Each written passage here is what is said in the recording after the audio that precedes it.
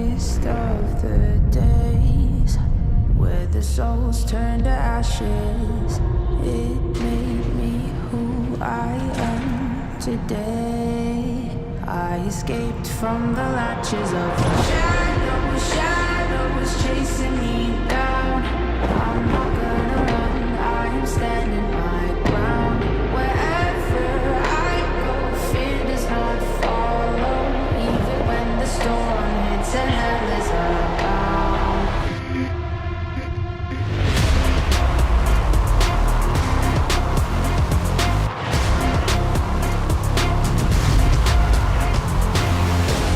I'm never running, I'm never hiding. I'll never be a prisoner, I won't stop fighting. I'm never quitting, I'm never giving. No, I'll never be a prisoner to your control. I'm never running, I'm never hiding. I'll never be a prisoner, I won't stop fighting.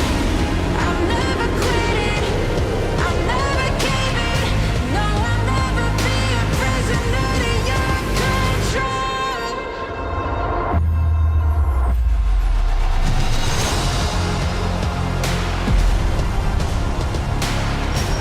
I'll never be a prisoner, I won't stop fighting.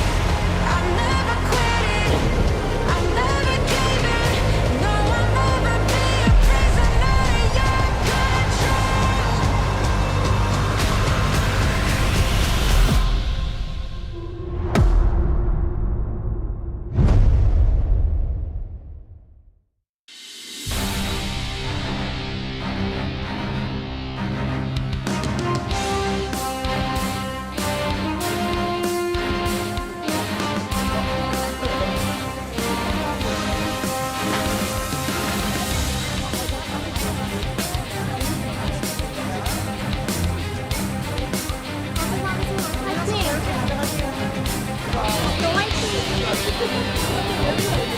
광동 프릭스 화이팅!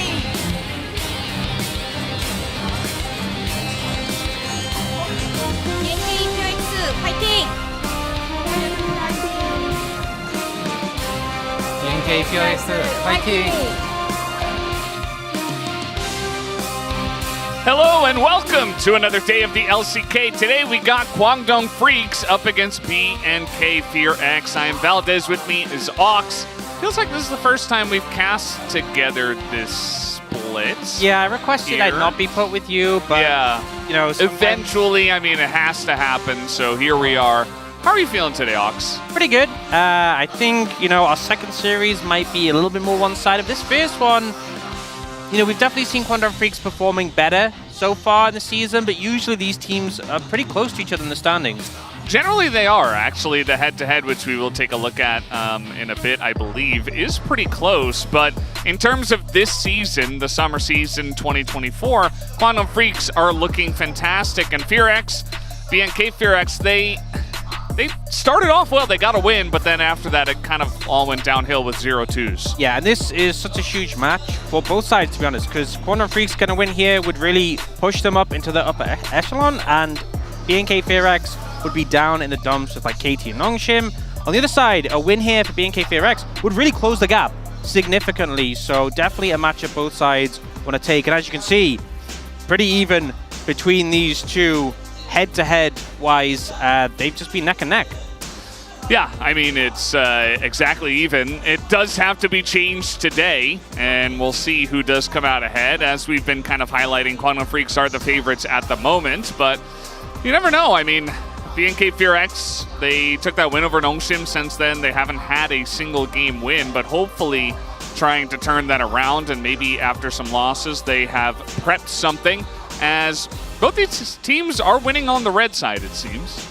Yeah, I mean, it looks more significant for Guangdong Freaks because they did a lot of winning on the red side, whereas BNK Fear X, you know, they've had a lot of blue side games that haven't gone well, so it'll be interesting if this has kind of changed up the team's draft priorities. We've seen red side prioritized a lot more in the past couple of days. It felt like teams, when they had side selection, were going on blue exclusively. Now it's been a much bigger push towards red, and we can see Guangdong Freaks, they've been happy with red for basically the entire season so far. Yeah, since the beginning, it does feel like they were kind of ahead of the meta in that sense. Mid lane is the key for today's victory. Fierce Bulldog at his high point versus the best mid of the East, Closer, looking to cross over to the West. I feel like, you know, Bulldog definitely was able to short up. I think he started off a little slow, and it was, a lot of the focus for the team was kind of on Leaper and, you know, the bot lane performing really well. Ondel and his Alistair doing a great job, but then Bulldog rather coming across pretty well, and Closer always bringing in his weird picks. Yeah, mid's such a competitive role in the LCK, and the top teams obviously have players like Faker, like Chovy, who are so hard to compete with. So a lot of emphasis is put on mids having a good performance. Obviously, for Quantum Freaks, it has been a lot about their top lane, last split, and as you said, the new additions in bot. But Bulldog hoping to pull out a solid performance today. We'll see if he can pull it off. Looks like Ondel's got a pretty sharp haircut, looking pretty good coming into today. Oh, I see. So you notice Ondel's haircut, but you don't comment on my haircut. I got a haircut today, you didn't say a single thing. You know what, let's mutually agree. Neither of us said anything about each other's haircut. We didn't. It's true. We didn't even notice. But yeah, Ondel looking good. Everybody looking happy, healthy here on the side of Kwangdong Freaks, which is always nice as we freak out some fans here, as always. Yeah, you know, we'll see where they do go with this one, if they can continue with the success they've been having up against BNK. Yeah, but BNK, FairX, you know, a team that often the expectation is they'll slide into playoffs towards the bottom end, haven't always been able to achieve it, but having some struggles, you know, so far for the start of the season, and hoping to be able to bounce back and keep themselves in contention for that spot. They're still obviously very much able to make it there, but losses against teams like Quantum Freaks will definitely hurt their chances, especially when, you know, we have teams like KT on the bottom end who could just turn it on. We know the players are capable of that, so every win can make a difference when it comes to this race. 4-6, we've seen it so many times before where we're like, oh, this team's got like a 99% chance or something, and they don't end up making it. So you really start to think back to those close matches where, oh, we really should have won that one. Says the Kwangdong Storm is going to be stopped by the Sandstorm, which has kind of been BNK FairX's calling card ever since you know, the Live Sandbox days, and kind of their evolution since then through the many different names. Here's Bulldog up against Closer. Closer definitely putting up some big stats, and even though I feel like he has been performing pretty well, I don't feel like it's an individual issue necessarily for him. I think it's more of a team issue for BNK right now. So we'll see if Closer can carry them across the line. I think as well, when you see stats like kill participation and damage percentage, and a player has it really high, but the team is struggling, it makes you think that, you know, they're trying to do their best, but maybe the teammates are struggling a bit. They're not able to provide the full team pressure. Whereas on the other side, you know, damage percentage being low for Bulldog makes sense because, you know, Lipa was popping off in his performances so far. Yeah, even Dudu, who I think had kind of a slow start, is definitely turning it back, kind of going up to his top level once again, and he's actually been putting on some decent damage numbers with those quote-unquote tanks in the top lane, the Skarner and the Cassante, who sometimes end up doing the most damage in the game, as you would expect. Also the Rumble, obviously another big top lane pick, so you'll get a lot of damage there. As Cuz kind of quietly doing his job, I feel like, so far. He was definitely the leader for this squad at the beginning of spring and was kind of the one dragging everybody across the line, getting the teamwork together. But now it seems like everybody's kind of doing their job, and Cuz is no different. Yeah, I think the transformation of this team since Cuz came on the roster has been absolutely massive. We're still kind of mind-blown that he ended up going to this roster when he was obviously All-Pro first on KT. But I think it's worked really well for the team, and, you know, even though he hasn't had those big carry performances yet, still just such a solid player for this lineup. And with a lot more priority being thrown towards things like the Zyra, you know, seeing that first pick earlier this week, maybe we start to see him playing some more of those carry junglers. Obviously, big things for him have been like Sejuani. He obviously has played those carries, but, you know, if it does come down to taking over the game, he's definitely someone who's capable of doing it. Yeah, I mean, his Viego's pretty strong. I think he can definitely play kind of the top meta picks as well. As Quantum Freaks are going to select red side. This is not a surprise at all. Quantum Freaks having side selection. They've been doing this every single time, essentially. And today is no different. They will choose the red side. So BNK FairX going to start here on the blue side, and we'll see what they prioritize. for this one. Yeah, and I think there's a bunch of champs that are just almost banned in every single situation. You have your Ashe, you have your Rumble, things like Clister very frequently banned. Corki is starting to show up in the bans more, Tristana sometimes as well. And the reason I feel like teams are prioritizing red side a bit more is, you know, that first pick is obviously valuable, but you trade it for a 1-2, which can be really strong. You know, we've seen things like Talia Vi be really potent. We've seen things like the Tristana locked in with an AP jungler coming through. Yeah, the Nidalee. The Tristana Nidalee for, you know, not very much synergy, but, you know, you've got that strong AP mid, or rather AD mid, and then strong AP jungle top tier. I like this Alistar ban. Execute's a great Alistar player in his own right, but Ondal's kind of on top right now, so. Yeah, I wonder if I don't feel like you need to really ban the Senna away when you've already banned the Nautilus, so maybe leave that. They could. I feel like it might be a Trist first pick if they leave that open, so maybe they target that, or maybe they're happy to trade it and go for like Talia Vi or something in return. They ban the Callisto away, pretty standard there, so looks like it's just going to be that Tristana first pick. And will Quantum Freaks answer with a Talia? Or will they go in a different direction? I feel like one of the things is, because AP junglers are so strong, it's not just that Corki and Tristana are strong individually, but the emphasis is more heavily on them because it allows you to tap into that AP jungle pool easily. You still can if you have an AP mid lane, it just weakens the combo a little bit. Looks like they're going to go in a different direction and secure the Ezreal here. Felipe, we've seen some great performances from the likes of Pays on this picks. Got a round of buffs after all the item changes kind of knocked him down a peg, so yeah, in a decent spot.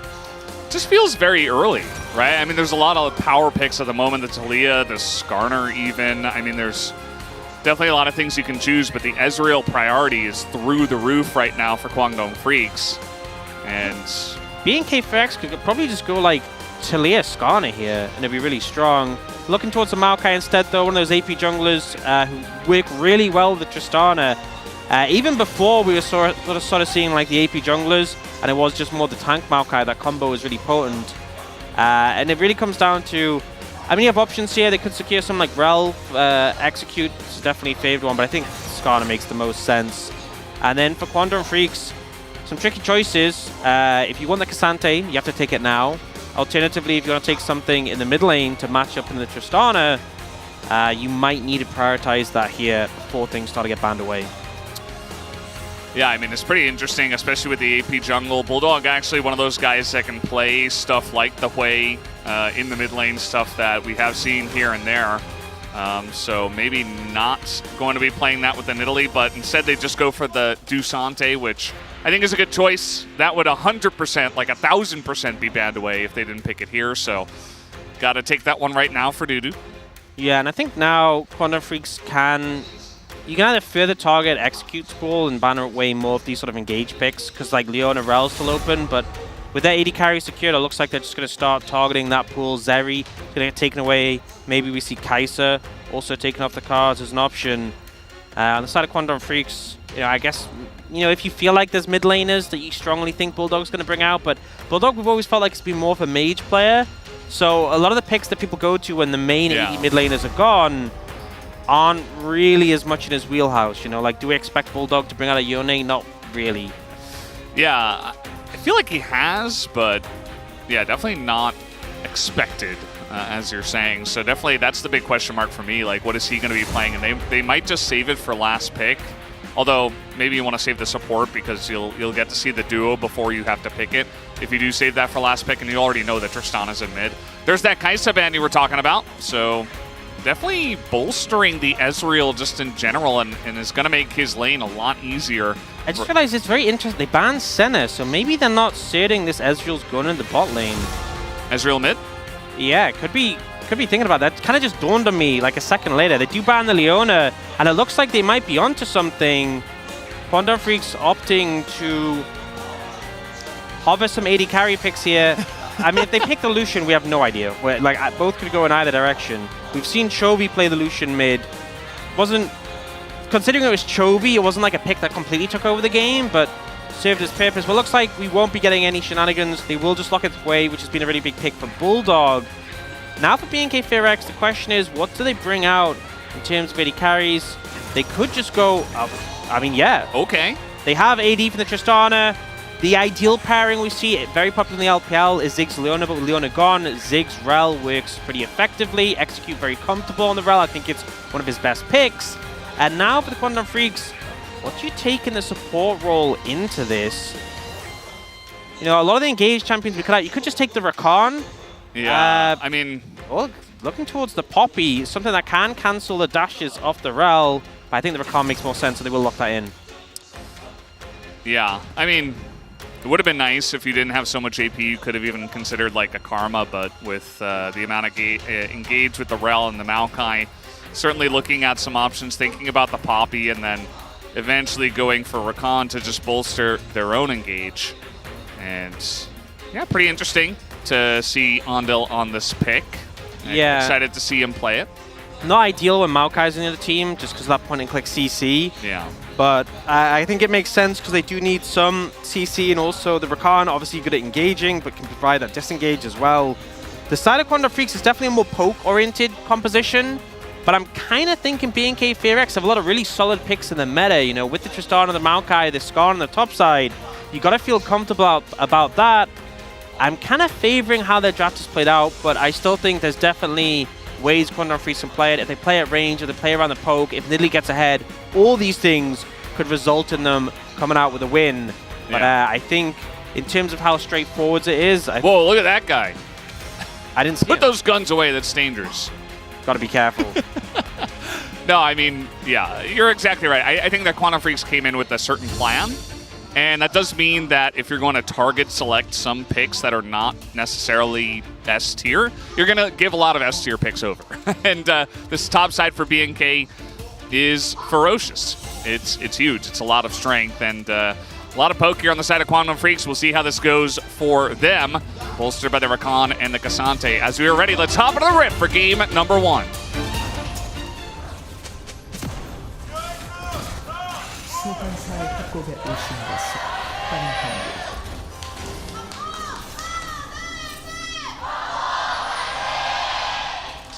미니언 생성까지 30초 남았습니다. All right, game number 1. We'll see if BNK FearX can stop the loss streak of games, or if Quantum Freaks will continue with their storm here in summer. Yeah, I also think it's interesting how both compositions have kind of only one AD threat. We have the Ezreal for Quantum Freaks, and we have the Tristana for Closer. So if those two fall behind, you might start to feel things getting a little bit rougher, especially, I mean, with the Cassante being so tanky, but particularly on Quantum Freaks, if Leaper falls behind, I mean, Ezreal already does a decent amount of magic damage anyway. You know, we could see Clear, Raptor, and Execute heavily investing into magic resist, and then just, you're not able to touch them. Yeah, I wouldn't be surprised. I mean, there is already heaping helpings of magic damage. As Henna probably going to enjoy his Manifold Band stack, but he's not going to enjoy the fact that his red buff is being taken away. And Raptor has started on the blue buff on the top side of the map. Yeah, and I think, you know, when you have a composition like this, when you have a Nidalee, you should be doing everything you can to find advantages in the early game. I love this invade. And now really it comes down to the top side of BNK FearX to see if they can support an invade from Raptor. You can see that the pings come out from Raptor. He was looking as if he wanted to move in. Oh, Closer's getting in there. Cuz is here with red buff. Closer, no jump, so he's just being poked down, and he has to flash 2 minutes into the game. Just trying to push that lead, not expecting Cuz to be there that early. And that's the thing, right? Closer wants to try and apply pressure on the Tristana, wants to be in a position where Raptor can invade and take away these red side camps from Cuz. But after that gank, there's no way Raptor can try and go on to the other side of the map. And now, he's only got one camp left, those Krugs. And then what else is he going to do? I mean, he can go for Scuttle Crab, and then he'll have to try and make a gank happen. If Quantum Freaks are ready to avoid it, he could be in a really bad spot.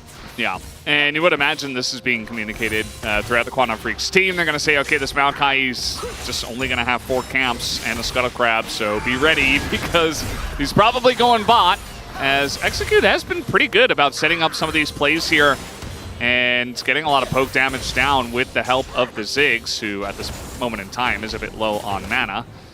We'll still hope he doesn't build the tier, but we'll see about that as this comes along. we've seen a big change in Ziggs builds generally. You know, at first people were just going for, oh, this is it. Lieber's in a lot of trouble. I mean, he's going to cleanse, but he also has to flash as another bomb is going to be thrown into him. And this trade is being taken right as Raptor's here. Raptor going to see the Nidalee, though, and put down his own ward. Maybe wants to try to get a smite steal here after some of that pressure from bottom lane. Going to force the reset. Yeah, really good trades from BNK FairX's bot lane, allowing Raptor to regain some control of the jungle matchup. He gets this, it's really big. Yeah, he almost certainly should. I mean, Cuz isn't even going near it. So yeah, just going to be able to get in and take the enemy blue buff away.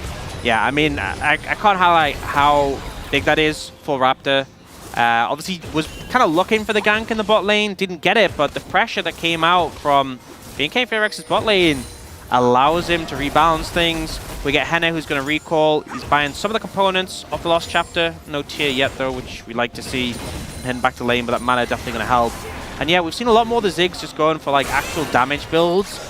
I feel like the mana pool from Archangels and the shield, it's just kind of unnecessary. You'd rather be getting the damage output on Ziggs, especially when you can play at such a safe distance against most picks. Oh no. Yeah, Claire just exploring the river, and he's going to find a very angry cat there. And the wave's in such a bad spot. Yeah. We'll pop a biscuit there just so he can kind of hold up, but I think he's going to need Raptor to come over to help him break this freeze. Although it looks like with that ward there in the river, he feels confident that his jungler is close enough to do it. So looks like his wave state will get fixed here. Yeah, should be fine. Raptor getting on in there. You can see that time spent in enemy jungle, obviously with the invade at level 1, Cuz going to have a lot of time spent taking the Raptors as well. And you'll see that he is currently a couple of camps ahead. So enjoying the Nidalee buff in the early game, essentially. And I think a game like this, an early game like this, really illustrates the importance of priority in lanes and playing around them as these junglers, especially when they're setting such fast paces when it comes to clear, and the XP is so much more valuable than it was in spring with those buffs. A great example why a team like Gen G does get such a big lead just when all the lanes are doing so well. But here it's been a bit more fun ebb and flow. Yeah. But Henna and Execute, the fact they burned both the LCK Sums could potentially set something up in this 2v2. They also have the Ignite from Execute, and with Andal having the heal, you're not going to get that much value out of it in an all-in. Yeah, absolutely. Actually, we're talking about priority, and CV Max was talking about that a lot after their loss against T1. Might not get to talk about that too much, as the ult is going to hit Closer, and the spear is going to sail wide, even though he was slowed. Closer just going to hop away after all that.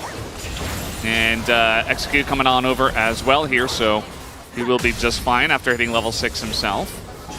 Yeah. Oh, okay. Trying to start a fight now. I mean, Andal, definitely a lot of mobility on that Rakan, just getting in there and getting out for pretty much nothing. Meanwhile, BNK FairX are being pushed away from these buffs on the top side of the map. And in this trio, I favor BNK FairX in a fight, but when you're just trying to posture, the poke from Quantum Freaks is doing a lot of work and giving them the advantage.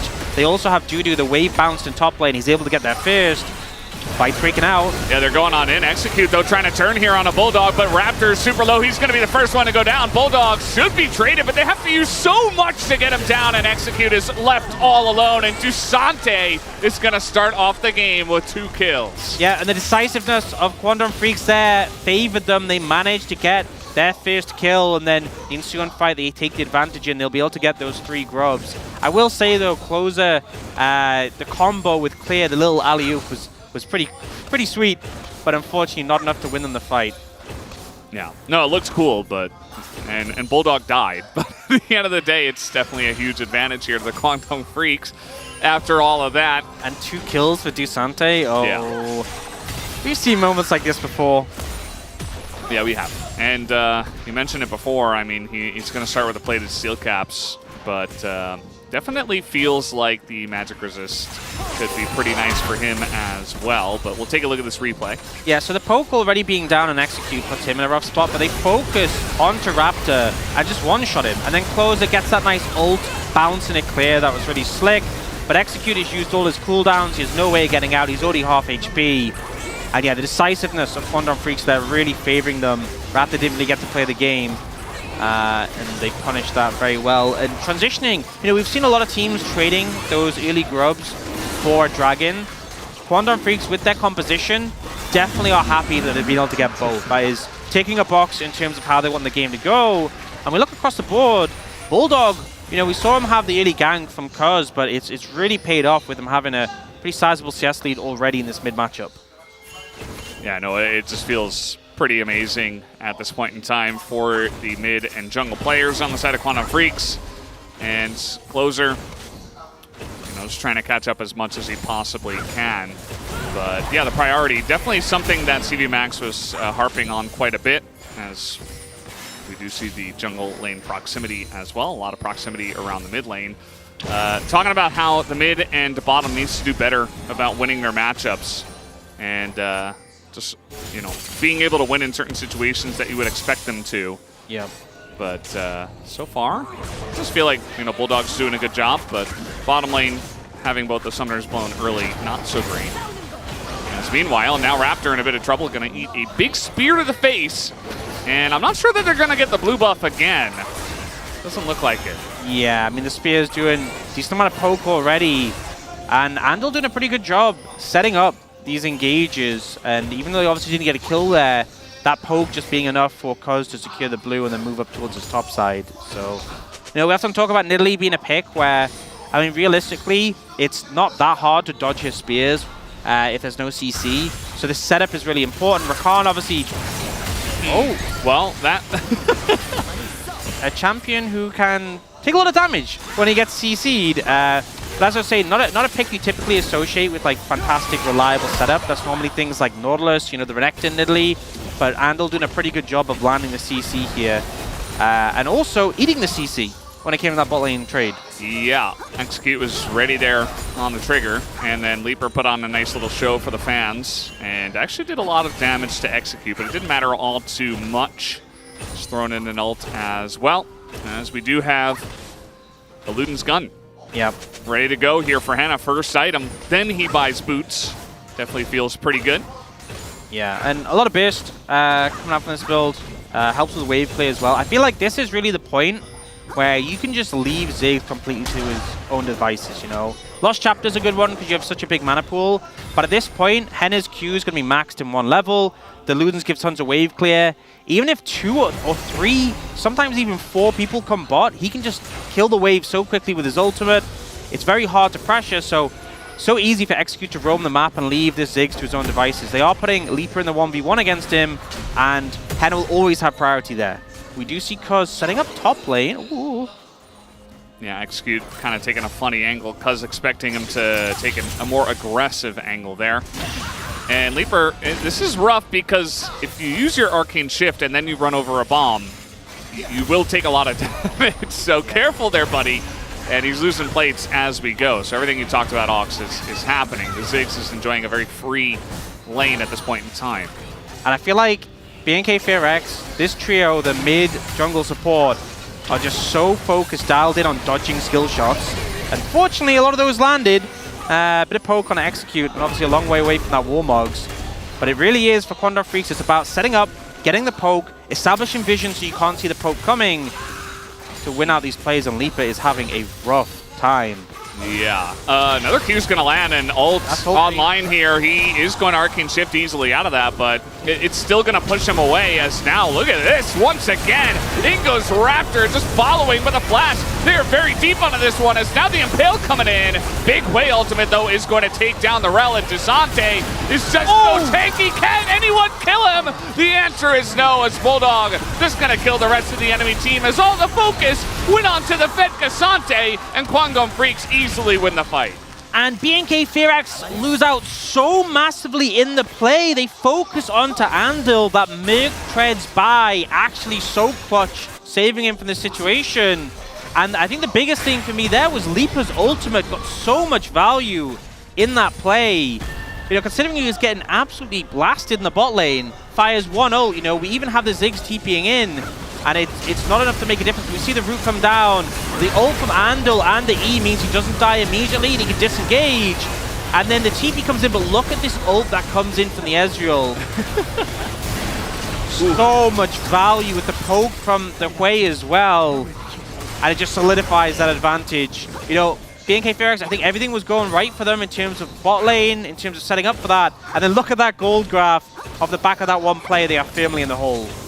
Yeah, I mean, it's just gigantic, that one team fight. So many kills over to the side of Kwangdong Freaks. Extra plates in mid going the way of Bulldog, who is already ahead in CS, ahead in kills and assists here on his opponents. Just getting pretty massive, not to mention the Cassante, the Nidalee, the Ezreal, who was in a rough spot and just picked up 2 assists. Just not even there, just threw an ult in. So, yeah, it's pretty massive. It's a big swing. And now they're looking for their second Drake here. They already have 6 Void Grubs. They're just getting everything at this point. Yeah, and you know, we kind of said that the composition needed that momentum. You needed like the Nidalee to be ahead and stuff. This is exactly what you want. You know, you're securing these objectives, you win in these skirmishes, you have a significant gold lead. Hextech Soul as well on offer. With a composition like this, you couldn't ask for better. So BNK Fearax are in struggle street right now and need to try and find an angle to stabilize the game. Potentially a pick or something if someone steps out of place. There are members of Kwangdong Freaks who don't have flashes available. Things like the Hui or the Nidalee. A couple of picks would make a lot of difference to get the game back under control, because right now it is kind of falling away from them. It's fallen away in a big way. And Big way? in a big way, yeah. Falling away as well. That is a big way. It's pretty big. Execute is level 6 and is desperately trying to build a Warmog. So that's the only item that supports can build. Clear is just going to throw in the Impale, but he is being dove by 3 people. So I think eventually, yeah, they will just kill him under the turret. The Impale not mattering too much. Closer, meanwhile, is getting a free turret down on the bottom side, though. Yeah, it's a consolation prize, but you know what? When I saw, the ult to clear the wave out, pretty nice to slow the pace down, but still, I think Dudu's going to be able to get this on this next wave, and no one's really there to defend. When Andal came in for a split second, I didn't know if it was someone from BNK Fearax or Kwangdong Freaks, and I was like, oh, this could be, oh, never mind, it's Andal. The play's over. I feel bad for Clear. It was actually a really nice ult, but just wasn't enough there. The tower, despite the delay from the Ziggs ult, does get delayed. Deeper lands some good poke on a Henna as well. And now looking at 3.5k gold lead. And with Herald up, I think Kwangdong Freaks, if they get a bit of pressure in mid, can look towards that. Yeah, I mean, should be theirs pretty much for free. Like Maokai, Raptor is on the bottom side of the map. And there is a ward on this, but, you know, the Ziggs is getting poked out. He's backing. He does have TP, but yeah, just going to let it go. Just going to say it's better to give them the Herald than all die in a Herald fight, so... Yeah. It's also pretty hard to get good value from a Herald against a composition like BNK Fearax's, because the ideal situation, you have like a wave set up, you crash the Herald in, you can take the full tower. Against Ziggs, that's not really that easy to do, and there's a lot of CC from things like the Maokai and the Rel, so if you do overstep on a push, it can be punishing. So I think BNK Fearax make the right decision, just let it go and try and defend against the inevitable Herald push. But the problem is, 2 minutes 30 until that next dragon. I think Kwangdong Freaks will probably drop the Herald mid then to drag BNK Fearax away from the river, and then trying to push back in against so much poke. Not gonna be a fun time. Yeah. I mean, you do have to heavily commit. It feels like, you know, with the Maokai, the Skarner, the Rel, you have to go very deep for it. But if you cannot find a good engage, you just... you just lose your whole health bar to the amount of poke from these champions that are ahead. So you better find a good way to find an engage. But if you're getting pressured in mid, you're behind on gold, you don't have vision control, it's going to be pretty difficult, I'd say, for BNK Fearax. And might have to hope for just a really nice flank or a mistake from Kwangdong Freaks in these next couple of fights. Especially with both compositions really wanting to be set up on an objective first, you know. With Kwangdong Freaks composition, it's no-brainer. You know, your poke-heavy composition, you want to deny vision as they face-check E-Spears. But for BNK Fearax, Maokai with the saplings, Ziggs with the Hextech Minefield, really good at controlling space and denying an area. Not so good at pushing into an area. So getting onto this dragon first and setting up will be absolutely vital. And you can see Execute just coming back from a recall with some fresh wards. They know they need to secure control of this area. I'm just not sure they'll be allowed to. Andal's just in their face right now. I mean, he's not scared at all. Does have his opposition broken, but he's getting vision down. There's traps as well. And you can see Raptor and Execute, they're kind of the duo that has to get this vision. They have to get saplings in. They have to clear out with some wards. Closer, meanwhile, also pushing the bottom lane once again. So trying to get some prio and bot to help out with fighting for this dragon. Yep. I will say some things that make this not as bad for BNK FearX. Bulldog hasn't fully stacked his Seraphs yet, hasn't finished his second item. Leaper, Recall, didn't have enough for the full Manamune, which is nearly stacked, and had to go for Ionian Boots. So, you know, it's still a rough spot to be in, but I've seen situations worse than this. So it definitely, I still think it's salvageable, but they really need control of the area, and they need a decisive engage. That's where the composition is going to thrive off. Look at that banana brush control right now for the Quantum Freaks. They're going to lock down. They have just the one control ward, but a couple other wards as well. Just getting ready to fight over this one. And yeah, I mean, again, Leaper wasn't even in the river. He just throws in an ult, pokes Execute down to half, who is level 7.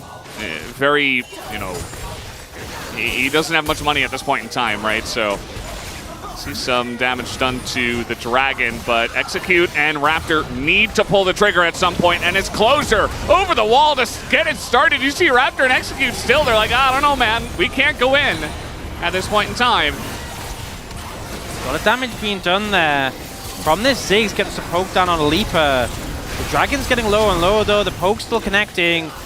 BNK FearX is at 5,000. Raptor might be looking for a flash. Execute's flanking. Execute is just sending it. He's just going in there, and he's going to find Bulldog, who is in a bit of trouble now, as now we got 2 fights brewing here. Raptor tries to get the drink, but he can't. It's Spite stolen away. And now Clear is being bullied here. Execute is going to go down, as now Clear trying to set it up here, but that's Dusante once again. Angel has to flash away. They don't quite have the damage as Clear throws a rock and takes out the Rakan. Also TP coming in. Bulldog wants some follow-up, but Quantum Freak's already got the Drake, and they're just trying to push them away here and maybe get some more value with this Rift Turret. Yeah, they will. Oh, Henna super low after that poke. They will be able to defend the tower. Smite comes through. I honestly think the passage of play would have been okay for BNK FearX if they'd got the dragon. That was the main win con. You know, they ended up trading pretty evenly in terms of the fight, but the smite secure from Cuz is clutch. Didn't even use the Nidalee Q, the Execute, to combo with the smite. Just sort of took it raw and managed to secure it, and now Quantum Freaks 4,000 gold lead, but 1 dragon away from Hextech. If they get that, it's game over. I don't see a win con for BNK FearX. Yeah, I 100% agree, as we'll see this fight once again. Execute, he tries to set up a big play. He knows he has to go. And you know, if Bulldog didn't have flash, this play would have worked with the ult combo, but those summoners against an engage comp are so valuable, and that Cuz just smites. He's not even in range, doesn't combo with the Cougar Q, so just really well played from him. And it gets a little bit messy here. You know, a lot of damage focused onto Dusante, but he's so tanky already. He already has the Jack Show. But they do take out Andal in the back end. And again, you know, if they'd secured the dragon, it would be a completely different story for BNK FearX. They'd have walked away from that so happy. Yeah. You see the struggles of the Rakan sometimes, just trying to follow up on a play, but then he runs over mines, and he takes a Q to the face as he's backing away. Just makes it very easy for Henna to put in that damage. Actually, 3rd damage at this moment, not too surprising. As Leaper's got double buff. And he's level 13, so... Spike. You know, I was kind of talking before that last fight, like, a lot of things hadn't come through. The Archangel set and the Leandries for Bulldog weren't finished. But you now have both those tier items stacked up. You have them completed. This is where Ezreal is so strong. And yes, Ziggs can clear the waves, but a straight Mystic Shot will do so much damage. That one looks like it hit just a little bit, but not quite enough. And especially with double buff, the Ezreal is just going to feel so nice, even compared to the Ziggs. And yeah, I mean, they're just trying to control the river, but they don't really have a good option here. Andal's going to go in, as he does have Bulldog nearby. And that's a spear. Just the one spear. Good throw out the Nature's Grasp. Try to get something going on Andal, who is very caught, and they will be able to take him down. A lot of damage done into Raptor here on the follow-up, as well as Execute. Closer, though, says, hey, you don't have a front line. I can just jump into you. And, well, it kind of works there for a little bit. Now got to flash forward, but immediately just dies. And yeah, you heard my hesitation because I thought that was going to happen, and well, it did. He died. Yep. I think they were hoping for a bit more out of that, but Bulldog with the Seraph Shield and the Liandry's help, a lot tankier than you would expect a way to be. Closer tries to force something, it backfires massively. Now Baron's being done. This is a good spot for Ziggs to punish. You have a lot of poke in the pit. Andel's looking for the flank though. Can they stop them? It's so low already. I think it's just gone. Yeah, I think it's just gone. Like, Henna is putting some damage in, but he's even running out of mana just a little bit. And you can see that Quantum Freaks, they're just going to back away. They got the objective. They don't need to overstay. Might rotate over to mid just to try to clear this one out. Even throwing in a... Yeah, Henna needs to be very careful. The ult value from this Ezreal this game has been insane. I feel like every single time we see it fired, it's connecting with at least one, usually two, or sometimes three targets. And yeah, here, I actually like the initial play so much. You know, Andal uses his mobility tools, and a Rakan without mobility is so vulnerable. This is why Maokai is so good into the pick. Great, fantastic. But look at Execute's help, look at Raptor's help. Stop the play there! And it's a great play! Yeah. Oh, let's jump in on Bulldog. Oh, he has a shield now. Oh, he has healing from Nidalee. Oh, I'm gonna flash in. Oh, there's a fed Ezreal behind me. Oops. And ends up back. You know what? Not to be too critical of close, I can understand the mindset. The game does feel in the rough spot. You're trying to make something happen, but it's one of these things where they had a good play and then it backfired so much because they pushed too far. Yeah, that's kind of been the BNK Fearx calling card for a long time as well, just pushing a bit too far in any situation from behind, from ahead, doesn't really matter. Yeah. And Closer, I think he feels the weight of, okay, you know, I'm in a good spot, I need to try to carry this one. And as now they're looking for a Leaper, but he's got Cleanse, and immediately the disengage comes in. Down will go the Maokai, and Andil does his job, provides that frontline. Bulldog wasn't even there, just got here. And that's 5v4 now. That's it, jungler dead. It's an easy Hextech Dragon secure. The poke from Quantum Freaks is too threatening. Judu's taking a bit of damage there, but I don't think he really cares. Once Dragon secures... They're trying to do both. Just trying to take the play. They're doing it! Yeah, I mean, they are, but now we got Leaper in a rough spot. He's going to go down, and this is getting real messy as now the Cassante going to love to open up that backline here. Henna desperate. He's like, please, someone help me. Down he will go, and that is an ace in favor of Quantum Freaks, plus the Hextech Soul. This game is over, Ox. Yeah, absolutely. I don't see any way BNK Fearx win from here. Too much of a goal deficit. The Hextech Soul as well, suffocating with this composition. And Quantum Freaks came in with a game plan. And I think you can just look at the top of the screen. You can see the fact that it's 4 towers, 1 Baron, 6 Grubs, 4 Dragons. They've had everything. You know, they've had so much in favor of them. And we see this replay. This is one of the problems. If you're playing against this poke comp, you're trying to engage. The sums being up makes such a difference. If Leaper doesn't have Flash or Cleanse, completely different angle there, but he gets away, they lose the Maokai. Quantum Freaks are like, okay, we can secure the Dragon, but they're so confident in the lead, they're like, well, we could secure the Dragon. Or we could, you know, we get a little bit cheeky with it, and it does end up costing a life. We see the play end up getting turned around. And I think it's Leaper eating in here that gets punished by Execute pretty well. Yeah. But it still goes so heavily in here. And you see, as soon as the Hextech Soul secured, that chain slow, it's like you can just see, it's not even just the fact the move speed slowed, it's like the hope just drains from all the champions who are hit Just drains all their energy. They're like, oh crap. God, you know, I'm just going to lie down and I need to sleep. take a little nap here. You know, that was kind of funny, that spear, because in the back animation, the character actually moves, but the hitbox is the same. So it looked like it was going to hit, but it just doesn't. Henna's like, man, I thought I was going to be poking in this game. And he was early on in the lane. And then, you know, he's done a lot of damage, but... Yeah. Anyone who has played against a Ziggs and ARAM will just be like, yeah, this is common. You know, he deserves this. He is getting punished a little bit here. Yeah. And that's the thing, you know, it's still a pick that could do a load of damage, but I think they're just struggling to make it stick. And particularly, you know, we've been pretty critical of some of the Nidalee play, but when you're able to poke without contest, so powerful, but also into a pick like Ziggs, if the Ziggs lands poke, it doesn't always stick, right? You just heal them up. You have Andal, who has a Warmogs, and everyone else, Cuz can just sustain them back through with that the jungle Soraka strategy. And it means that even though Henna's doing a ton of damage, it just isn't really sticking. And also, you have people like Dudu, who, you know, he will technically damage them, but it doesn't really do anything, as he's kind of just immortal. And I was going to say, like, in that fight, Leaper died immediately, but the real damage dealer, Dudu, was still alive, who looked like he was low on health, but he's Cassante, so Yeah. absolutely not. He was totally fine, just jumps into 3 people. And I feel like it's one of these things where teams are very happy to trade Skarner for Cassante. You know, that's such a common trade we've seen. Yeah. I feel very apprehensive about doing it against Quantum Freaks just because Dudu is such a good Cassante. Like, I genuinely think maybe they would have been better off picking the Cassante and leaving the Skarner, which is so wild to say with how good Skarner is, but this feels pretty bad. The 703 Hextech Soul Cassante. Good luck to your backline. Yeah, with 4 items, I mean, he got an early lead. He got those 2 kills in mid, and, you know, sometimes it could have been any champ, but it feels even more oppressive when it's Dusante. Oh, there he is. Look at slow. Oh, God. Yeah, he's just going to kill them all. As that will go, execute. He is now legendary, is the Cassante, and now just flashing on the Tristana. A penta angle, but they're not going to give it to him. Kind of difficult to do on a melee champion anyway, but... Oh, no, the 4-6! Yeah, the 6 is just dead. I mean, there's nowhere to go, nowhere to hide. And clears just, well, I guess I'm going to stop this mid lane from pushing in. But yeah, I mean, we talked about this 5 minutes ago. Quantum Freaks coming in, and now they're looking to actually end the game that they won quite a while ago. Yeah, and it's just super clinical game from Quantum Freaks.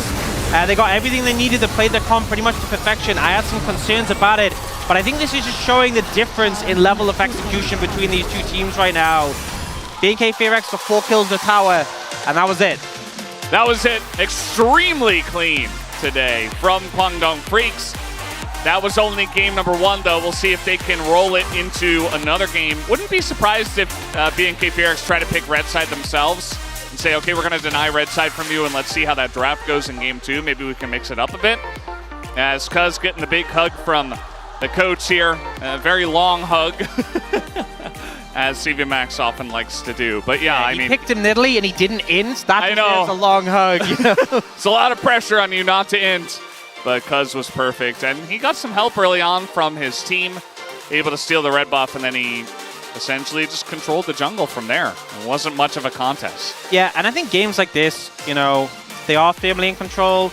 You can very easily sort of waver with a composition like this and fall off in those sort of mid-game points. They definitely got to the point where it's insurmountable. But if you make mistakes, this comp can fall behind. But it was so clean. They never gave a window. They never gave a chance.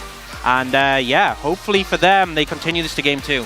That is the new Kwangdong Freaks. We'll see about continuing on to game 2. But first, guys, we'll take a break and have the space. We'll be right back.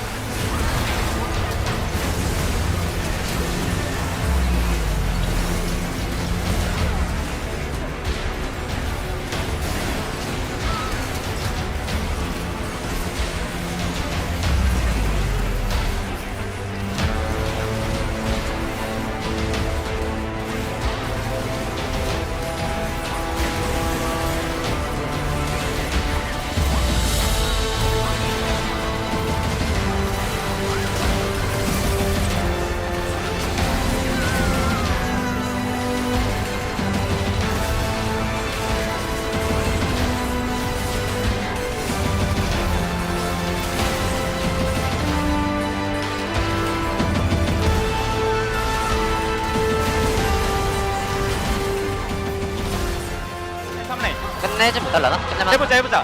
끝내만해. 내만 20초야. 네, 끝났어. 가보자. 끝났다. 윤여청이라 무조건 끝나겠네. 야, 너무 도전해서 2킬 먹고 끝났다 이게 탑이. 이겨버려. 라킬 줘. 싫어. 없어. 내꺼. 아니 라칸이 뭐. 아, 나이스. 라칸은 어시스트 있는 게 이득이야 레코드상. 내꺼.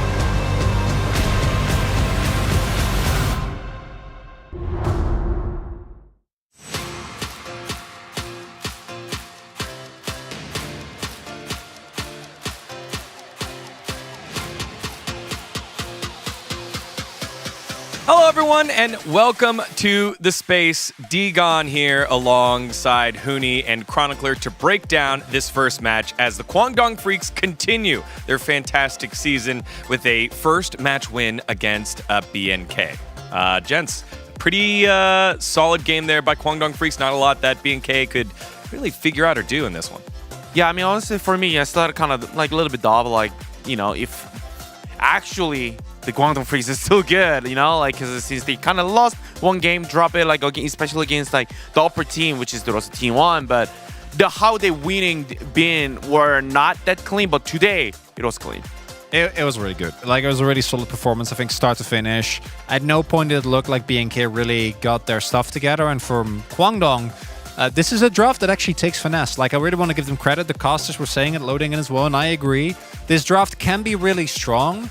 And I'm not going to go over too much. I think the casters covered it really well. The only thing I want to highlight again is that the Senna ban is an indication that of all the players, I would expect Bulldog to pull out things like the Ezreal mid. I think he has been a player that loved bringing in new Finns, right? Like, he was one of the guys that brought Acel out first. He was one of the early adopters on Xerath. Even the Tristana, I think he was someone that like loves playing these new champions, even though it doesn't always work out. So this is a finesse draft, and I think Kwangdong did really well. And I think when we get to the fights, we can really see that. Well, we hope that for highlight number one, and as we take a look at our highlights, you like some shapes, because we're going to kick things off with the triangles formation that Kwangdong did within their fights. It's such a big improvement for Kwangdong, who I think has had a lot of moments, because you can see how disciplined and well coordinated they are, and you have to be with this comp. If Andil doesn't hold that choke point and create the space, they're never going to win the fight, but you have Cuz in a safe position, and yes, they get Bulldog, but they have to invest so heavily, right? And you're going to see this exact same shape, exact same setup where Bulldog got Prio, first in River, zones people off, Andil holds the choke, and then Fearax have two chances. Like, BNK can either go in, or they can give up the objective, and they're BNK, so they just go in twice. I mean, especially, I think this fight, I think is really really big shout out to Andil, especially. He set it up the both fight actually so well, incredibly well, and he actually punished especially the first one. I think the Raptors, personally, I think, in my opinion, like, that was an extreme mistake. Like, he was too overstepped, and they'll just go right away, and actually Dudu just goes in, and as soon as like the Cuz throw the spear as well, it was like really well coordinated from the Guangdong Freaks there. Yeah, it definitely felt like matadoring from the Kwangdong Freaks, as it is well known that BNK like to engage, execute, known for his engaged champs. And after falling that far behind, you get to see what the gold deficit looks like here with our Drake fight at 24 minutes. BNK are never going to play a long game. Either they're going to win quickly or they're going to lose quickly. They're just gonna hard force. I think, again, looking at these fights from Kwangdong, it was actually really hard to decide POG, because outside of Leaper, I think everyone had their moments. Huni already highlighted Andil. Cuz actually gets the Nidalee card, right? We don't have a physical one yet, but I think he had some incredible fights. I think Bulldog did really well, and Dusante is just built different as well. Like, you can see at this point, BNK just look all over the place, and they're completely unable to get anything going. Yeah, I mean, also highlighting the earlier game, like, which is like they're taking like really slow. They're playing on like zone control. Like, when they're stepping up, like at the river, it's across the line. They know like when to actually punish it. Like, those kind of thing that is really needed. And I mean, for sure, we kind of highlighted them a lot of time. The Cuz is like one of the, like, besides the Canyon, like, he was actually kind of performing on the stage with Nidalee, and I think he proved the game today. Yeah, definitely. Just a very controlled game. This is what we want to see out of Kwangdong Freaks. And again, has been the theme of this week's matches. It's the top teams playing teams that are still trying to find their way through it, and the top team should take care of business. Let's see who the POG is, though, for game number one. And it could have gone multiple different ways here. Chronicler goes Cuz in the jungle for his first one of the season. Cuz we can make it official. You know, he's actually he's certified, not Zeri certification, but he's certified to play Nidalee, and we won't give him. That's shade. huge. That's big for Chronicler. That's individually for Cuz, but it's also credit to Kwangdong as a team, because playing Nidalee isn't just about, you know, you being good mechanically 1v1. It's about your team being able to play around it. And Kwangdong, they keep impressing me in the games where it feels like they're playing well. For me, I personally vote for Cuz. The reason why I think the Raptor misplay, first of all, I think that was kind of too huge. I mean, I 100% agree. It could be Kazanti, it could be Bulldog, it could be anyone.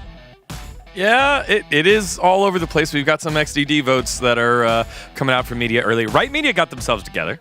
Left Media, like, again, Dudu had an amazing game as well on the Dusante, which I think should be taken away. And then the one Ando shout out, if you look at how the fights were set up, it's completely justified. All right, well, game number 1 goes the way of Kwangdong Freaks.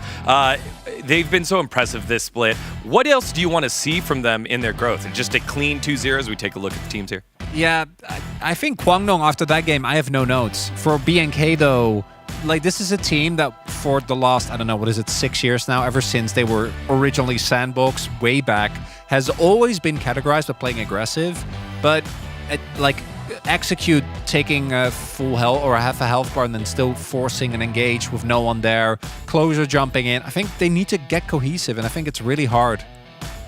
Yeah, I mean, for Kwangdong Freaks, I'm really wondering like how far they can go, like especially playing against like the upper team. Like I want to see like more challenge game for them. I mean, for sure, the schedule-wise, like it was a little bit kind of easy for them, but still, like I think rest of the schedule they have, like I think that's really exciting for them me. Against DK, that matchup is going to be amazing. Well, they still have one more game to go here, and let's make sure that we're on time with game number 2 in just a little bit. Of course, you want to see a little bit out of BNK. A lot of pressure being put on Raptor, having come in for Willer here, as it's questionable because it feels like it's not a like-for-like change yet. Yeah, the problem is that Willie, as much as I want to free him, is also struggling in challengers. So that said, I think at some point we got to try again, because I think Raptor is really having a tough time adjusting to the LCK. But I think it's not just him, it's his laners as well. All right, well, let's get on time for game number 2 as we send it back on over to the casters. Will Kwangdong Freaks close it out? Let's find out. Thank you, Spacemen, for that wonderful breakdown. And yeah, we are going to see Kwangdong Freaks going up against some really strong teams as the rest of the season, or rather round 1 does end here. DK later in the week. They've got Genji at the beginning of next week, which is a pretty big ask. But they got to beat BNK FearX first. And they have selected the red side here, as we were saying. We were definitely expecting this. Yep, seems like a lot of advantages going over in terms of getting those 1-2 pickups. A lot of value there, and counter pick as well. Pretty huge on top of that. So we'll see what they have to go for here.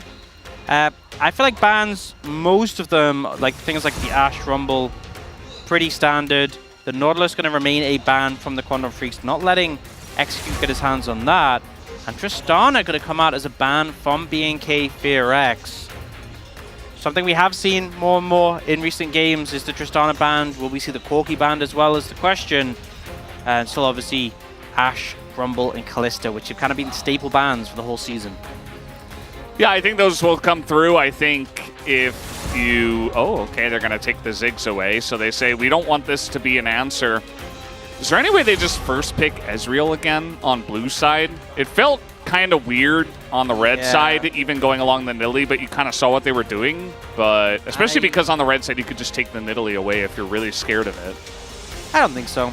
I mean, denying the Ziggs kind of makes some sense. Had a just doing a fair bit of damage on it, and the laning phase went pretty well. You know, they got that pressure on Alipa. They also took put a lot of damage into that tier 1 tower. It was only that skirmish that kind of made things backfire. LeBlanc ban comes out away from closer, but now, you know, we were talking about the Ashe, Rumble, Kalista. Only one of them can be banned, so this draft is going to look a little bit different. I feel like maybe you lean towards the Rumble just because Ashe and Kalista, you know, at least that bot laners, they can kind of be traded off, because if Rumble was first picked by Kwangdong Freaks and then BNK FearX took one of Ashe and Kalista, the other one could obviously go over, so we'll see what they have to go for here. If they opt to go for either Ashe or Kalista and prioritize those, or they could just go for the direction of the Nidalee. He's saying Ezreal, I think, or Ashe. It's probably Ashe. I mean, especially if you give the Ashe over, you can run straight into Ashe. Oh, wow, it's actually Ezreal. You run straight into Ashe Sejuani, which is another combo that's available. Yeah, I thought he was saying Ezreal, just trying to read his lips, but then I thought it was Ashe, just based on the situation in the draft. But wow. First pick Ezreal, they're actually doing it. You're just lip reading. So you know the draft strategies before they got locked in. That's next level. Looking at BNK FearX, said Skarner looking to be locked in, which, you know, obviously very strong. People are taking Skarner over Kazante, but it does mean Dusante is available. And not sure what they're going to take here. So, I mean, there's so much power still left, but Yeah. I mean, said, at you know, least- maybe you take the Nidalee I away. think Nidalee takeaway makes more sense because I think there's a good chance Quantum Freaks pick it up if you don't. Now, whether B&K Fearax are able to play around is another question. And they end up on the Viego. Bit of an interesting one. You know, I feel like there were other higher prio picks. That means that Ox doesn't like it. Just to translate a little bit, he doesn't like that You're lip pick, yeah. reading, you're translating. It just feels weird with so many priority picks being open and available. They sell on the Viego.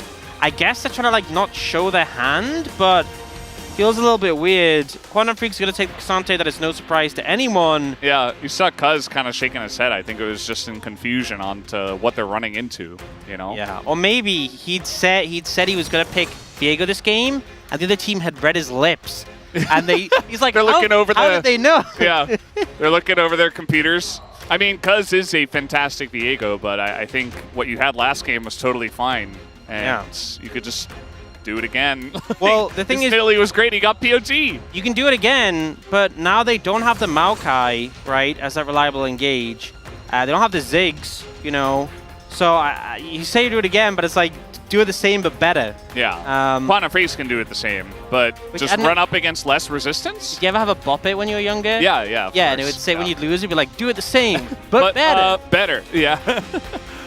Zeri's available. That is a good pickup, you know. That was obviously banned away in the second rotation of bans last time. So a lot of team fight momentum and power, and I think what's really going to be critical is solidifying an engage pick for execute that's reliable, because if Quantum Freaks maintain distance and poke, you're going to have a rough time. But if you kill someone, if you take out a target, if you get those resets of Viego, get the momentum for the Zeri, that's how they're trying to win on the back of this composition. The problem is you're going into mobile picks. Like the 3 picks on the side of Quantum Freaks are all pretty hard to engage onto. And Nautilus is gone, out the window. He's kind of the one everyone leans on as you just press R and you're good to go. Yeah. So they banned the Ashe here. They don't want to play it themselves. I guess they give credit to potentially, again, either Ezreal mid or an Ezreal Ashe lane, just to throw that Ashe into the support role. So they'll take that off the board. They banned the Talia. You know, Talia is pretty good in Cassante, and the potential to roam important. But I was kind of thinking they might be banning some supports away. But I guess Alistar. The thing is, Alistar's good, but I think Alistar might struggle to get on top of like an Ezreal. Yeah. You know, there's also the Rel, there's also the Leona. Maybe that was a thought process. It's like there's enough engage supports up that we don't really see the value in trying to ban 2 of them. Maybe they will ban the Alistar now, or maybe they go in a different direction. Rel is obviously something Execute leans on a lot. Yeah. A lot of discussion here, actually. Bulldog speaking his mind, probably talking about the mid lane, and it is a Kali. They've just gone completely like, look, whichever engage support you want to pick, whatever, we don't care. Nautilus is gone, that's enough for us. And they're really trimming Close's pool now with 3 mid lane bans back to back to back. Looks like Leona will be the lock-in. You know, Leona obviously very strong since the Tenacity toned down, but not the easiest pick to get onto things like an Ezreal. You know, your Zenith Blade is quite slow. You can E-Flash, but if he has Cleanse, a limiting factor. And it looks like Quantum Freaks might be confident in that fact, and they're going for a more Enchanter support. They're like, look, we're so confident you can't get onto our backline. But in the end, they lock in the Alistar and go, you know what, we'll just pick a bouncer to just knock you away. It's a good idea, I think. I mean, Ondal's Alistar is ridiculous. Whoa. Bulldog ain't playing Irelia, I'll tell you that. Yeah. Yone, though. You know, Andal's hovering all the picks. He's like, can you play this? That's not my thing, you know? How about Teemo? No. Kassadin? No, I think you want... Yeah, they're hovering on that for a while. It will be... You know, I said in the last draft, I don't really associate Bulldog with Yone. Maybe he's wanting to prove me wrong. He read my lips from the stage. Yeah. And he's like, I don't appreciate that. You saw them hovering Sylas as well, maybe giving credit to the Sylas pick with the Alistar I like the Ahri. on the opposite side. I like the Ahri. I think this matchup's pretty good for the Ahri. And also, you can play on flanks. You know, we talked about getting onto the back line. If Ahri's on the flank posing threat, it's going to be a big thing. And also the reset potential. You know, we talked about how momentum in these fights is going to be really big for B&K Fearax. You now have 3 champions who kind of thrive when you start to take over a fight. You know, the resets are obvious for the Viego, the Ahri, but the Zeri, once you start to gain control, will just chase you down. So I like B&K Fearax's composition. But I said that last draft, and they still end up losing. They're going to have to deal with Cuz's Nidalee, but I'm not so certain about the Yone pick for Bulldog. We'll have to see how that one plays out. It's a little bit less poke. You know, you had the Hui in the last game alongside of the same composition. So, you know. Doesn't fit as well with what the composition wants to do. Yeah, whereas, you know, BNK Fearax, they have a pretty clear theme. Everybody goes in, we get resets, we kind of snowball a team fight, and we don't allow them to just sit around and poke us down this time. Yep, and that's going to be the key thing, because it felt like the amount of times we saw Execute and Raptor on the Maokai Rel just kind of like trying to dodge every skill shot. You dodge 9, you eat 1, oh well, now I'm half HP. Did she cover that with a post-it to put 2-1? That's the new meta. Instead of 2-0? We've seen the cross-out meta. Really? This is the post-it meta. She like has some yellow tape. She just, you could probably just, yeah, I don't know. Anyway, we'll see if they can pull the 2-1 off. They have some work to do here. They got to win 2 in a row. BNK Fearax, everybody goes in and they win team fights. We'll see if it works as we hop onto the rift for game number 2.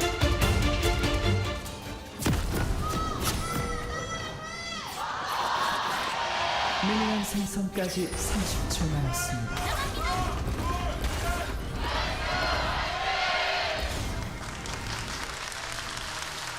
Alrighty, let's get right into game number 2. We have closer here on Ahri. No, I think it's like the Defender Leona skin. I don't think I've ever seen that skin in pro play. I don't think I have ever seen that skin. Yeah, it's definitely not one of the well-known ones. 미니언들이 I think that's what it's called. I'm not 100% certain. It looks pretty weird. It just looks like, you know, Game of Thrones, like how the people kind of turn to stone. It kind of looks. It kind of looks like that. The helmet and the sword. It just kind of gives me Elden Ring vibes. Maybe Execute playing Elden Ring, and he's like, maybe. I really want to be playing Elden Ring right now. Who can say? That is kind of the game that everybody's playing nowadays. But you know, if they're not playing League of Legends, right? Cuz starting off the trap here, just helping to get through this Raptor camp. Not going to be invading this time, and just doing his own jungle, being an honest jungler. And the Alistar lane here is getting the push at level 1. Yeah, feels like BNK Fearax not really contesting the wave much, and Ezreal has so much ability just to dictate the pace. Also, obviously, Alistar's level 1's not that good, but into like a Leona, you know, a lot of the issues Alistar has with his level 1 is into ranged champions where you can't combo them, but into a Leona, like, if she steps up to you, you'll just... you press Q. Yeah. Yeah. So, feels pretty good. And, you know, eventually, Henna and Execute aren't going to be playing the lane like this at all. It's going to be, okay, if we go in, it's going to be all ins, you know, try to land a Zeri ult on someone and just try to chase them down the long lane. But for now, might just have to let Leaper decide how they're fighting.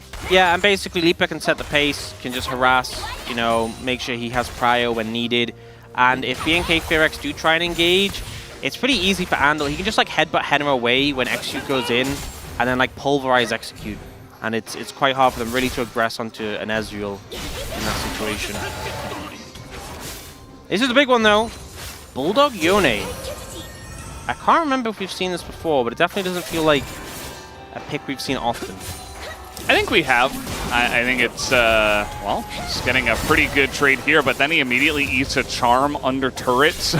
Yeah, I feel like, you know, it's not just Yone, it's Yasuo as well, the Wind Brothers. It's the special where you're trading well, and you take a tower hit, and then you lose the trade. Yeah. It's just, you have to do it. It's just part of their creed. It's something they got to do. Meanwhile, Raptor, full clear. Does the top scuttle, is actually ahead of Cuz, and now is trying to gank here onto Bulldog. Has to unbound Soul, and now he's just going to Q3 away. Cuz trying to help him out, but now trade of flashes, as Raptor will get Bulldog's flash away. You know, I'm certain Bulldog expected the charm to come out and was trying to dodge it. Looked a little bit goofy. A lot of regret on that one. But in the end, it's a flash for flash, so not too bad in terms of trading. But I definitely want to see BNK Fearax capitalize on that lack of flash. Maybe if Execute could find a way towards mid lane to set up a play that summoner being down. I mean, sorry, Viego. I'm sure they're going to have some opportunities at some point. You can just wait until Closer hits level 6 and then essentially just run the Yone down. If he tries to go for any kind of aggression and doesn't have vision, he will probably just die. Yeah. So Bulldog just going to have to play very respectful.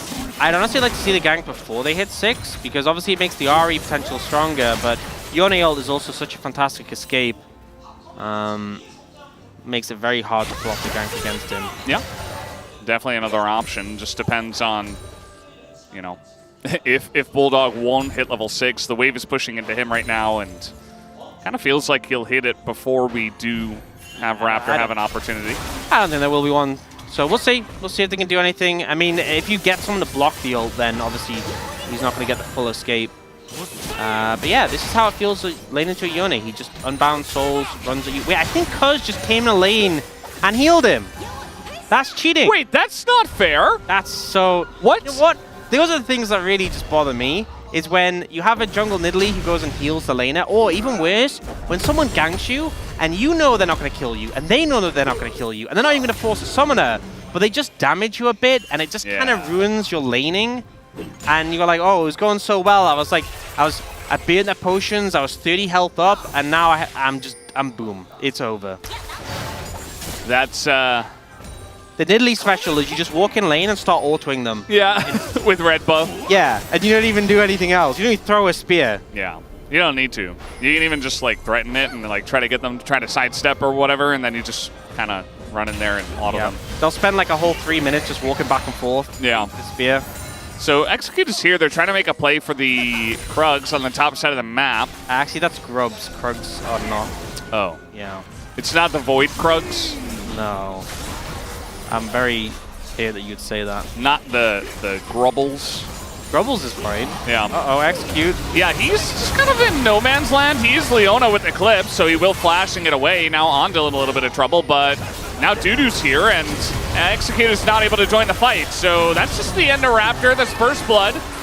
And yeah, they only got one Grub as well. So well, Quantum Freaks win that one hugely. Someone got punished for the lack of flash, but it wasn't the Yone.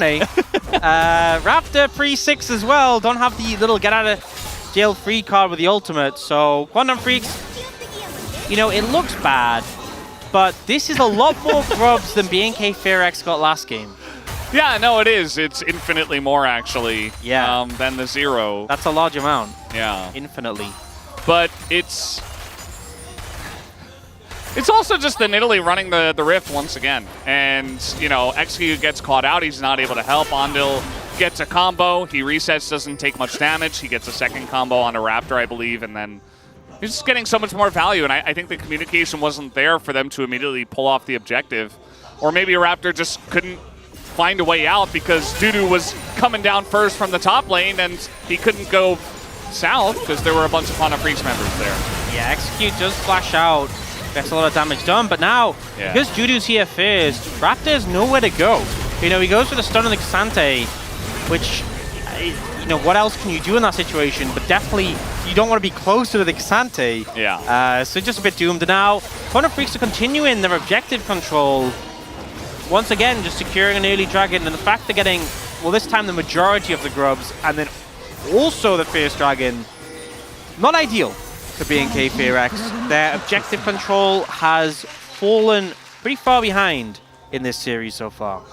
It definitely has, and, you know, we talked a lot about the drafting during the draft, but they had an opportunity to take the Nidalee away and try to make the jungle matchup look a little bit different. They decided to go for Viego and then eventually Ahri Viego, but, you know, trade a flash early on, then you die, so you're not really getting much value at all out of that combo. Plus, you gave the Nidalee over to Cuz, who is, he can use the Nidalee. He has the card. If you look closely, I'm counting it down. Bulldog's flash is going to be up in a few seconds. And any second now. Okay, I thought it'd come quicker. Any second now, Ox. Now. Okay. Okay, so they got nothing. They got nothing for beating that flash. Yeah. Not exactly the payoff you'd be hoping for. Well, but speaking of payoff, Raptor's going to wait in this brush. Oh boy. Yeah, Dudu just knows. Not sure how he knows, but he's going to ward him. I think he read Raptor's lips. He looked over and Raptor said, I'm going to come top lane. Yeah, he got out of his chair and just took a little glance over. Yep. Man, lip reading is such a broken strat.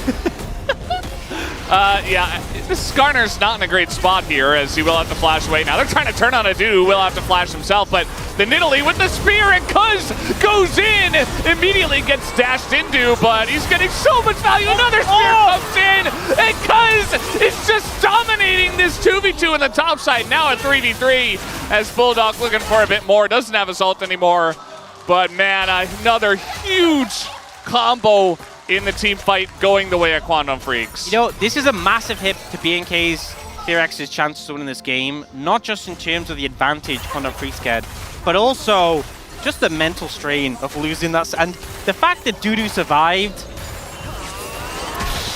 yeah, not great. Not great for the hopes of the BNK FearX fans or the players, honestly. And it kind of turned into a situation where it became two separate 1v1s, right? So Clear was getting focused down, and then Dudu ends up in a duel with a jungler.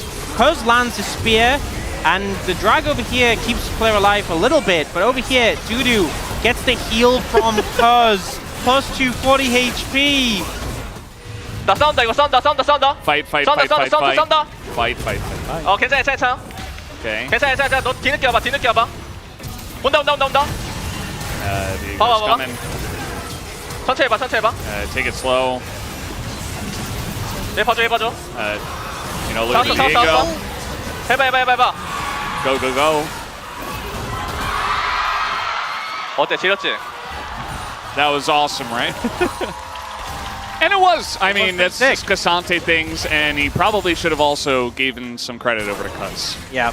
You know, I feel like the lesson might have been learned game one. Don't give them Nidalee Cassante, but Yeah. you know, if they want to learn it again, this is their opportunity. Yeah, I don't know. The draft in Game 2 really confused me. Like, it kind of felt like FearX or BNK FearX were like, okay, well, Quantum Freaks had a really nice strategy coming into game number 1. Let's do that ourselves. Let's come in with a really nice strategy, and we're going to utilize that to a great degree. And they did, but they also gave that original strategy that won the first game over to Quantum Freaks again. I feel like for me, it's just, you know, obviously picks are powerful in the meta. There'll be picks who are strong, there'll be picks who are weak. Both Cassante and Nidalee are obviously strong. But I think it's clear from game 1 that you couldn't deal with specifically Cuz Nidalee and specifically Dudu Cassante. And I think just sometimes you have to respect ban. Yeah. And it's also like the fact Quantum Freaks banned away Henna's Ziggs. They went, look, Ziggs was too much of a problem when Henna had it. Yes, it didn't win, but it caused issues. And I feel like BNK FearX didn't do the same in return, Yeah. and are now paying for it. They even banned the LeBlanc. I mean, it was something we don't see all the time, which is that blue side ban, you know, first round of bans kind of value, which is, you know, you get to target ban a little bit more. The bans from BNK FearX were Tristana, Corki, Rumble. Maybe you could have dropped one of those and taken the Cassante away or the Nidalee away, or you could have just picked it away, right? Picked them. Yeah, you could have just picked it away. That being said, am I confident BNK FearX would be able to make Nidalee work? No. But true. at least it would have been something different. And we wouldn't have seen Cuz play it again and kind of just run the Rift, which is what we've gotten so far. Do have Dragon spawning in 10 seconds. It is a Chemtech Dragon, which is fantastic news for Quantum Freaks because that means it's not a Chemtech Soul. Yeah, might be And it means Hextech I don't again. even have to do my job. Yeah. You know, I don't have to focus or anything. I could just kind of vibe. You were so focused, you summoned it early, Yeah. just to make sure it wasn't Chemtech Soul. That's when you know I'm really dialed in. When I've Yeah. had some good sleep. Well, game number 1 was so simple. There wasn't a lot of thinking he had to do, right? So just extra time. Oh. Henna just has to barrier and run away. And now he's half health. They are trying to force this dragon. They might just get it. They might. I mean, Cuz is here, but he's not going to go into that one just yet. They're looking for the fight afterwards. It's now Cuz just 100 to 0'd with the CC chain. And now the reset's coming in. Ondil in a lot of trouble. And he should go down as well. That's a couple of kills over to the side of BNK FearX. You know, they didn't need to pick the Nidalee because Raptor can just kill Cuz and become Nidalee. That's the strategy. And also, because Cuz is fed, he becomes a fed Nidalee. It's perfect. But this is kind of showing you what BNK FearX composition was designed to do. If mistakes are made, if someone oversteps, the reset potential is there. 1 kill chains and a more. So I'm glad they're making things happen, and the gold lead isn't that far apart, so I think this was just kind of, you know, Quantum Freak's already up one game. The game was going good, they got overconfident, and no flash on the Nidalee. The CC chain from Execute was good. And the fact that Execute didn't even need a flash, like if it had been an E flash from Leona, I'd have been like, you know, fair play. But to connect on that without using flash, I think it's just a big mistake from Cuz. Yeah, there needs to be a clear call where it's like, okay, we're going in, I'm going to try to steal this, you know, maybe you can peel for me or something. Or we're giving it away, we're backing away, we're not getting caught. And he was just kind of caught in the middle. And that's why it was just a free E for the Leona. It wouldn't have been the end of the world if they just let BNK FearX take the Chemtech Dragon. You know, it's not that big of a deal. Well, Chemtech Dragon does go to BNK FearX. Also, they get a couple of kills and trying to come back in this one. Now, the Rift Herald should go the way of Quantum Freaks. He didn't even ult. He just dashed on closer and forces his ult. Yeah. Well, it's Dusante. Yeah. With as you can full see, armor. Yeah, he's itemized very, very well into the Ahri. He knows the closer's just going to auto-attack him down, so he's preventing that damage. I mean, the Ahri itself, like, it can do decent damage if it gets fed and stuff, but it's a lot of burst. Tanks, it's a lot of burst damage, and it's not good into tanks. You don't want to build Leandries, so he doesn't even have to build it. And he's going to be very tanky up against Viego and Zeri, who are going to be doing the majority of the damage. Well, you say that, but Skarner's got that percentage HP magic damage. That's True. the angle. Yeah. Well, Rift Herald gets some value here. Mid tier 1 is down. Actually led by Leaper, who does hit that one. Now he's going for the drift? Yeah, let's see his driving skills. How deep is he going to go? He's just going straight for the turret. Well, he's going to bounce right into the enemy team, and now he has to cleanse. But you know what? He lives, and they got damage into the bottom turret, so not bad. No, I give that a C+.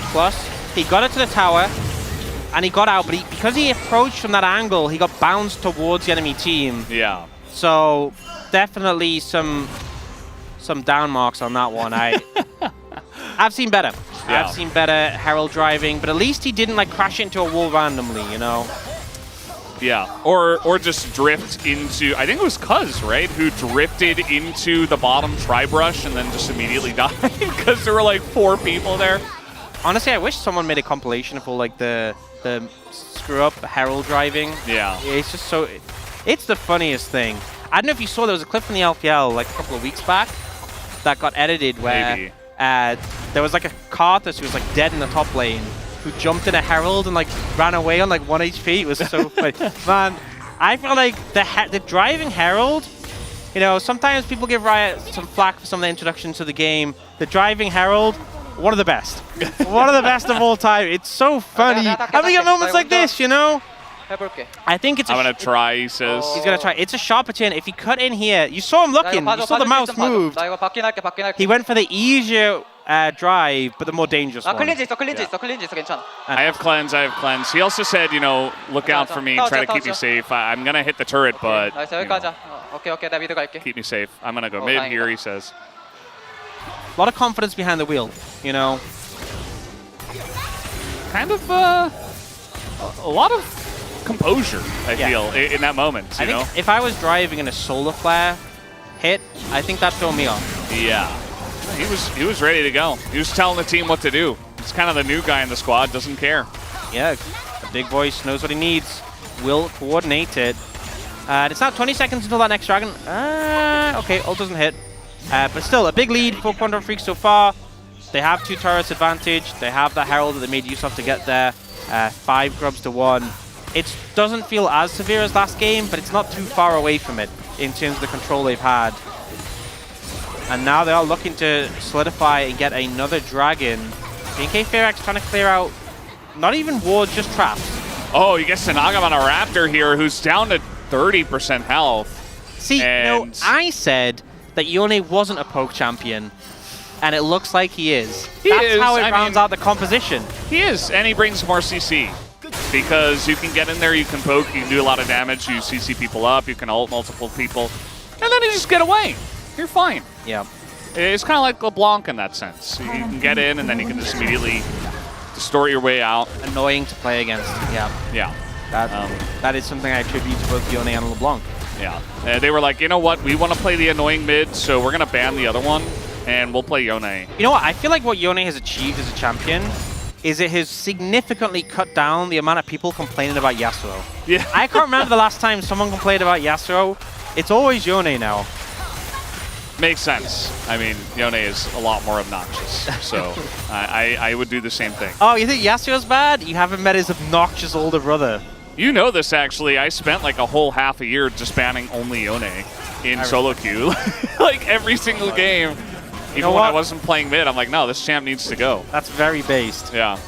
Yeah, there's some champions you just, even when they're not necessarily in the meta or they're not that strong, you just don't want to play against. Mine's Master Yi. I hate playing against that champion so much. Whenever he gets fed and he's just running around the fight, just go yeah. I lose my mind. It just tilts me. You know, I feel like maybe BNK FavorX have that against Cassante after this series. They should. I mean, they should know about Dusante, who, again, is unkillable, who, again, has 2 kills early on in the game. Yeah, and in my credit in solo queue, you never know when you're queuing up against a Master Yi one trick. It could be any lobby. They knew they were queuing up against Dudu, right? Yeah. They have that information ahead of time. It was a good ban, I'd say. Leave the Corki up. That's fine. Yeah. I mean, to be fair, you know, I think Dudu's will do a decent job on Skarner as well. It just feels extra painful. Yeah. Maybe there was no winning in the situation, but there's still hope in this one. They are at a deficit now. Okay, I say that. I'm less confident after I saw that passage of play. Yeah, I mean, there's no kills here for Leaper, but he's not behind. He didn't get bullied by his Ziggs. He didn't pick up 2 assists, but he still has a bounty. Yeah. 0-0-0 has a bounty, farming really well. Team's ahead, right? So, oh wow. Oh, Spirit man. Rush just to deal with Bulldog. I just, you know, seeing both solo laners, Ahri going into them and Closer just burning ult against, like, nothing. Like, they don't burn flash or ult or anything. They get your ult. That doesn't feel good, you know? And especially when you have this Ezreal mid with the Triforce Manamune who applies so much pressure.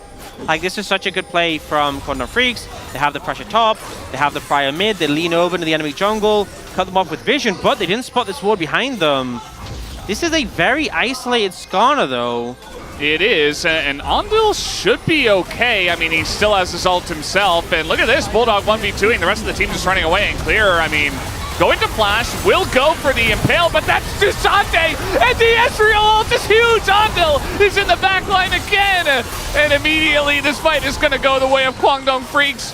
BNK FavorX, they thought they were flanking, and now the ult comes out, Closer has to flash away. It's just the cherry on top of everything else. Yeah, now they can do Baron, Judu can tank it, he's so bulky already. They have the sustain from the Nidalee as well, and importantly, Raptor was so low he can't contest, so a play attempt to get control of the game again from BNK FavorX completely backfires. And I think the problem is, they saw the TP, there's an Alistar playing bodyguard here, and like, without the Skarner, executing Raptor like, okay, I don't want any of this. And then Claire goes for the flash grab, but misses Cuz, and only gets the Cassante. Andal goes for a great flash engage, and it all just kind of falls apart. Yeah. And you know what? I respect them for going for a play like this, but I think the distance the Skarner was, the fact the Alistar was in between, the execution in general didn't pay off. But you know what, respect for trying, but the game is in a much worse spot now that you gave him a Baron, so that was your window, and you kind of just crashed into the windowsill. Yeah. The windows are for looking through, not necessarily going through them. And Reaper will have to flash away from this one. He still has his cleanse. TP? Yeah, TP is coming in. And this one is closer. He doesn't have flash, but he does have Spirit Rush trying to get on top of Leaper here. And the Blast Cone is terrible for Leaper. And now the Zeri getting some resets, getting some space. They still want to try to take this in a 4v5 as Cuz goes in. Into 5 people. Bulldog looking for more, and the Wombo combo tries to come in, but Quantum Freaks, now they're the one going through the window as BNK FavorX gonna just shut them down in a huge way. Quantum Freaks overcommits. As now Cuz on the run here, not going to be living for very long. Yeah, they should just be able to chase him down. The hit gets connected from Raptor. There's nowhere to go. And you aren't killing this Viego. You aren't killing this Viego. You're definitely not killing this Viego. Not even close. Not even close, but you see the power of BNK Fearx's composition. You make a mistake, one person goes down, and the momentum is there. Leaper doesn't have the cover. Andal and Cuz were trying to clear out this ward, and he was stepped up too far. Flash down, but the main thing is they stay overextended. That slow from clear pretty big, and then here, close on the flank, the blast cone comes through. One person goes down, but Kwangdong Freaks keep opting into the fight. Bulldog commits a TP, and it just gets worse and worse. This is what BNK Fearx's composition wants. They want the extended fight where they already have the momentum. They start to get more and more resets, and by the time Cuz realizes what has happened, it's too late, and he has nowhere to go. I'm not sure why they went back into that one, but maybe they felt like there was no way to get out. I feel like it's one of those things where they obviously stomped game 1. Game 2 was going very well. They had Baron.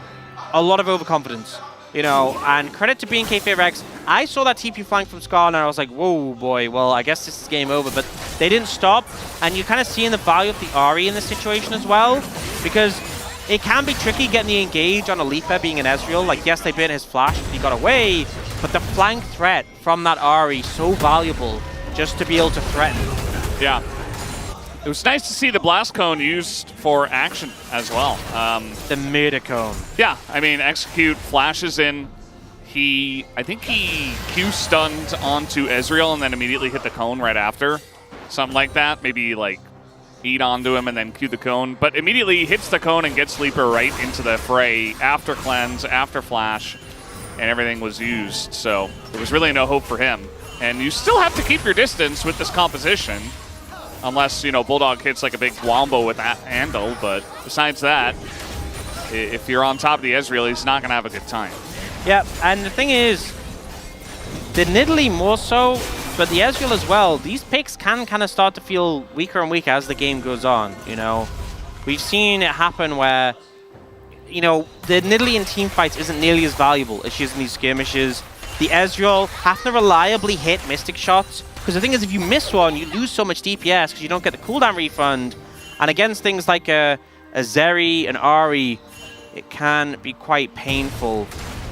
So we still have Kwangdong Freaks in the lead, but now it's 2 dragons each, and the lead isn't that big, and they didn't get use out of their Baron. It's a much better game for BNK Fearx right now. Yeah. There's also a chance that like Leaper and Dudu still had bounties, so that's extra gold that goes over to BNK Fearx. Also, Henna is gigantic right now. He went 3rd item LDR, and he's ready to fight into anyone, essentially. Yeah. Tanking is mostly going to come for the Cassante, so, you know, even Dudu's not going to be immortal in these fights anymore, as the Q is going to land, but Charm is there as well. Closer. This time trading his ult at least. Yep, that's a lot better. Obviously the ult cooldown on Ahri is quite low when you have Malignance, and did unfortunately hit level 16 I think after ult was used, so I'm not sure if Closer got the reduced cooldown, but regardless, it is still a faster ult cooldown for Yone, I think. Actually, I think it's actually Ahri because it's ticking really fast. I think it's actually lower with the Malignance and stuff, so we'll have it up soon, but regardless, it's a trade of ults, not a big deal in comparison to before when it was just ult for nothing. It's such a close race. I'm watching the ult cooldown. Oh, that's so exciting. The Ahri and the Yone. Who's going to win? Oh! I think it's Ahri. I think you're right. I think Ahri's just catching up, making so much ground. Yeah, made a lot of grounds. And started behind. Is the winner. Now they have a 5-second window before the... Oh, it's gone. Never mind. More like 3 seconds. And the Yone. Oh, we can see them trade ults again. Wait, they're collapsing. Do they know his ult's back up? They should, surely. Probably. I mean, with the TP coming in, there's no way they can dive this. And now Andal is coming up the river. Is this a collapse on a collapse? Ezreal ult's going to hit 3 people, I think. Not sure if Execute. Yeah, I think Execute didn't get hit. Well, dive attempt didn't really materialize. They got the TP, so that's something. Yeah. And now Clear gets to be the split push Skarner, I guess. I like how Jonah Strong immediately puts the camera on him. Yeah.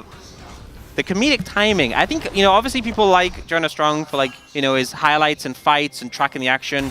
but his comedic timing is Yeah. not often talked about. I like when he zooms in on missed cannons and stuff. Yeah. That makes me really happy because I'm the same kind of person where I'm like, oh God, how did you miss that? Like, it's really important. It's a, you know, you could be having a bad day at the LCK, or maybe you're having a good day and just you miss a cannon, you're like, why did I get out of bed? Yeah, why am I even here?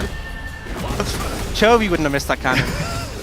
And then what happens when Chovy misses a cannon? Chovy's like, I shouldn't have missed that cannon. Yeah, I'm Chovy. I wonder if that's how Chovy thinks. Just supreme self-confidence. I'm not going to miss a cannon because I'm Chovy. Yeah. It's just not allowed. And then he doesn't. He's very confident. Now, there is vision here on this Baron. And immediately a pink ward is going to come down.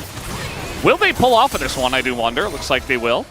Yeah, it feels like they're trying to drag them away from the dragon, but against a Viego, the chance of you stopping him from getting to the pit is very slim. They don't opt to go for the 50-50. They're going to push mid instead, looking towards the dragon, and Bulldog has a bit of an angle here. He's pushing in that bot wave and then could maybe threaten a flank. Oh, no.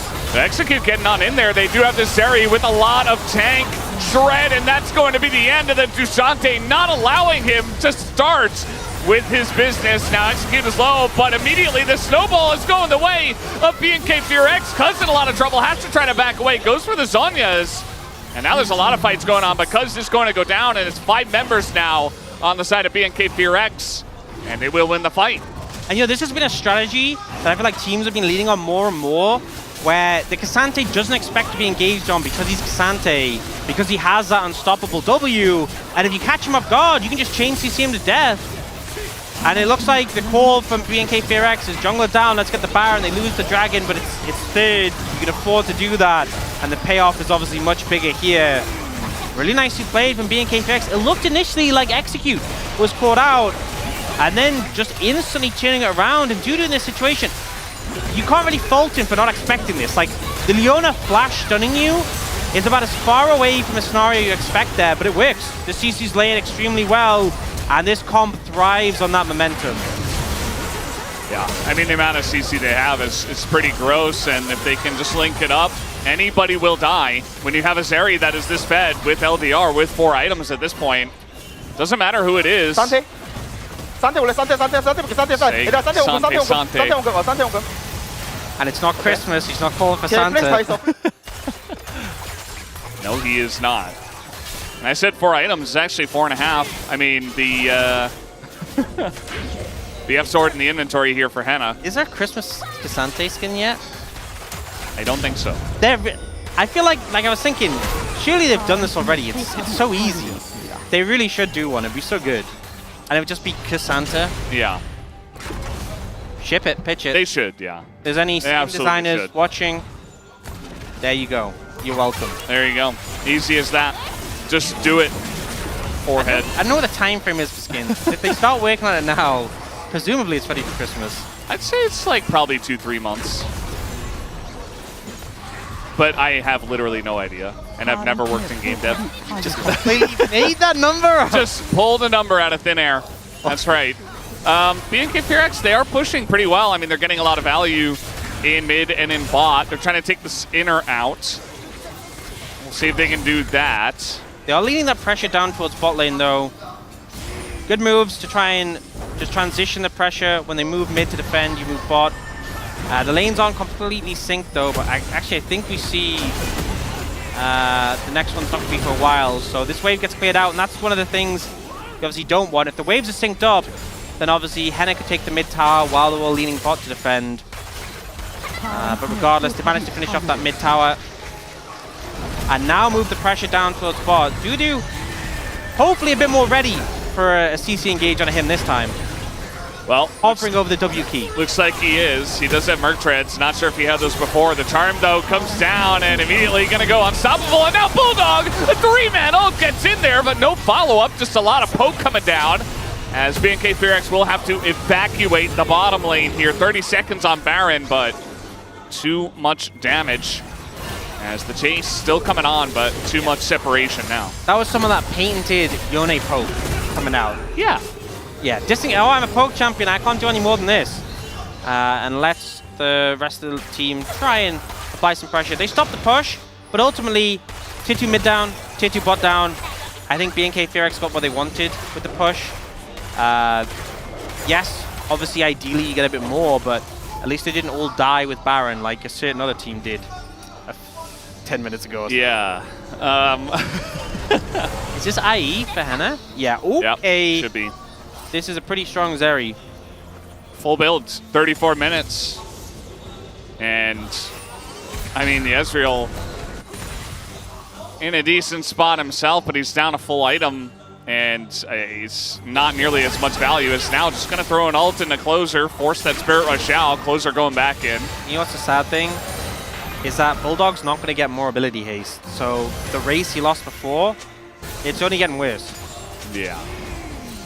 I think we got the Zhonya's since last time that happened. So Closer should be even more speed running this ult race. The ult race, the big story of this game. Yeah. Ignore the action. It's just about Yone versus Ahri ult. That's what we're looking at. Everyone right now, they're just pretty similar. The eyes are going from left to right, left to right. But You know Closer's who's going to gonna win. win. Yeah, Yeah. Ahri's going to win, but there's always this moment in the middle where I'm like, oh, yes. Yeah, I won't lie. Halfway? That first race, that was exhilarating. Oh Because man, we look, really didn't know. Closer just stomped it. Like, Bulldog's not even close. Yeah, He no, it's not fair anymore. Is he hit his ankle or something? He's slacking. That's an ult onto the two tanks of the BNK Fearx team. Oh, that spear. That certainly hurts. Yep, The poke is still there. And now setting up, it is Dragon in 10. Cloud Soul actually making a decent amount of difference here. That extra 20% movement speed, very valuable to disengaging. Oh, not again. Oh, here we go. Well, that didn't do as much as I thought it would. Yeah, I think they didn't want to quite fully commit to that, especially with Henna hitting the Drake. Yeah, not the same window as they saw last time. Yeah, not quite. Damage, a lot of damage going into clear. Yes, the Dragon goes the way of BNK Fearx, as both are now on 3, but in goes Execute. That's not a good engage. Not quite like the last one, and now the poke damage is raining down on a BNK Fearx. They want to go for this fight as Dudu gets impaled, but they don't have anything else. Henna is dead! They don't have their Zeri anymore! And that is the biggest part of your team. Down he will go, down will go clear. And I think BNK Fearx are overextended. Quantum Freaks have found their angle. And you see Closer trying to go for a back here. Will be denied as well. Just that insult to injury. Goes into Zhonya's, flashes away. Maybe just trying to buy time. Either way, it's still Quantum Freaks, a massive fight in their favor. And no one from Quantum Freaks goes down. You can see the difference. Without those resets, they run out of fuel real fast on BNK Fearx. Some weird engages. Execute, try to burn the cleanse from Leaper, but doesn't get more from that. And as soon as BNK Fearx lose their engage tools, start to lose the health, They want to end, by the way. Out. Yeah, with the grubs as well, you can use them to tank the tower before the minions are even there. Yep. Oh, they have 5 grubs. They take it so fast. Execute. Can't do enough. Yeah, I mean, he can't deal with the champions, so this is actually pretty good, but it just doesn't matter as Guangdong Freaks will pull off the 2-0 tonight. A huge team fight there on the Dragon, and they're able to pull it back. Definitely a big mistake earlier on, but still a clean 2-0. Nothing to see here from the Guangdong Freaks. Yeah, definitely felt like more effort needing that one. There was a comeback. BNK Fearx put some hope in, but just weren't able to follow through enough. And when it came to those team fights, the difference in getting that initial kill and not getting that initial kill was night and day.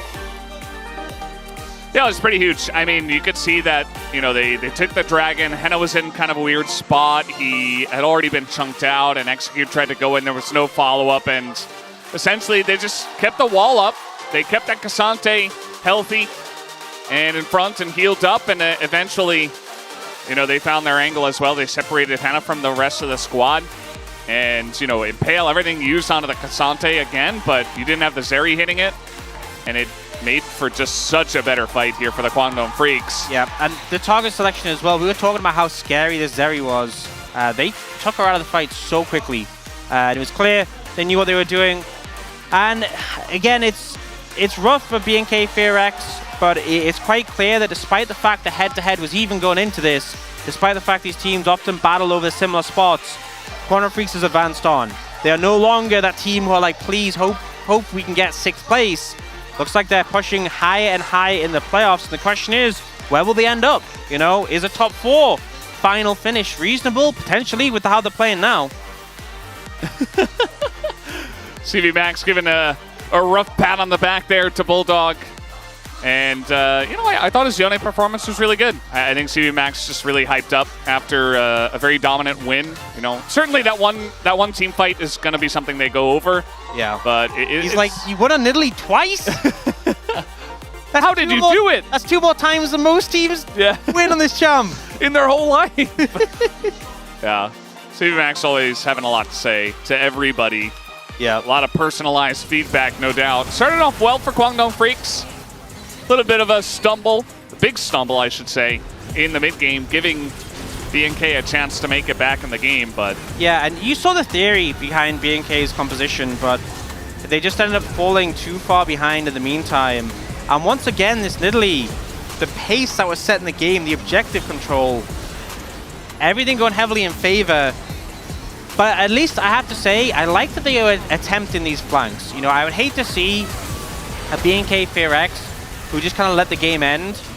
But it's a fact that they always look for the angle to get back into it. And, even when it doesn't work, at least they're trying things. And this was the big one. This was the one where they found the momentum again in the fight and were able to actually make it competitive. yeah, shout out to Execute. Really, it was just him on the Leona that made 2 fights in a row. Get the team back in the game, essentially. The call to go on a Cassante. That played there to get the blast cone, and that put them in a great spot, let them come back, but then eventually this fight happened. Yeah, and Henna ends up getting poked out pretty heavily. Flashes the ult. I'm not sure what happens with zoning ult. I guess E was down already. And unfortunately, they just all jump onto the Zeri. And again, you see the tanks low HP, you see the Yone low HP, but no one died, no resets achieved.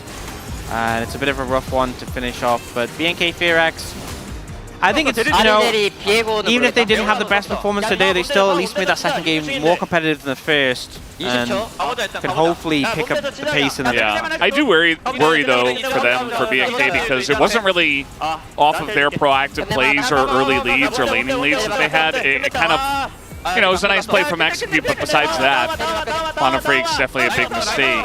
Yeah, and the thing is, I think they're still probably better than like Nongshima right now, and definitely better than Bro, but that doesn't get them How into about playoffs. KT? Yeah, maybe. That doesn't get them into playoffs though. That Look would at that damage. potentially put them a 7th, and yeah, I mean, What the hell? get a lot of value from those spears. Actually hitting a fair few. I guess Nidalee's just broken. In the right hands. In the right hands. He earns his Nidalee card once again. I think It's I'm stamping it, Yeah. Chronicler said he's approving it. I'm stamping it now. thank you, Ox, for that. We really needed that, and Cuz deserves it. Will he pick up the POG 2 games in a row? We'll just have to wait and see. Let's throw it over to the space to break down the series 1-2-0 by the Kwangdong Freaks. Thank you very much, Vox. That's Valdez and Ox. Great cast on the day. Welcome back to the space as the Kwangdong Freaks take care of business here against BNK and go 2-0. It's a clean one today here, Chronicle. Was it a clean one, Dagon? Was it a clean one? It's a 2-0. It's a 2-0. On the stats, how the stats? It's I know. I'm not giving you a hard time. Just be clear, I'm giving Kwangdong a hard time because that was a little bit of a fallback to the Kwangdong that we've seen, unfortunately, a lot of over the last year and a half. So I was very happy that they pulled it back because it would have felt very fitting if they take a rough loss here and then mental boom into the Kwangdong collapse a little early. I think the draft here, nothing really of note. I do agree that the Nidalee being picked up here by Kwangdong, there isn't really an angle. I don't think Raptors should be playing Nidalee, not for the team and not for him individually. But to me, it really came down to the gameplay. I don't think there's anything here that stands out to me. I like the Hueben. I think it was a good adaptation. Bulldog really likes that pick. Yeah, and shout out to the picking of the Yone as well in the 4-5. With the Alistar, just had a great setup for Nidalee. It definitely can boost up the Nidalee, the power of from already the draft. And I mean, definitely the Bulldog, the Yone is it's not the common that we kind of see, but as a whole history wise, he still have the history as a 5 wins and 2 losses, and right now 6 wins and 2 losses. So he takes some dub. Yeah, again, we said it on the broadcast, but Chronicler, you brought it up earlier. This is a champion that can be pulled out by Bulldog, and now is another layer that teams are going to have to think about when they play against him. Yeah, Bulldog is a pretty interesting player. I still think his laning phase is pretty subpar, but I feel like what made him good in challengers, which was his ability to identify moments, to make big plays, that is still kind of there. And we even saw that in this game at moments. All right, well, let's take a look at these moments from this game. First highlight over near the Baron Pit. This was the pull that brought, I think, the Alistair on in, or the Cassante on in. They really tried. I mean, really nice to try the making proactive play, because like they were already like 3,000 gold behind. Also, they had zero control on the mid, especially the Ezreal just was pushing mid with just completing the Brahmana. Oh no! And I mean, just meanwhile, Bulldog just on the 1v2 on top side, while just like they are trying to make at the bottom, just making play from the Scanner with the ulti impale, but it just like doesn't work. It was rough. I understand BNK, but this is kind of the thing we've seen happen before. I also want to highlight that Cuz for a large part of this game actually got his Nidalee card, right? This is the good Nidalee. This is Canyon Nidalee. That's where you want to be. Canyon Nidalee got it. But then he had a couple of fights where he kind of stared into Nidalee with he was tearing. There's a little tear. Little tear right there. A little tear at the face. That I was getting a little bit worried, because yes, his damage was high, but you don't want to get this Nidalee card. This is what most people get. Yeah. That's the bad one. Fortunately, Where did he end up? I think he ended up, thanks to his team, he got the card back. Safe He dive. got the Canyon card, so he can pick it again. But that mid game was a little bit rough. Big saved there at the end. And here is that final fight over at the Drake Pit. It was a big split up fight. Bulldog's ult split up the team, and the Zeri that had been farming this whole time did not get a chance to play the game. Henna getting caught out. I mean, Henna definitely has right now is like 5 item. He hasn't. He has to carry. Yeah, he has to carry. He's full build. And I was like so worried about like she didn't build the GA. Just saying it, going in. Like he went IE, and it's like imagine he has a GA and he has a full spells, ulti up, and he has a flash on, and he's like so like he E over the wall there. It's a big mistake, and he flashed into the pit, and he's so stuck in the pit. Like this is like. It's so sad to watch. And then on the other end, it's so tough, because I think Hannah has actually been one of the better performers on the team. And I think that Hannah also is a player that has shown really good performances on Zeri specifically, but that moment right there. And then on the other end, again, credit to Kwangdong, the fact that when they have an extra front to back, I think this team is looking so good. The part we skipped, which was where it got really dicey for a little bit, was when they got caught off guard, right? When they don't have time to actually set up, I do think you can still see some of that inexperience when Execute found the blast cone, and then they kind of went from there.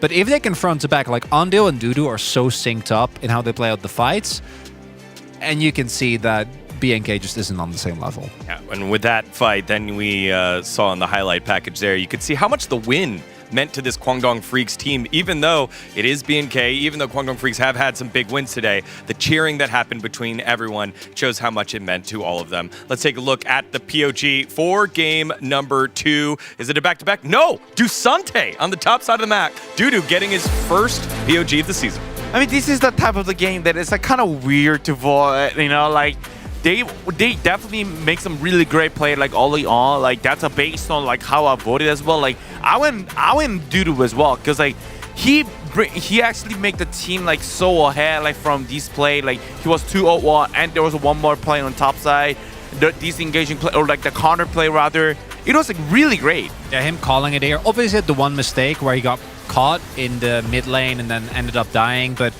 him creating all the space in the team fights, I think was a really big part. I think that Cuz also, like, he had a couple of early mid-game fights. The first Dragon, for example, where he just didn't play nearly as clean. I think the amount of impact he had in the early stage still warrants it, but I also really like the one Leaper vote. That's Jonas, because the amount of big ultis he had. I mean, that would have gone Bulldog. If you wanted to be the blast con. I'm not sure about that one.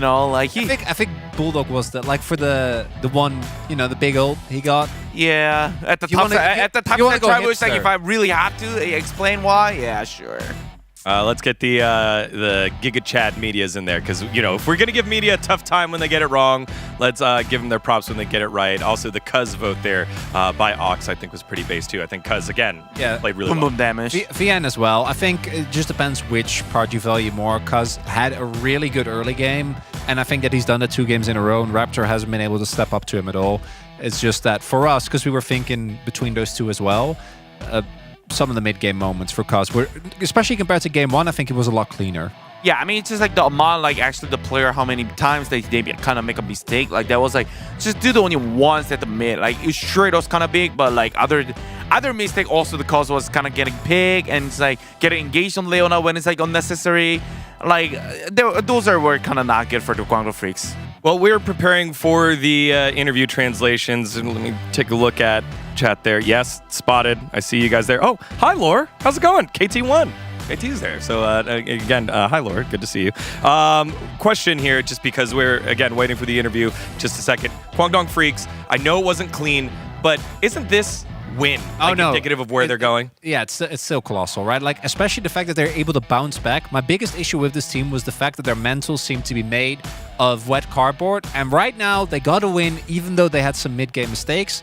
I think that's a good sign for the team. All right, well, the interview is now ready. Let's go ahead and send it on over to Deer for the translations with our winners.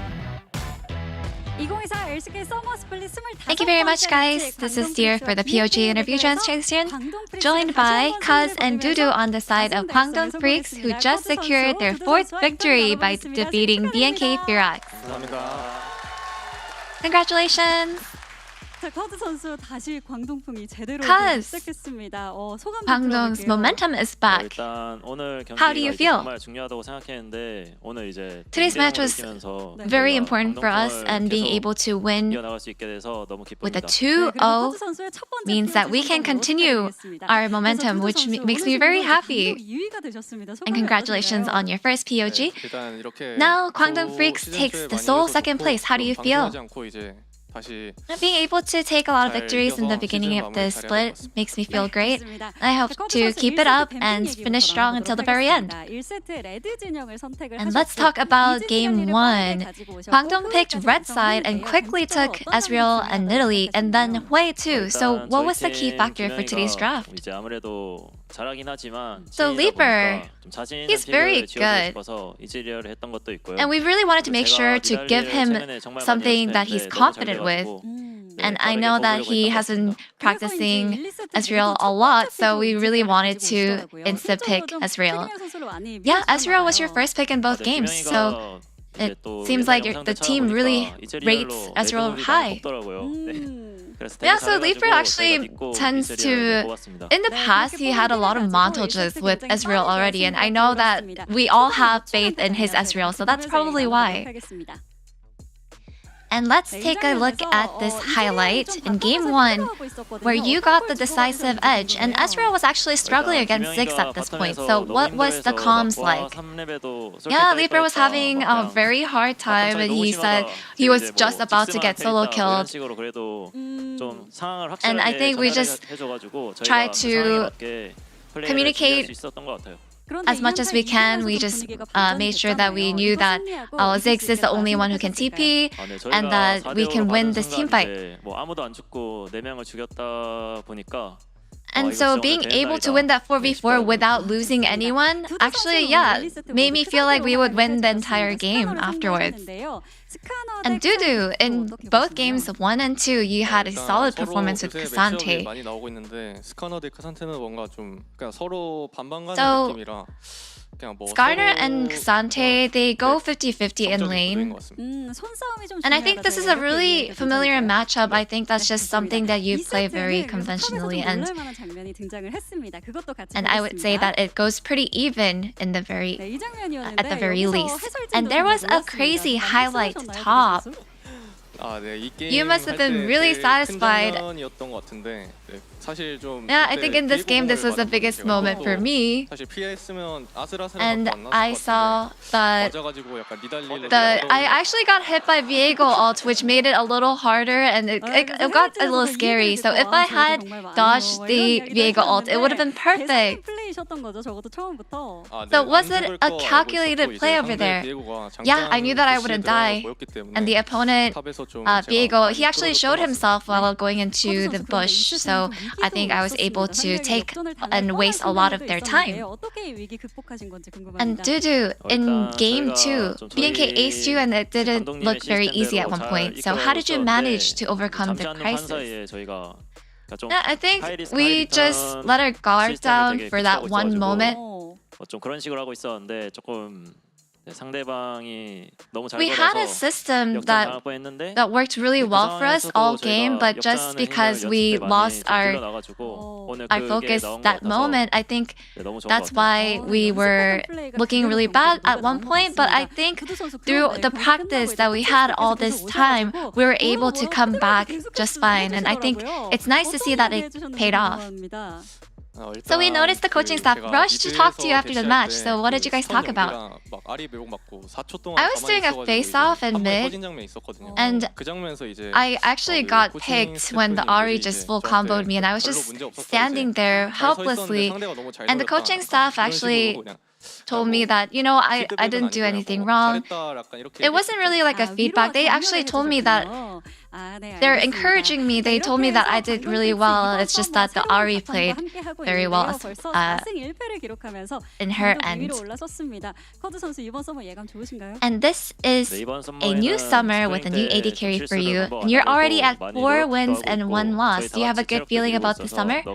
Yeah, we're trying to minimize our mistakes and we're actually on a really good momentum. I do have a good feeling about this summer. And your next opponent will be a fellow 4-win, 1-loss team, D plus Kia.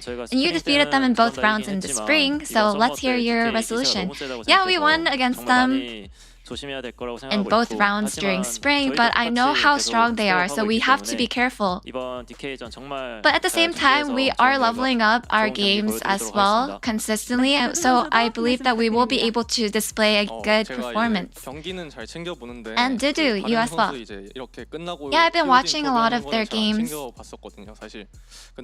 actually haven't been watching a lot of the POG interviews, and Kingen actually declared war against me. He said that he would bring us down from the ladder, so I want to make sure to show him what happened during spring again. And that's the end of the interview from Kaz and Dudu of Kwangdong Freaks, and back to the space. Thank you. Thank you very much, dear. But no, you sneaky. It's not back here. It's back to you because everyone, it's Deer's birthday. So on behalf of everyone here at the LCK, everyone in the back end chat, let's wish Deer happy birthday. Deer, if you can hear us, do you have any words for everyone? Do you have any words for everyone on the time here? Thank you so much for the happy birthday wishes. I'm so grateful to be here. Cheers. Ayayas all around. Happy birthday, dear. We hope you have a wonderful day. But we still got one more series to go. Let's take a look at the standings after Kwangdong Freaks took care of business here against BNK. As boom, there it is. Kwangdong Freaks up to second place. Kwangdong looking good. This was one of the tests that I think realistically they should pass, but in the past we've seen them struggle with these. So I think this is a really big moment. And that series against DK, I can't wait to see what will happen. Gonna be a big one. And for BNK, they gotta for sure to step up, like for the be part of the playoff. But still, there's a one more ticket, or like there's a few tickets left. They still have a chances, but they gotta bounce back. They gotta find somewhere the spot that they can actually bounce back there. All right, well, we'll see how both teams go next. All right, let's take a look at our next matchup. Yes, the big one, Gen G versus DRX. But before that, we've got an episode of Secret Boardroom waiting for you in just a little bit. We'll have that match, so don't go anywhere. More LCK after the break.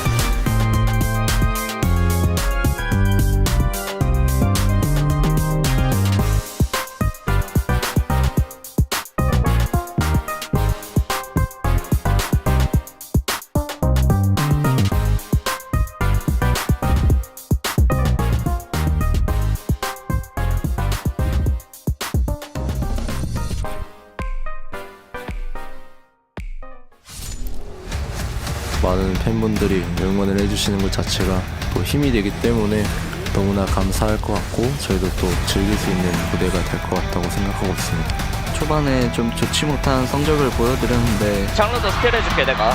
팀적으로 단단해졌고 좋은 모습 기대하셔도 좋을 것 같습니다.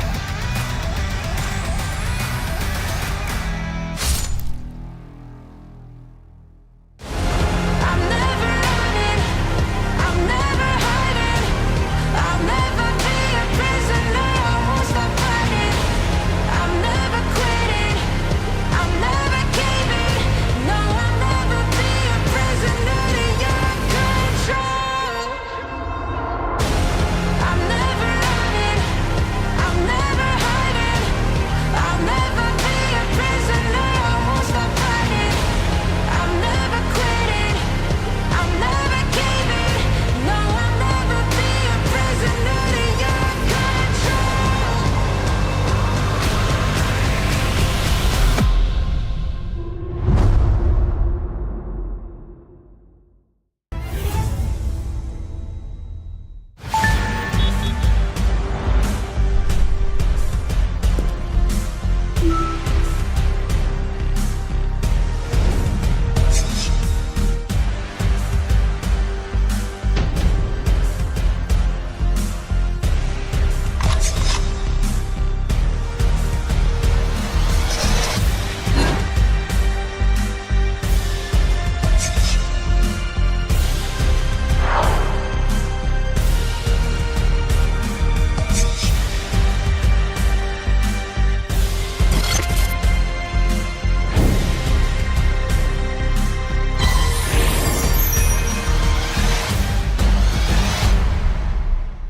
자, 시크릿 보드룸 회의를 시작해보도록 하겠다. 이제 리그가 좀 개막을 했고 경기가 어느 정도 진행이 됐어.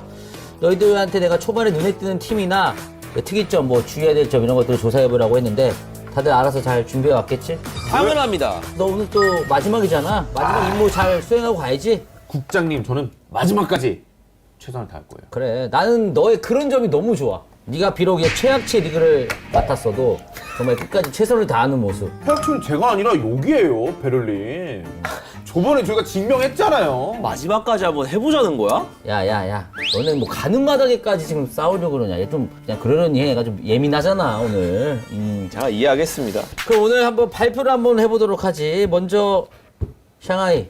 네. 너의 역할이 굉장히 중요한 거 알고 있지? 한번 시작해봐. 네, 국장님. 현재 LPL 1위가 내 팀입니다. 네? 복사를 한 거야? 아니 뭐 1위가 내 팀이라는 거는 공동 1위라는 건가? 아닙니다. 이번 서머부터 LPL 포맷이 대폭 변경됐습니다. 일단 이거부터 짚고 넘어가는 게 순리상 맞을 것 같아요. 네, 총 4개의 스테이지로 진행됩니다. 먼저 그룹 스테이지입니다. 이 스프링 성적에 기반해서 17개의 팀이 총 4개 조로 나뉩니다. 홀수기 때문에 D조가 5팀입니다. A, B, C, D. 각 조마다 서로 2번씩 맞붙는데요. BO3로 진행이 되고요. 그리고 이제 이번에 또 핫한 포인트였죠. 소프트 피어리스 드래프트가 진행됩니다. 거기는 뭐 적용을 해서 지금 진행을 하고 있구만. 맞습니다. 그리고 이제 두 번째 럼블 스테이지입니다. 그룹 스테이지에서 각 조의 하위권 2팀끼리 한 조로 묶이고요. 하위권 조로. 그리고 나머지 팀들이 상위권 조로 묶입니다. 비슷한 팀끼리 묶는구만. 맞습니다. 그리고 이제 2개 조 내에서 단 한 번씩 서로 맞붙는데요. BO3로 역시 진행됩니다. 상위조는 9개의 팀 중 7개의 팀이 플레이오프로 진출. 2개의 팀이 플레이인으로 진입합니다. 그리고 하위권 조에서는 4개의 팀이 플레이인으로 진출. 그리고 4개의 팀이 탈락입니다. 하위조에서는 반을 그냥 내치는구만. 좀 경기력 안 좋으면 빨리 보내는 거네. 그렇지. 좋은 선택이야. 왜냐면 우리도 그러거든. 정규리그 4주하고 우리도 2명 보내버려요. 그럼 뭐 LCK도 그렇게 해야 된다는 건가? 좀 약간 말에 뼈가 있네. 그러니까 무서워. 전 세계적으로 확대가 될 수도 있지 않습니까? 그만큼 경쟁력이 중요하다는 얘기겠죠. 2개의 어떤 단계를 넘어왔고. 맞습니다. 그다음이 또 있나? 세 번째입니다. 플레인 스테이지입니다. 여기서는 이제 상위조에서 8위, 그리고 하위조 4위가 없습니다. 그러니까 이게 어떤 식이냐면요. 상위조에서 아무래도 조금 더 높은 순위를 기록했던 8위가 하위조에서 가장 낮은 순위를 기록했던 4위와 붙고요. 상위조 9위와 하위조 3위, 하위조 2위와 1위 서로 이렇게 붙는데 여기서는 BO5로 순수하게 탈락 혹은 진출 결정이 됩니다. 완전 그냥 한 번이네 그냥. 그렇게 진행이 돼서 이제 마지막 스테이지 플레이오프로 총 10개의 팀이 순위에 따라서 유리한 대진을 지명받으면서 마지막 승부를 펼치게 되죠. 굉장히 복잡한데? 국장님 이해 못하신 것 같은데? 2단계까지 이해했고 3단계부터 조금 애매해졌는데 좀 어렵진 않고 이게 들으면 굉장히 어려운데 네. 아마 이렇게 한번 보고 한번 겪으면 아마 쉬울 거야. 그러니까 우리 그림으로 보면 이해하실 거예요. 그래. 아 이거 왜 바뀐 거야? 근데 이렇게 복잡하게. 아, 이게 또 제 개인적인 생각으로는 팀이 17개나 되다 보니까 상위권과 하위권의 그 격차가 심한 경기들이 소위 말해 좀 죽는 경기 느낌이 났었거든요. 스테이지가 상위로 넘어갈수록 이제 그때부터는 당락이 결정되는, 탈락할 수도 있다는 그 압박감이 이 긴박함을 좀 불어넣을 수 있는. 괜찮은데? 그쵸. LCK도 좀 적극 도입해야 되는 거 아닌가? 결국에는 약간 좀 경기력 안 좋은 애들 약간 좀 빨리 쳐내는 거 아닌가? 너 아까부터 무서워. 이제 어디 견제하는 거야? 어디야? LPL이 그렇게 하는 거 아니냐. 밑에 있는 내 팀은 이제 좀 빠르게 간다는 거 아니에요. 상대적으로 그럴 수밖에 없는 게 LCK는 팀이 상대적으로 적으니까 하위권 팀들도 경기력을 보여주는 경기들이 있는데 여기는 좀 격차가 말한 대로 좀 심하긴 하더라고. 그런 부분들을 좀 더 완화시키고 좀 더 팀들에게 우리 자칫 잘못하다가 끝날 수도 있다 리그가. 그러니까 그렇지. 지면은 탈락된다 그 느낌을 경기를 더 심어주기 위해서. 그러니까 이게 세계적인 트렌드라고 봐야 돼요. LCK도 그러니까 왜 그런 쪽으로 가? 그 얘기 하는 게 아니라. 그럼 LCK는 세계적인 트렌드에 지금 미쳐졌다는 거야? 야 보수적이라는 거 아니야 지금 LCK가? 약간 보수적이긴 하지. 좋았어. 다 편집될 것 같고. 자, 그러면 지금 진행되고 있는 상황에 대해서 한번 얘기해 보지. 1위 정도만 저희가 좀 짚고 넘어가면 될 것 같아요. 국장님, 현재 지금 어떤 메타인지 아십니까? 아, 지금 너 나 시험하니? 국장님 그런 거 모른단 말이야. 뭘 몰라. 요즘 핫한 게 뭐야? 정글 AP 아니야. 그래, 미드 AD. 예전하고 다르다고 지금. 그래서 뭐 브랜드 나오고 난리 났잖아 지금. 뭐 피들까지 나왔잖아. 열심히 보시는군요, 국장님. 국장님이 달라졌어야 하나 찍어야 되는 거 아니야? 방금 좀 건방지지 않았어요? 건방지다 너 또. 야 LCK는 봐 나도. LPL에서도 AP 정글, 특히 이제 말씀하신 뭐 브랜드, 니달리 이런 캐리형 정글들이 좀 나오게 되면서 저 아래쪽 바텀에서는 제리나 카이사, 메이킹이 가능한 하이퍼 캐리형 원딜들 딱 떠오르지 않습니까? 룰러와 카나비. 그들의 메타입니다. 또 진동인가? 맞습니다. 두 선수가 진짜 엄청난 캐리력을 보이고 있어요. 아 근데 거기 진동 369 나가가 좀 애매해졌다는 평가 있지 않았나? 탑에 있는 신인 쉬어가 LPL에서 스프레이 때 잘 쉬더니 서머 때는 적응을 너무 잘하고 있어요. 그래서 이제 전체적으로 밸런스가 맞아지니까 야가오 미싱의 안정감은 물론이고 말씀드렸던 그 룰러와 카나비가 어느새 POG 포인트 3회씩 강팀의 면모를 좀 보이고 있습니다. 사실 어느 정도는 불안 요소가 있어요. 카나비가 저점이 터지는 경우가 있긴 한데 가끔 그러지. 아 근데 그거는 해프닝일 뿐. 그거 고점이 워낙 또 높으니까. 그러니까 미쳐버린 고점 저희가 알지 않습니까? 카나비는 항상 뭐 조심을 해야 돼. 우리나라 선수긴 하지만은 너무 무서운 선수야 국제에서 만나면은. ACD에는 괴물 진동이 있었고 그럼 BCD는? 비조니까 혹시 비의 의지? 맞습니다. 와. 이 떼놓고 갈 수 없죠. BLG. 미쳐버린 체급의 5인 캐리팀입니다. 특히나 엘크가 이번 시즌도 역시 빛나고 있습니다. 엘크는 항상 뭐 잘하는 것 같은데 그럼 뭐 이번에도 BLG 우승 한번 노려봐도 되나? 아 근데 이게 체급이 미쳐버린 건지 정신이 나간 건지 게임을 좀 막 하는 경향이 있습니다. 여기도 역시 B로 시작해서 그런지 박치기야? 운영 그런 거 모르겠고 앞에 적이 있다? 그냥 일단 싸워. 우린 잘하니까 싸우면 이기니까. 그래서 이 마인드로 게임을 좀 하고 있는데 오히려 저희가 좀 너무 공격적인 선수가 아닌가라고 생각했던 빈이 팀 내에서 가장 얌전한 느낌? 그러니까 빈도 자기가 공격적이고 즐겁게 게임하는 줄 알았는데 아군을 보니까 본인이 정상인인 거구나. 나보다 더 이상한 애들이 지천에 깔려 있는 거지. 비는 또 어렸을 때 막 놀아가지고 정신 차린 거야. 원래 그런 애들이 철이 빨리 들어요. 그래. 늦바람이 원래 늦바람이 무서운 거야. 늦바람이 무서운 거라고. 그래서 이 팀 지금 절제가 안 됩니다. 팬들의 원성이 자자합니다. 근데 이런 팀들이 이렇게 막 하다가 온갖 경험치 쌓아가지고 갑자기 안정적으로 게임하는 경우가 있어. 정신 못 차리고 계속 이렇게 좀 날뛰어줬으면 좋겠네. 국제전에서 만나도. 자, 그러면은 뭐 B는 BLG. 그럼 C존 뭐 누구야? 네, C조는 네임드들이 모여있는 슈퍼팀 DS입니다. 스프링부터 그 상대적 약팀을 좀 잡아먹는 데는 원래 또 일가견이 있는 팀이었고 정글이 주를 이루는 그런 메타지 않습니까? 티안이 진짜 미쳐 날뛰고 있습니다. 근데 티안 그 친구는 항상 그 얘기가 나왔지만 뭐 큰 경기, 뭐 결승 이상한 모습 있었잖아. 괜찮은 거야? 무려 POG 5회입니다. 네. 단독 1위 아니야? 그 정도면 리그 내에서? 장난 아니지. 와. 근데 이제 또 국장님 말씀대로 아직은 좀 약간 스몰 게임 헌터일 수 있거든요. 그럼에도 불구하고 굉장히 강팀의 면모를 보이는 이유 중에 가장 큰 이유가 크렘. 미드 크렘 선수가 이제는 사실상 뭐 4대 미드 안에 들어도 되지 않을까. LPL에서. 벌써 그 정도야? 4대 미드? LPL에서. 근데 이 선수가 벌써 이렇게 또 성장을 했구만. 확실히 미드 정글이 세야 돼. 각 시드 1위마다 지금 엄청난 선수들과 엄청난 팀만 보이고 있는데 디조는 좀 약하겠지? 강합니다. 단지 이름을 들었을 때 좀 당황하실 수 있어요. 애니원즈 레전드. AL입니다. 애니원즈 레전드? 애니 잘하는 팀인가? 아니. 뭐야? 어떻게 받아야 돼 이거? 쳐내죠? 상태 안 좋은 것 같은데. 너 손잡고 같이 가. 아니 근데 사실 애니원즈 레전드는 이 정도의 기량을 선보이는 팀은 아니었는데. 맞습니다. 여기 더군다나 같은 조에 웨이브 게임, 와우, NIP, 막 IG 이런 팀들 지금 같이 즐비하고 있어요. 근데 어떻게 1등을 달리고 있는 거야? 그런 팀들 사이에서 사실 뭐 1등 하는 게 쉽지 않을 텐데요. 뭐 리빌딩이 됐어? 정확하게 짚었어. 사실 엄청난 변화가 있었습니다. 탑에서는 아러가 영입이 됐고요. 아러가 왜 된 거나 알아?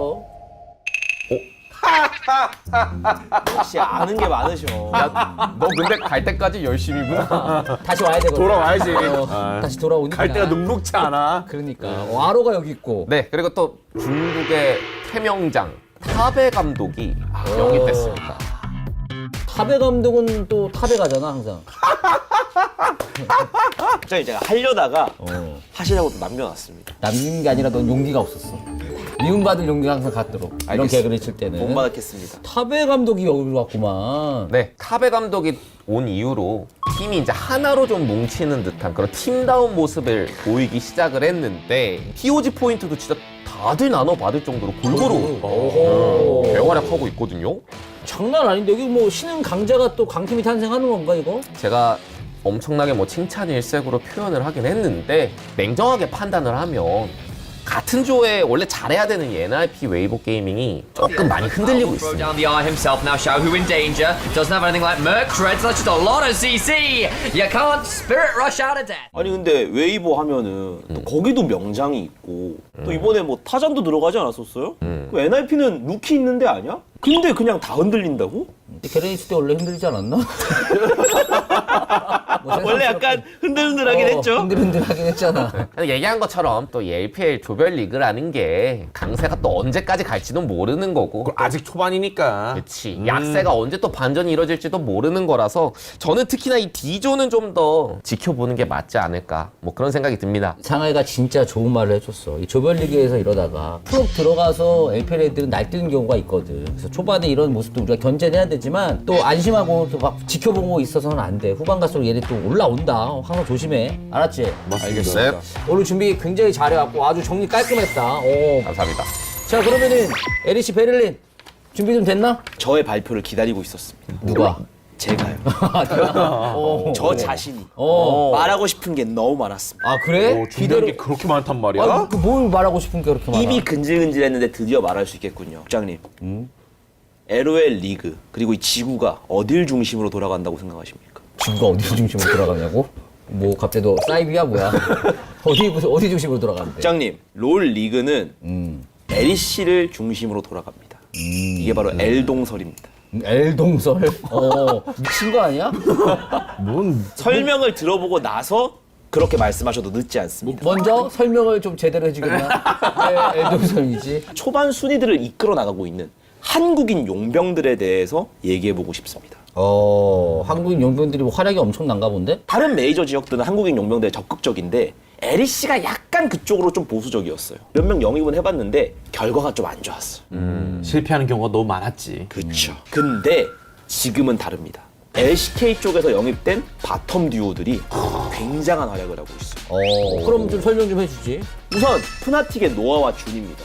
이 두 선수는 지금 익숙하죠? 친숙하지. MSI도 나왔으니까. 맞습니다. 근데 그때 사실 MSI가 진행되면서 좀 어려워하는 모습도 있었는데 아쉬웠지. 거기에서 무너지는 게 아니라 경기력으로 그걸 녹여내면서 지금 푸나틱 상위권에 자리하는데 굉장한 기여를 하고 있습니다. 이 둘의 활약이 엄청나다 이거지. 그런데 이 둘의 바텀만 활약하는 게 아니라 또 새로운 친구들이 생겼어요. 사실 뭐 노아주는 우리가 알고 있었으니까.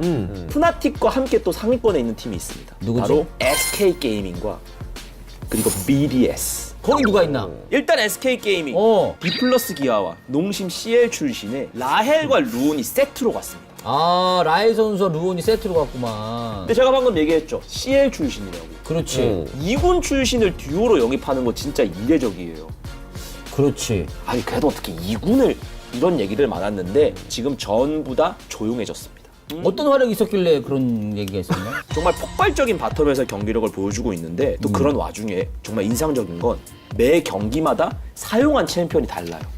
챔피언 폭이 넓다는 건가? 자체 피어리스를 진행하면서 바텀 쪽에서 굉장히 다양한 챔피언 폭들을 시도할 수 있다. 이런 것들을 보여주고 있고 그 힘에 근거해서 SK 게이밍도 지금 상위권에 자리하고 있습니다. 아니 근데 뭐 신인들인데 챔프풀이 왜 이렇게 넓어? 그게 또 이 CL에서 연마된 게 아닌가. 사실 뭐 우리가 2군이라고 하지만 거기도 항상 자체적인 리그를 계속 진행하고 있기 때문에 경쟁력이 있다고. 그렇죠, 그렇죠. 특히나 또 한국이 코리아 딱 붙으면은 일단은 인증 끝난 거잖아. 햇섭 마크 붙은 거예요. 그럼 뭐 이게 끝인가? 근데 또 BDS 얘기하지 않았습니까? BDS도 저번에 한번 설명했던 그 아담 선수의 이슈. 근데 그 이후에 더 성숙해진 아담.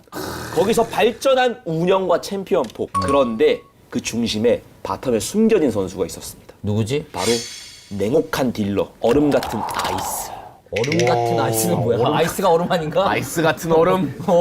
정신 차리고. 이 아이스가 제리를 앞세운 하이퍼 캐리 원딜도 잘 다루고 거기에 이제 바루스, 뭐 진, 이즈리얼 같은 좀 견제형 챔피언들을 이렇게 한 스푼 얹어주면서 전반적으로 이 선수가 소화할 수 있는 챔피언 폭이 참 넓어요. 이 정도로 지금 뭐 한국인 용병들이 활약을 하고 있으면 우리나라 선수 영어를 공부할 게 아니라 유럽 선수들이 한국어를 좀 공부해야 되는 거 아닌가?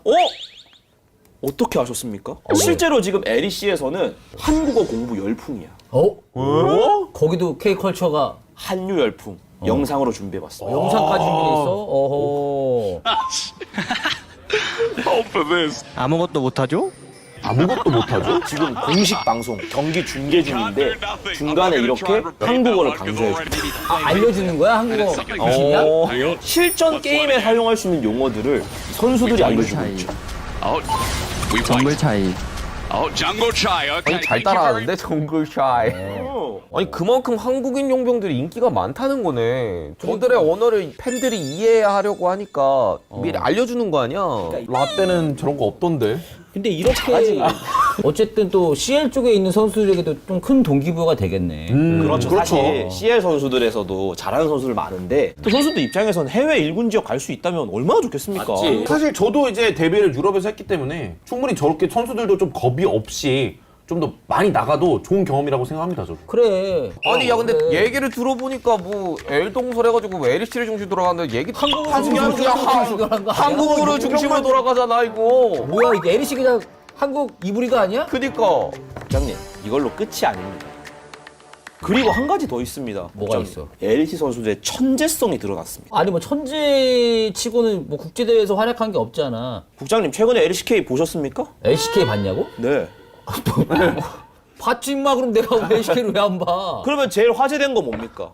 여러 가지 많지. 화제된 게 한두 가지야? 이번 주에? 캐니언의 자이라 정글, 초비의 마나문의 코르키 다 보셨습니까? 그게 어디서 왔냐면 LEC에서 왔습니다. LEC에서 캐니언도 보고 초비도 보고 모두가 보고 배우는 LEC. 그리고 그 가르침의 중심에 누가 있겠습니까? 누가 있어? 누군데? 오랜만에 외쳐봅니다. 엘료야. 이 있습니다. 그냥 패치노트가 더 빨랐던 거 아니야? 그러면 먼저 개방하든가. 아 근데 말만 그렇게 하지 말고 뭐 준비된 거 없어? 자이라 같은 경우에도 활약상을 모아봤습니다. 한번 보시죠. 그래. 보시면 벌써 딱 이렇게 세다 노틸 자이라 하고 있지 않습니까? 딱 이렇게 딜갱킹 해주고 4까지 먹었네. 초반에 이렇게 킬 먹으면은 그냥 정글 속도가 너무 빨라가지고 자이라가 지금 챔프 자체가 Goes in, gold card. Mirwan waiting as long as he can. 온다. 엘리오야 온다. 여기 옆에서 3명?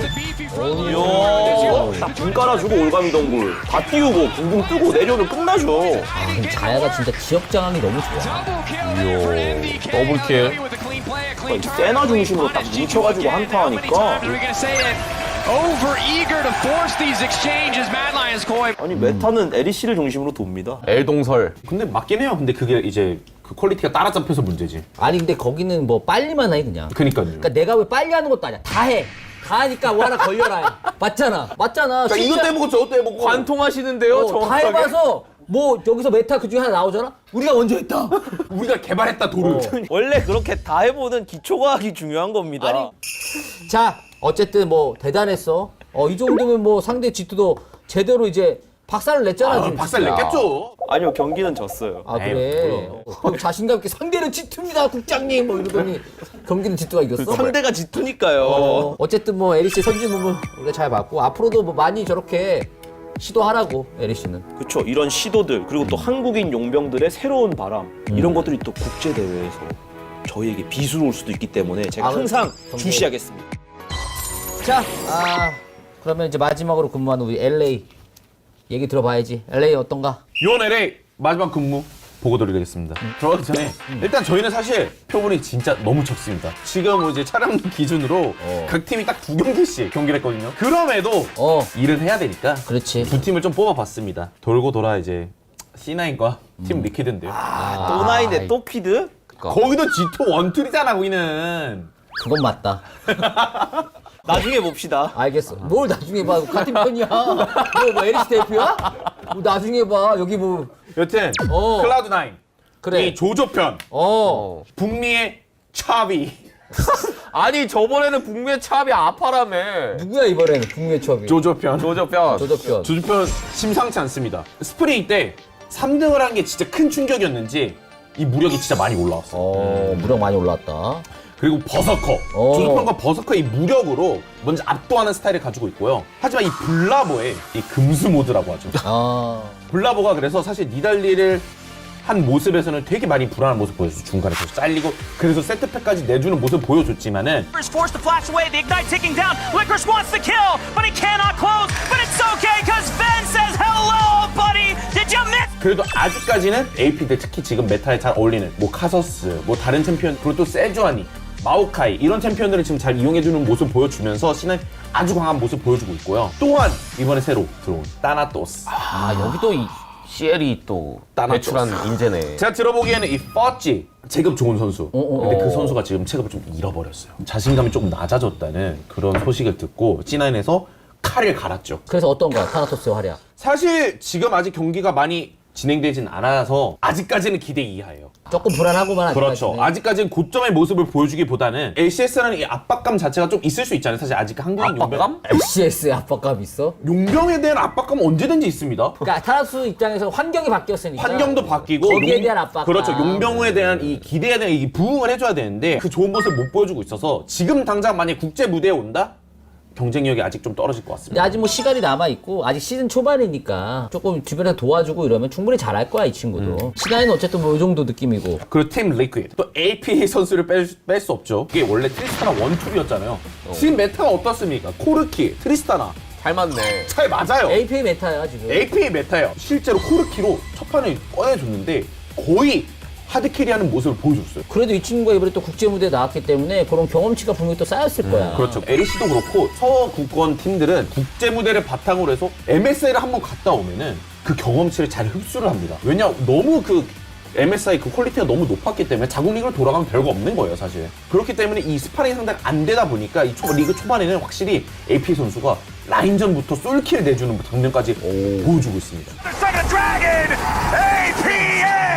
진짜 제대로 스텝업했네. 그리고 또 한국인 듀오 엄티와 이 임팩트 선수가 합정글에서 그냥 완전 꽁승을 가져가요. 너무 쉬워. 그냥 2대2로 그냥 만난다 하면은 무력으로 압도해버립니다. 임팩트 선수가 또 럼블까지 기용을 해주면서 그렇지. 너무 좋은 모습을 보여주고 있고 그리고 또 밑에 연 선수와 폴제이죠. 호장전 선수가 계속 그냥 뭐 애쉬, 칼리스타 이런 걸로 하면서 라인전부터 압도를 해버리고 있어요. 그래서 저는 진짜 계속 이 압도하는 이 모습을 C9까지 C9과 만났을 때 어떤 느낌인지 칼과 칼이 부딪혔을 때 한번 보고 싶습니다.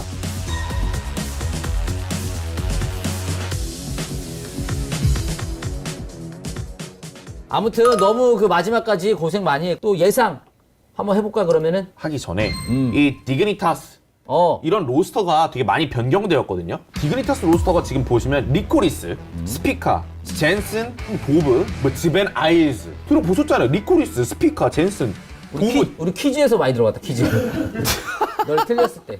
국제무대 항상 나오는 알지. 개근상 맞는 친구들이에요. 스피커도 실제로 저는 같이 했던 그 정글러 친구. 그 얘기 되게 자주 한 거. 거의 그거는 공식이야. 스피커 얘기할 때마다. 그래서 저는 디그니타스도 지금 되게 좋은 모습을 보여주고 있다고 생각하고요. 실제로 지금 세트승도 많이 가져간 상태고 2대0도 있는 상태고요. 그럼 디그니타스 결승 가능? 저는 일단 최소 3, 4등은 봅니다. 최소 4강 이상. 그만큼 경쟁력까지 결승까지 갈 수 있는 힘을 가지고 있는 상태로 보고 있고요. 그래서 결승 대지는 클라우드 나인과 팀 리퀴드. 설명 그렇게 했는데 구절구절 얘기하더니 결국은 이번 서머의 훈이 스픽은 C9 대 TL. C9 대 TL. 일단 두 팀 큰일 났구만.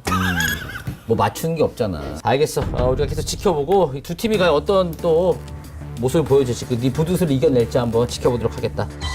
자, 다들 오랜만에 근무인데도 그래도 열심히 다들 수행을 해줬어. 자, 아무튼 우리가 또 빠르게 또 월즈를 위해서 분석을 해야 되니까 또 중요하잖아. 월즈 또 가져와야지. 월즈는 계속 우리 거야. 분석도 분석해야 되니까 열심히 하고 다들 고생 많았다. 여기까지. 자, 해산! 는 아니고 오늘 또 훈이 또 마지막이니까 준비한 게 있다. LA 서프라이즈인가요? 너무 눈물 난다. 자, 그동안 우리 고생한 훈이를 위해서 선물을 준비했다. 허걱. 우와 대박. 헐. 와, 뭐야?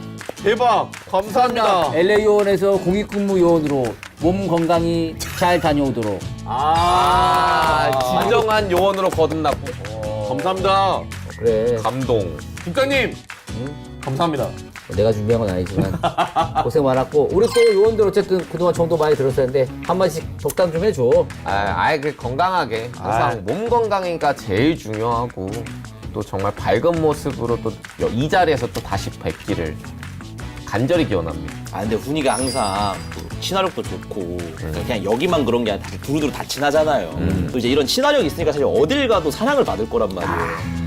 다른 데 가서도 또 새롭게 만나는 사람들이랑 잘 어울리면서 멋진 모습으로 다시 돌아왔으면 좋겠습니다. 그래, 말 잘했고 사실 훈이 뭐 친절. 데뷔 때부터 내가 봤지만은 적응력이 좋아 말한 대로. 봐봐, 뭐 푸나틱에서 했지, 북미 갔지, 또 여기 와서 해서 친화력 너무 좋으니까 그것도 잘 적응할 것 같고 진짜 몸 건강히 잘 다녀올 수 있도록. 팬들한테 한마디 해. 어떻게 보면 되게 짧으면 짧은 시간이었지만은 다들 다 이렇게 다시 또 반겨주셔서 정말 감사드리고 저는 항상 여러분들 곁에 있을 겁니다. 저도 이제 같은 롤 팬들 중에 한 명으로서 남을 테니까 제가 돌아왔을 때 다들 살아있으면 좋겠네요. 살아있으면 좋겠어. 살아있을게. 노력해볼게. 아니, 남아있으라고? 그러니까 이 자리, 이 장소, 이 분위기 모두 다 이 사람 다 돌아왔을 때도 다 살아있으면 항상 건강하게. 살아남는 자가 강한 겁니다. 그래, 다시 박수! 몸 건강히 잘 다녀오길 바라겠습니다. 마지막이니까 네가 멘트 한번 해줘. 알겠습니다. 모두 해산!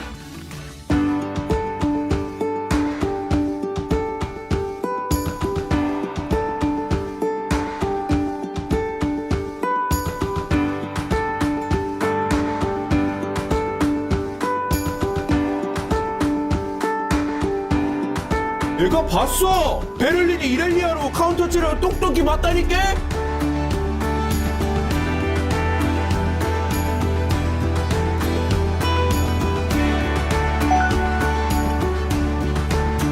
다녀오겠습니다. 파이팅.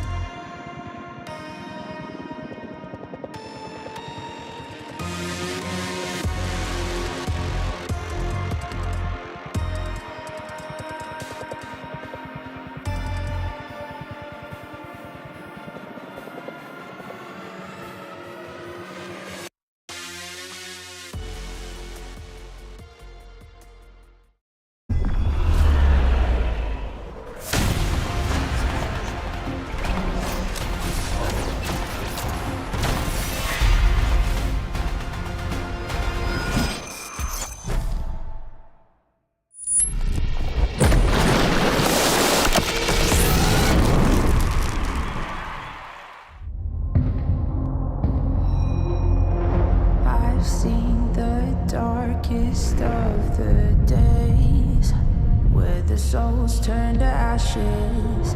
It made me who I am today. I escaped from the latches of the shadows chasing me down. I'm not gonna run, I'm standing my ground. Wherever I go, fear does not follow. Even when the storm hits and hell is abound.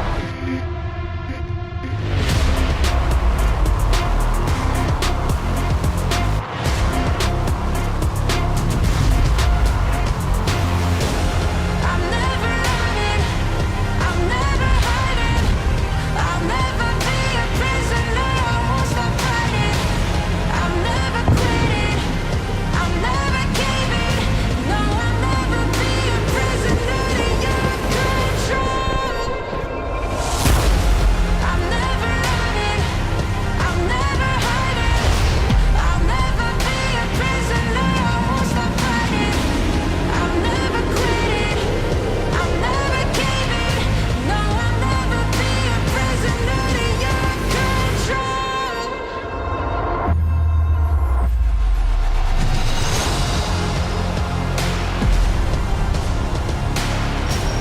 I'll never be a prisoner, I won't stop fighting. I'm never quitting, I'm never giving. No, I'll never be a prisoner to your control.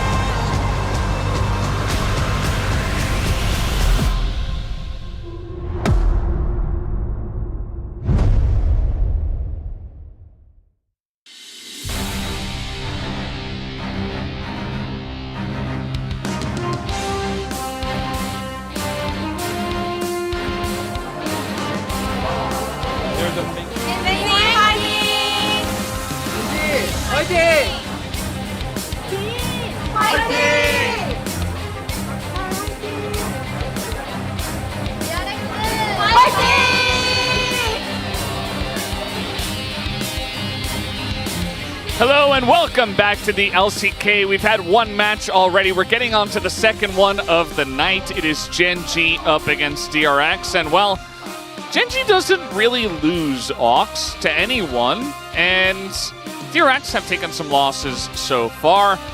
Gen G definitely the favorites right now to be on the top and maybe even get a very strong season record. How are you feeling about this matchup? You know, I feel like other than the series against Nongshim, DRX's play has kind of inspired some more hope this season, and it is about to be crushed by Gen G. Oh no! I'm gonna be honest. If they get a game, if they get a single game, that's huge. No one has taken a game of Gen G so far. So, I mean, I'm not gonna sell it any other way. DRX, if they come out with a good effort, if they get a game, it's massive. Because Gen G, like sometimes we see, obviously we haven't won MSI in a very long time in the LCK, but in the LPL they had this thing called the MSI hangover, you know? Yeah. Finish MSI, you come back. One time RNG did it, they went 2-6 in summer. Gen G have got an amazing hangover here because they just haven't faltered. They look better, you know? They were the best team in the world at MSI, and they look better now. Yeah. Canyon's unleashed on these carry picks, so it's a hard one for any team to match up into. You know, T1 struggling against Gen G, but DRX, it is a big battle to do. And unfortunately, DRX's early momentum kind of fallen to the wayside. Yeah, it definitely has. I mean, DRX, you know, they got that 2-0 over BNK FureX, and, you know, there was some hype behind that. They got the one game against Nongshim, but then, you know, one game against Nongshim isn't a win. So, certainly in a rough spot right now. And really the story is just about Gen G and the fact that they just don't lose. The only undefeated Zyra jungle is Canyon. And, you know, it had a 700% increase in solo rank pick rate. Also, you can play any AP jungler. I mean, they can play anything. Part of the reason why they're so good is that they're so good at so many different champions. Yeah, I'm going to be real. I'm pretty sure for 24 Summer, Canyon's undefeated on every single jungle pick he's played. And I'm very confident in that statement. You know why? Because they haven't lost. It's just that. Thank you. That's why we hire you to analyze the games. Yeah. You know, we don't need like 10 analysts. We couldn't have done that without you. Yeah. Thank you, Aux. You're welcome. Rascal is now starting after 5 matches since opening day. He has played, but this is the first time he's starting. Look at this quote. Head coach Micro says for any macro issues, Rascal needs to step in, but the micro issues, maybe they have head coach Micro. Maybe he should change his name to Macro, and then they won't have any other, future issues with Macro. Coach should change his issue to Macro, and then they have Micro. They cover exactly. those bases. There you go. Well, they're up against Gen.G, who doesn't seem to lose, doesn't seem to know how to lose, and up against DRX, they are the heavy favorites coming into this one. And the story is kind of, golden road for Gen.G, but also, how good is this season really going to be? I mean, they might just go undefeated the whole way. It doesn't really look like any other team is very close. And there's a lot of hype behind that. It's still very early on, but already a lot of people talking about, the possibilities for this team. Yeah, I mean, their performance has been so solid. And it feels like the weaknesses they had in spring, and there weren't many, feel like they've really been shored up, I feel like Pays and the Hens have been looking a lot better. Pays in particular has had some big carry performances. He did in spring, but it felt a lot more like the team gave him the resources. His Ezreal's been crazy pop-off. So really strong. DRX, they're kind of figuring out which top laner they want to stick with. They haven't really decided in that regard. I think we saw this last time, but Teddy and Pleta have been the shining lights for the roster. Who's looked good though. Sponge has had some solid performances. The whole team looked like they leveled up. And I feel like it's only that Nongshim series which kind of made us question mark because, I mean, realistically, their most recent matchup... T1. I don't think... Losing to T1's fair enough, and losing here to Gen.G is fair enough, but it's just hoping we see a bit more because even though obviously we have some veterans on this roster in Rascal and Teddy, but the other players are not as experienced and they can grow over the course of the split. And key players... The KP being highest LCK Fierce for Teddy is no surprise. This team is so reliant on him to be that big damage threat in the team fights. Hey, but Ox, I found an angle here. The damage percentage for Pays is really low. That must mean that he doesn't do a lot of damage, right? Well, you'd think that, but he's actually second in DPM. And he's also first in damage per goal. He's suffering. Wait, he's Fierce for damage? That's a very hard one to get, because normally if you're on a team like Gen.G, you have a lot of gold. So having that much damage per gold is insane. It just means that his teammates are doing insane square amounts of damage. Pays has this teammate, I don't know if you've heard of him, plays mid lane. He's pretty good. You're talking about what's his name? Fly, right? No. Not Fly. No. Canyon? No, Canyon's GBM? No. Look, we're kind of embarrassing us. I don't know. I don't know. On Gen.G It's just escaping. I don't know who that is, escaping me, but I've heard he's pretty good, so... Maybe if I CS better, I'll know. Yeah. I'll be a little inspired. Maybe if you pray a little bit more. Yeah. You could pray to many different things. Canyon also looking very, very good nowadays. We talked about his champion pool, can play a lot of AP stuff. He looks very satisfied with himself You know today. what? Canyon fans are feasting, because I think the first split, they were like, oh god, it's tank Canyon. Is this his fate permanently? No, it's just a meta. And now he's playing these carries and stuff, and it just feels like such a return to form. A lot of people, a lot of fans... Oh, it's this guy, Chovy. Oh, that's who they're mid lane. Yeah, forgot. Yeah. Weird. And I think this team, really, I'm just wondering when and if the cracks start to show. Do we see teams start to challenge them in areas? Does the meta need a shift?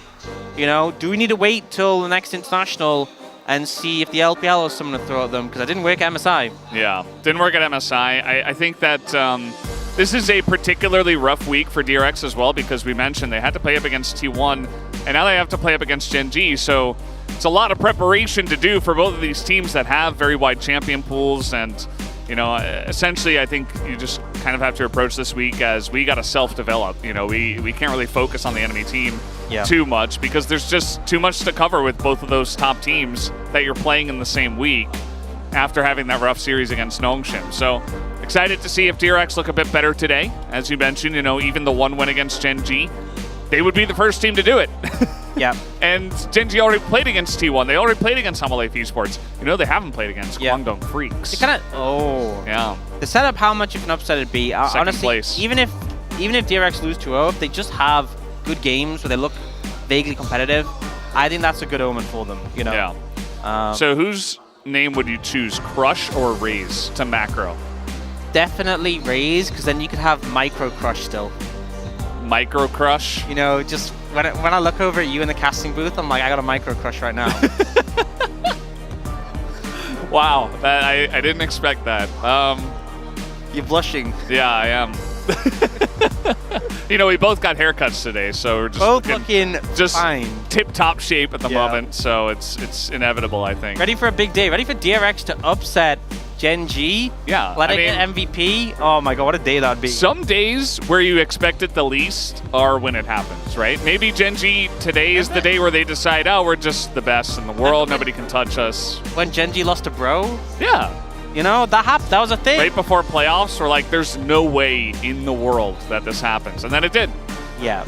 So I think we should say that again here. There's no way in the world this will happen. Yeah, well, I'm setting it up. Doing the legwork. Thank you for setting it up. I am curious about the side selection. Yeah, but that's the spoiler. We're supposed to pretend like we don't know. Oh, we don't have until it comes up, and then yeah. I'm so sorry. I just gave everyone a look behind the kid, and they're gonna be like, "Wow, they knew this whole time." Every time Brendan pretend he's like, "Oh, I'd love to see." These two are married. They watch Gen G every day. That's so cute. The thing I'm wondering about though is that Gen G League team doesn't play every single day. Maybe they rewatch the games. Are they watching like the Valorant team? Also very good, just won an international tournament. Well, I know. They won the international, and also Gen G League won the internationals. Yeah. They were kind of feasting. It's a good day to be a Gen G fan. Good, a good time, yeah. Yeah, maybe they just watch old games back, and they're like, oh, it's a great one. Yeah. They avoid maybe like 2023 Worlds, 2022 Worlds, 2021 Worlds. Maybe 2024 MSI, they watch that one back. Yeah, maybe they watch past LCK finals, right? There have been a lot of those in a row that Gen G has won. So those are good ones to watch. Yeah, maybe like, which one do you want to watch tonight? Oh, the one Gen G won. Gen G have other teams too besides League and Valorant. Yeah, but maybe they say like, which one do you want to watch? The one Gen G won. Oh, you're going to have to narrow it down. Yeah. The one where they played against T1. Okay, again. Not helping. That doesn't narrow it down at all, actually. One where Chovy played well. Okay, still got the same amount. Yeah. Well, guys, we have our issue fixed, and we're ready to jump into the draft. Gen G will be on the blue side here. And Sejuani is the first ban against Sponge, who oftentimes does get that ban against him. Yep, and I feel like Gen G are a team who, even when they are so dominant like this, they still give respect to their opponents. Like, they'll still ban out picks they know have been working well for the team. Zyra ban, classic, standard ban. Gotta be done. Yeah. And I think ultimately, you know, sometimes with CT1 do a bit of happy game against the weaker teams. Gen G feels like they're all business. They come here to crush their opponents, and not expected to stop here. We'll see what the final ban here is. Still, Skarner actually gets taken away. Yeah. K'Sante kind of stands out as not having a rival right now, although Keen, here's the problem. Playing into Keen, he has so many picks that he's comfortable playing into that K'Sante, so still a pain point. We still have the likes of the Ashe left open with the Callisto ban. Senna still available. Senna Nautilus available. Gen G could first pick the Senna. Looks like they are going to go for that. Yep. Hayes CS number is going to take a hit on the back of this, sadly. Yeah, you know, his damage percent maybe a little lower than normal. Yeah. Unfortunate. Corki now coming through, I think, makes a lot of sense because it stops Chovy from playing it, but also just the picks being solid. Does make me wonder if we see DRX lean into an AP jungler in this one. Maybe his damage per gold is so low because he plays so much Senna. That would make sense. That would make sense. Okay, anyway, Leona is going to be picked here. Yeah, this has been really high priority for DRX. They love giving Leona over to Platter, and he does make it work, but this is just going to likely secure the Senna Nautilus, and with the Lily, no. You have the setup, you have the range. What are DRX going to round out their composition with? Maybe, do they go something like the Talia jungle is an option if they want to have a bit of AP? Maybe they could go, like, I was going to say like a Ziggs, but they're looking at the Kai'Sa, look at the Ashe.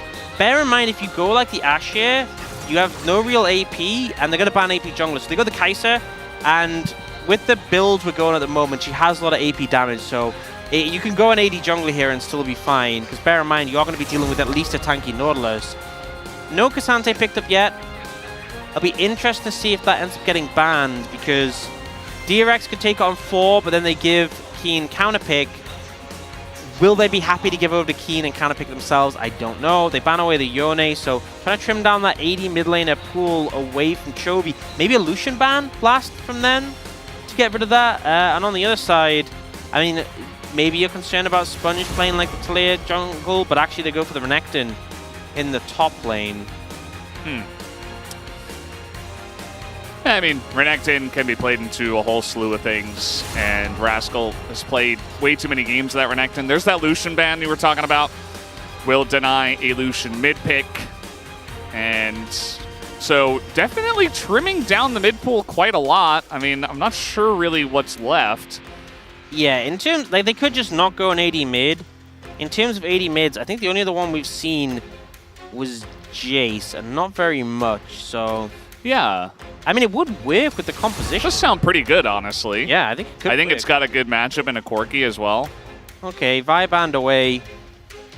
I think the thing is as well is, like, you have a long-range comp from Gen G. Talia can suffer a bit into, like, long-range poke.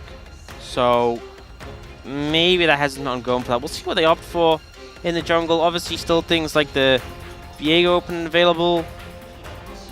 Looks like they are going to cement the Talia. You know, gives them... I said, obviously, the Kai'Sa has a decent amount of AP in a build, but it really solidifies the AP damage coming out from that Talia. Good if you can get on top of the Nidalee, but maybe need a bit of extra CC to lock that one down. And it looks like they're not even going to go for an AD mid here. Toying with the idea for Hui. It would really cement the range and poke potential on this composition. And that is a scary prospect to deal with. The engage is going to have to be so crisp from DRX. Yeah, it definitely is. I mean, Hui, certainly pretty meta nowadays, being picked up more and more often. You don't have to go solo AP Nidalee, as you were pointing out, Ox, so feel like it's pretty good. Now the Kennen is also going to be selected here blind. Bit of an interesting one. It's weird because they have such a heavy AP topside that only AD threat is the Senna, and Rascal's locking in Malphite? What? This is a champion who likes to build armor, and you're against triple AP topsides, which is... I mean, okay, so on the one hand, I get you need engage, right? You need engage against this composition of Gen G that outranges you. I also know that Rascal loves Malphite, but I can't feel good about Malphite into Kennen Nidalee Hui topside. That just... that just doesn't feel super fantastic. No, it doesn't. I mean, it's pretty interesting. I think that Keen, he just wanted to kind of cancel out any kind of, you know, top melee kind of bruiser or tank kind of pick like Xante or even potentially the Malphite. He did the lip reading again. He lip read the Malphite. Yeah, you know, maybe. This says, you know, send us home early, Gen G. I am hungry.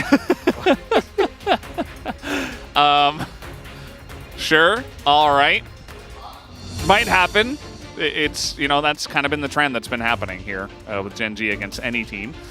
Yeah, I mean, I'm not fully sold on the composition, but I do understand how it's going to operate with the poke. As for DRX, like I said, engages need to be super crisp. They need to get onto these squishy backliners and not fall too far behind early. Well, let's see how game number 1 goes and see if everything pans out the way we expect it. Let's hop onto the Rift. 수환사의 협곡에 오신 것을 환영합니다.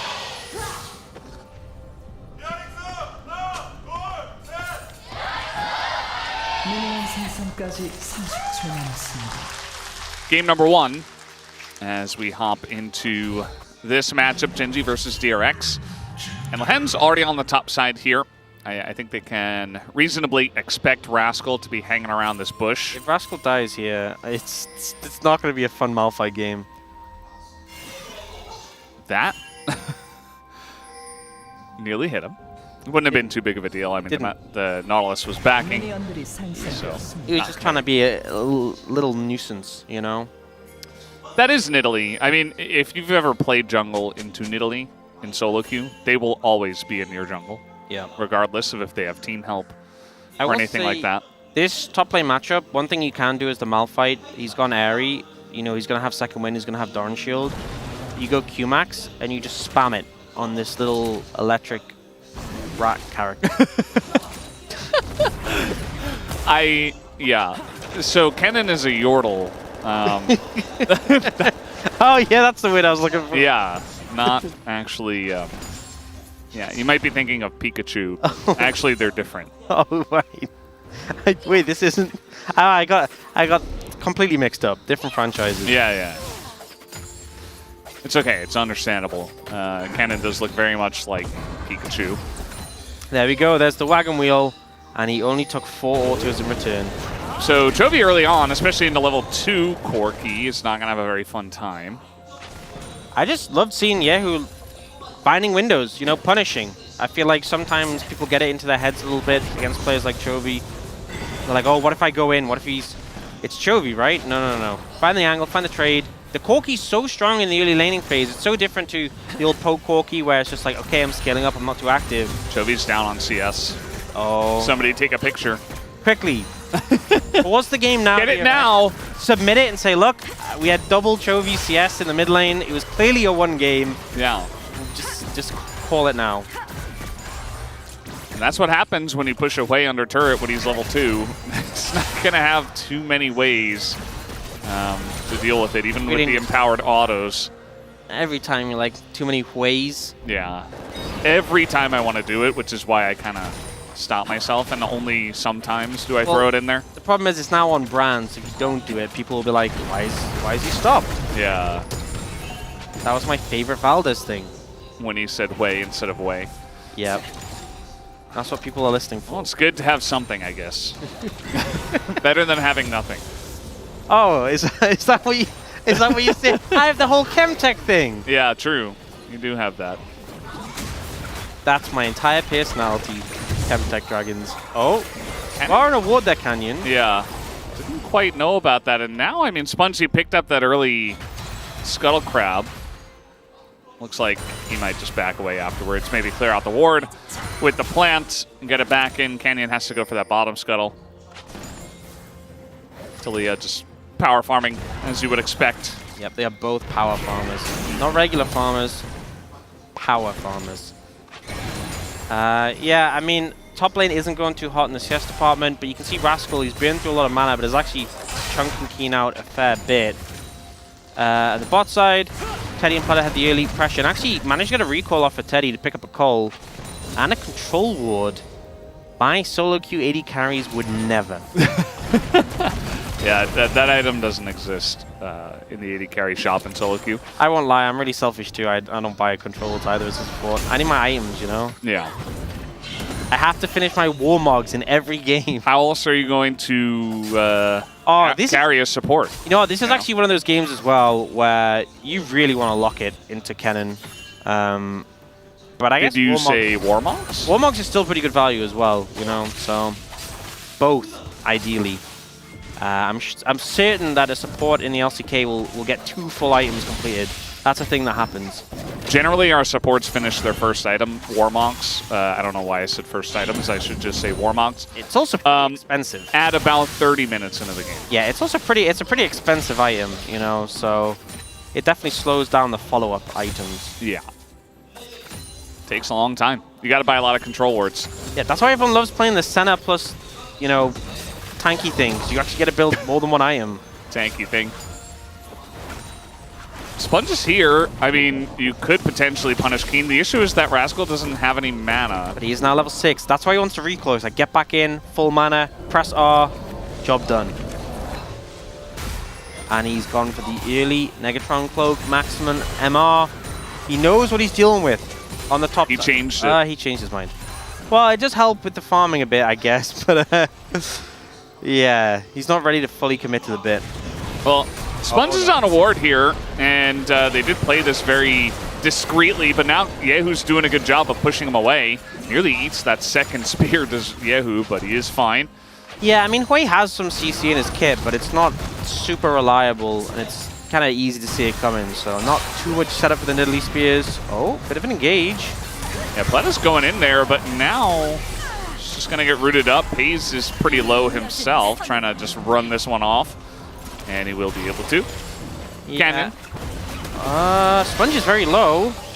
Sponge is taking a lot of damage. Also, the strike from the air, and now the cannon goes in, and immediately they both get stunned up. Rascal gonna ult away, and still gets hit by the spear after the flash. No way!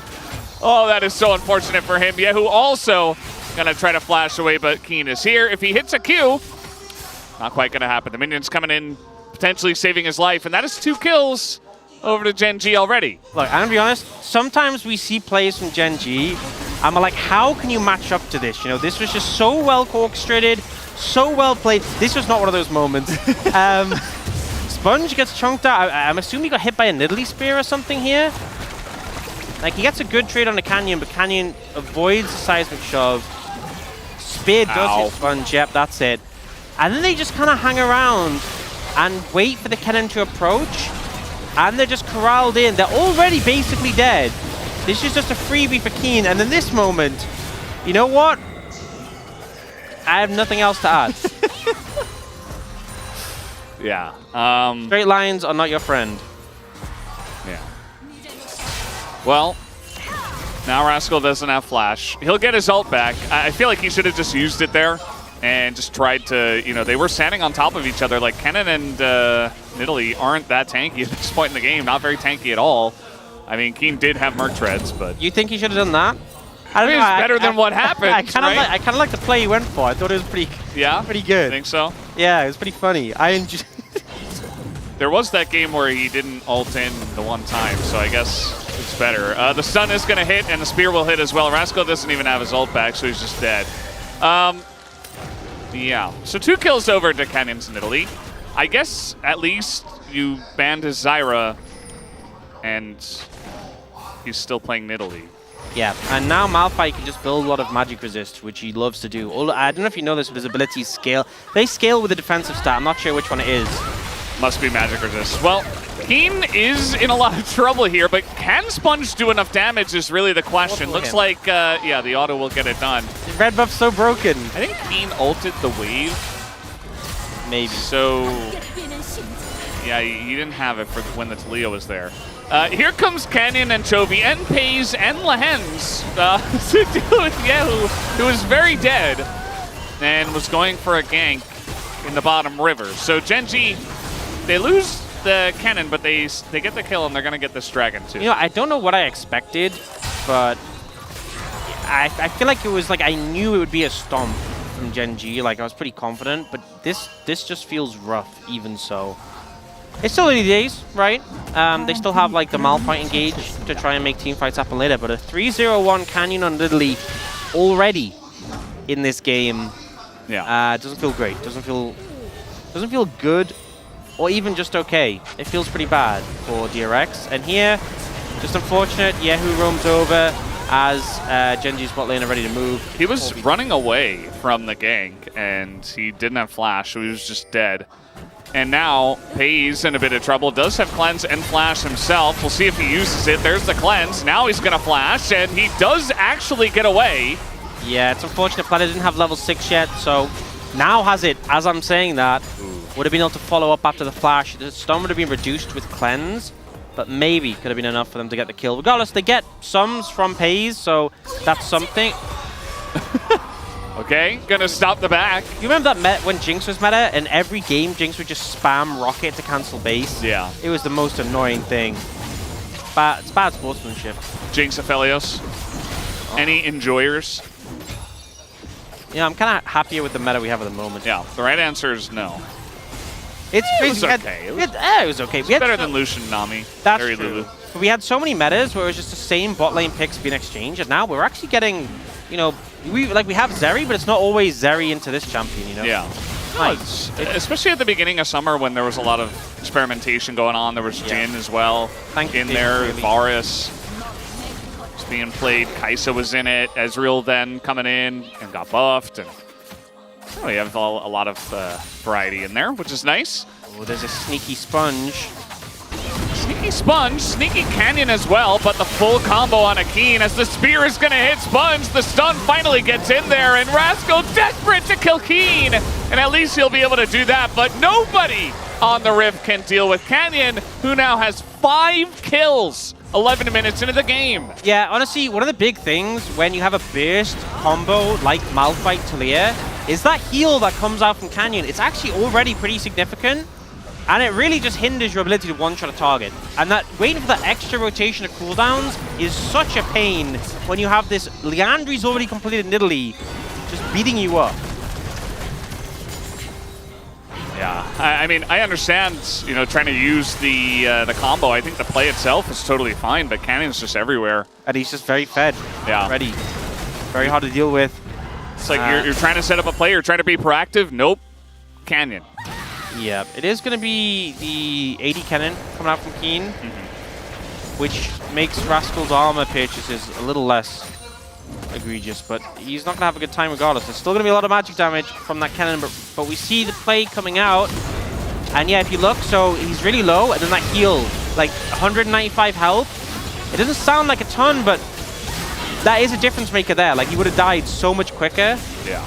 And they still probably would have lost, I mean, they would have lost a 2v2 regardless, but maybe Rascal gets out, potentially.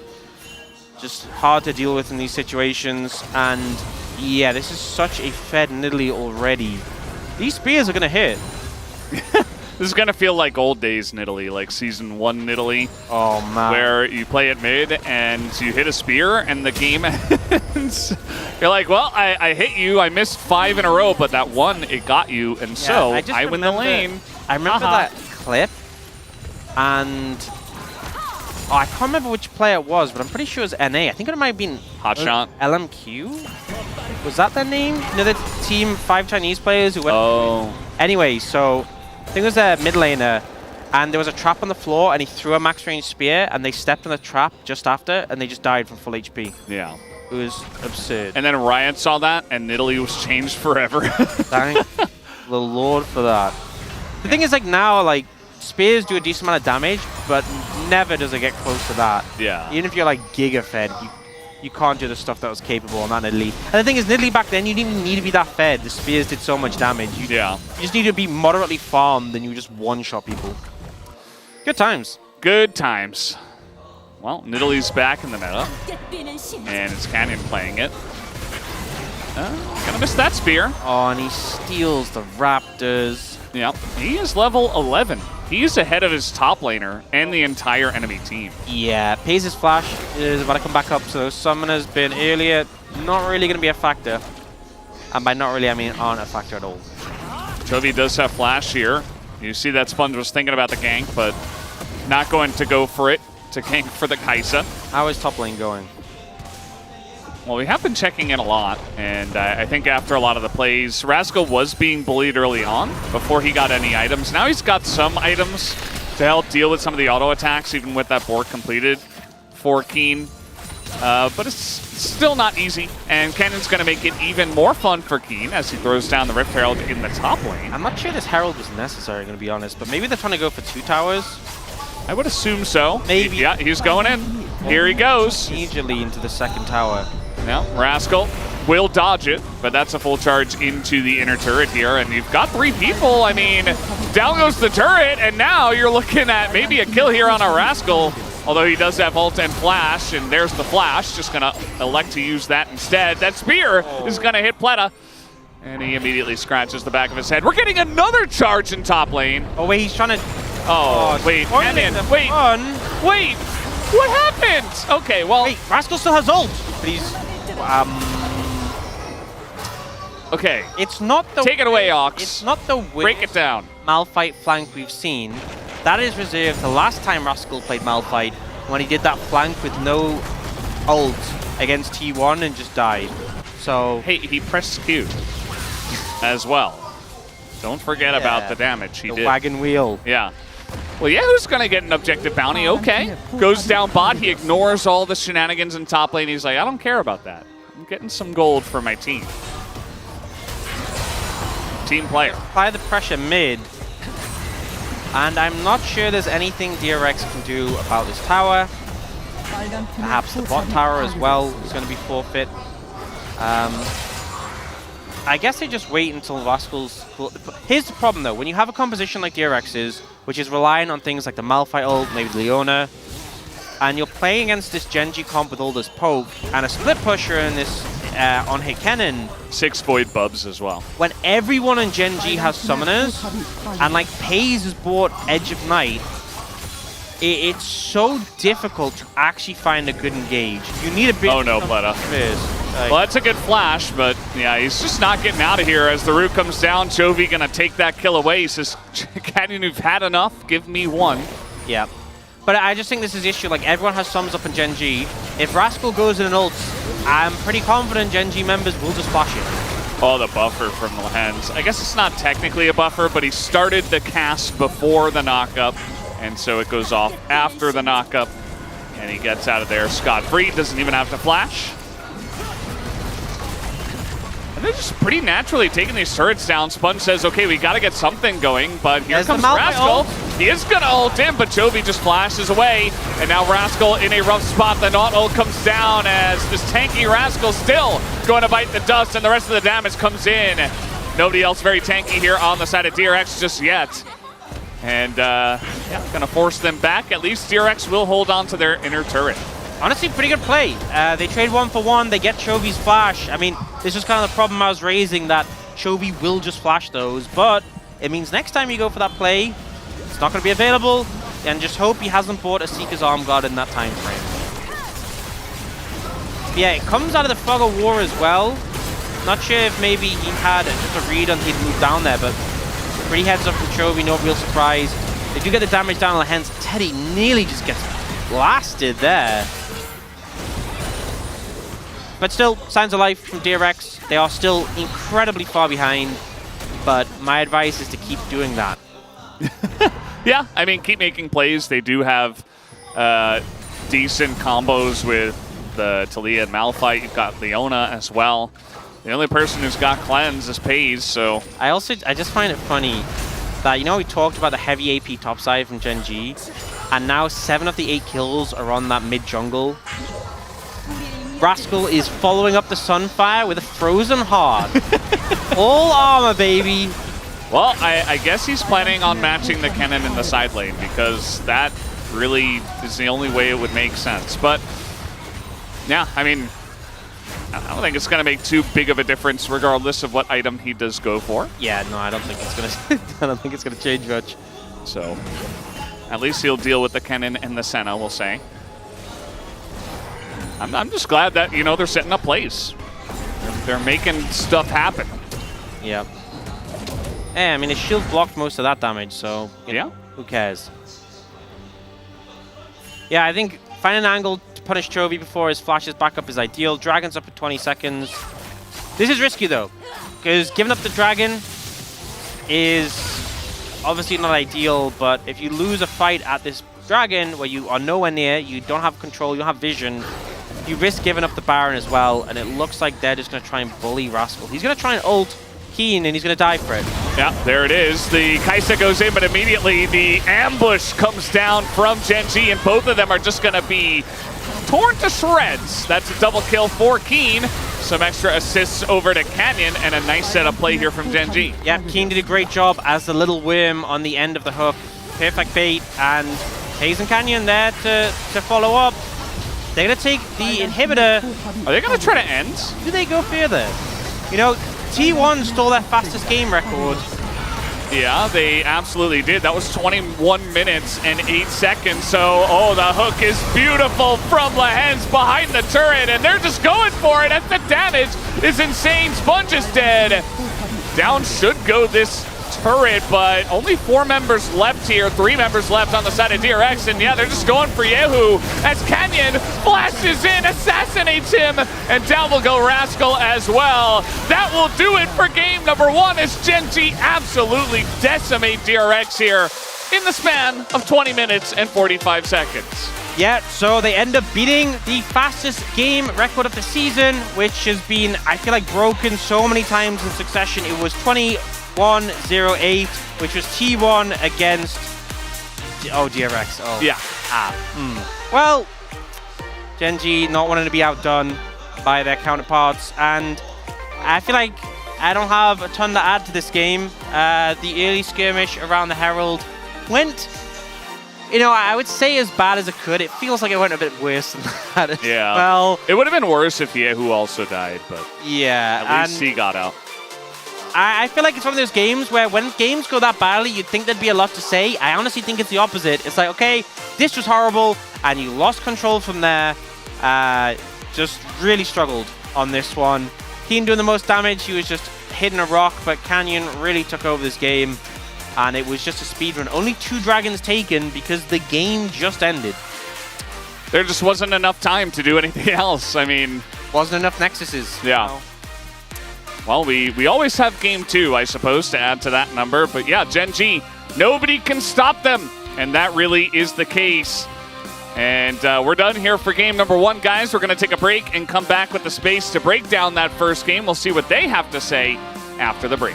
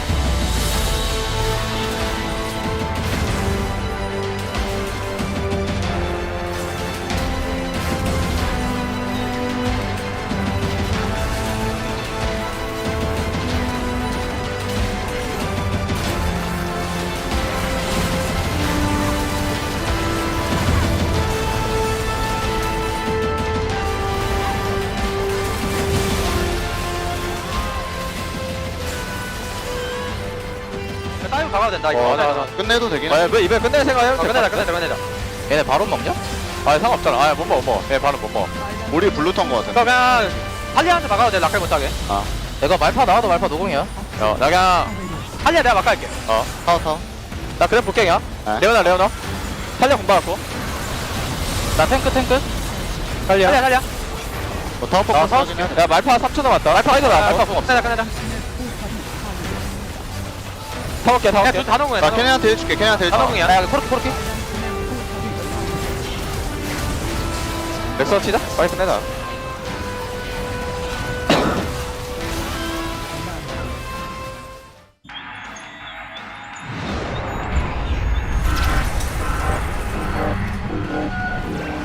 Citizens of Final City, you must choose. Either bow before the Primordians, or break before me. We are... Message deleted. Next message. It's a Flowey. I received a report of some new tech spotted on the outskirts. I'm going... Message deleted. Next message. Message. Really? Is this thing even on? The darn glass door won't open. Message deleted. Next message. Hi, friends. It's Seraphine. But, you probably already knew that. Anyway, did you see all that smoke past the outer wall? I'm gonna go check it out. Gotta stay vigilant, you know? Commander out. Ugh, that sounds so grand. Message deleted. End of messages.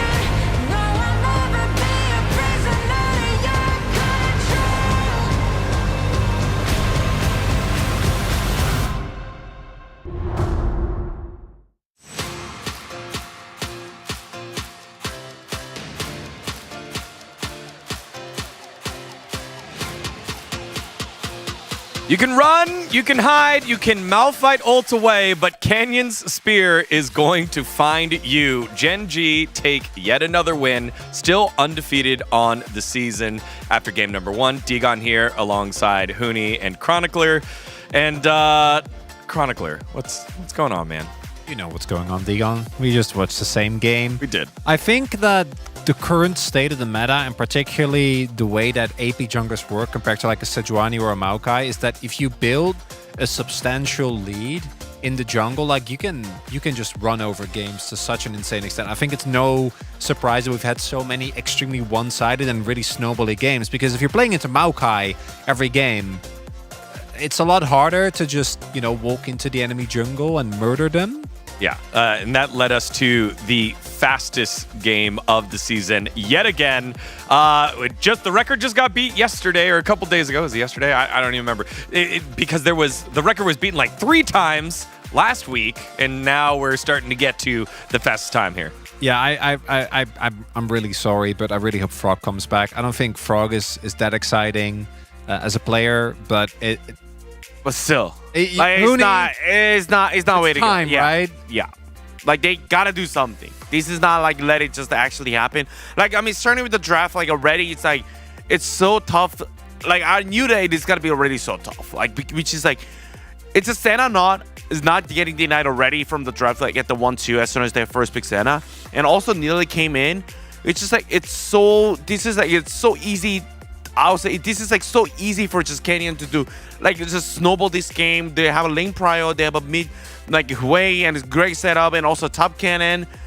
I mean, Needle is such a like the reason why it's just such a scream champion that is so well that you can actually snowball so fast, especially against like bottom team. It's just working so incredible well. I don't care about Canyon getting Italy, which sounds insane, but like Canyon is gonna play Zyra or Nidalee or it doesn't matter. Like, he is gonna gap sponge. That's the reality of the situation, right? Like, this is the best jungler in the world, arguably the best jungler of all time, who's on an insane streak with the currently best player in the world on his team in Chovy as well. So like, I don't care about the draft, but the fact that Malphite went through, you can't. You can't pick Malphite into an AP topside, and even though he went on hit, it still was a disaster. You can hear it in Chronicler's voice. You could hear it on the broadcast in Ox's voice as well, like with the itemization, what he was doing. Let's see how it all played out here as the best team in the world really snowballed this lead. I mean, already, like, actually Canyon just got the free, like, even though he kind of lost the 1v1, he was managed to hit the spear there and the sponge, like, that hurts so much. Also, Sponge already like, he has no ability, like, he had no E, no W, and no, you can't, like, you just can't just walk there. Like, they have to, in order to win the Malphite and Talia, the reason why you pick those two champions, you can change CC and you can actually just pop the champion, but I just don't see any coordination between two of them. It's so big because Rascal wants to ult someone, but because Sponge doesn't have his WE combo, there's no point. Like, he can ult someone and then they just walk it off. There's just not enough damage. And I want Teddy and Plata to be able to play the game. Please. You can't play the game if the game ends very quickly. A good way to do that is to use Herald to get not just one tower, not just 2 towers, but then threaten afterwards here on the top side of the map. I mean, this is they already grabbed the Herald, and they're not even interested in this tier 1 turret. The tier 1 turret is already there, but it's like they are aiming for tier 2. They don't care. And also, like, you're just staying there. We just, I don't know. I mean, also the DRX, the respawns are not good. Like, they're not ready. They should know it's coming. But like, the Rascal burn ulti, burn flash rather instead of the ulti. And they are going one more. Like, thankfully that Herald actually got denied. But look at the TP at the behind, and also don't look at the TP behind. Oh, it's really, they're just ulting out. It's really understandable because I feel like through Vrasco you can really sense that he wants to make plays, right? Like, it's not like with Brian, for example, we've seen the team just kind of sit and take it. And I think the reason why DRX, I think, are a lot better than Brion are at the moment But the reason why they are in both of the two fastest losses is because they really commit to these decisions when they really shouldn't. Well, let's take a look at the POG. You can take a guess on who it would be. Yes, it is the Nidalee card holder, Canyon, third one of the season. Some might say he is the inventor of the Nidalee card. I think Canyon has been absolutely insane. And this really goes back to 2020, 2021, when Canyon had winning lanes, you know, maybe outside of Nuguri's power spike sometimes, but generally had winning lanes, and he just got to do whatever he wanted. And it's not fair.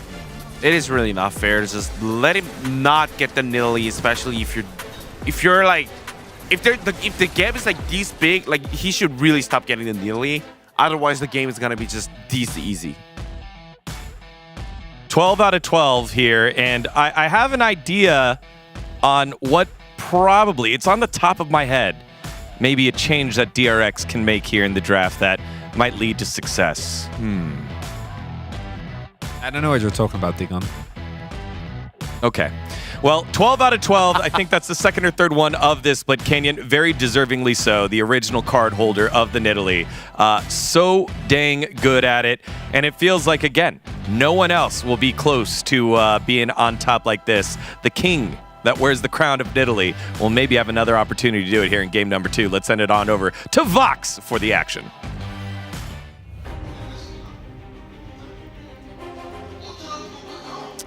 Thank you, guys. I don't know what Digon was talking about. I couldn't see anything. But I do think that they should deal with the Nidalee. But as the sign does say, it says Nidalee, Karthus, Zyra, Taliyah.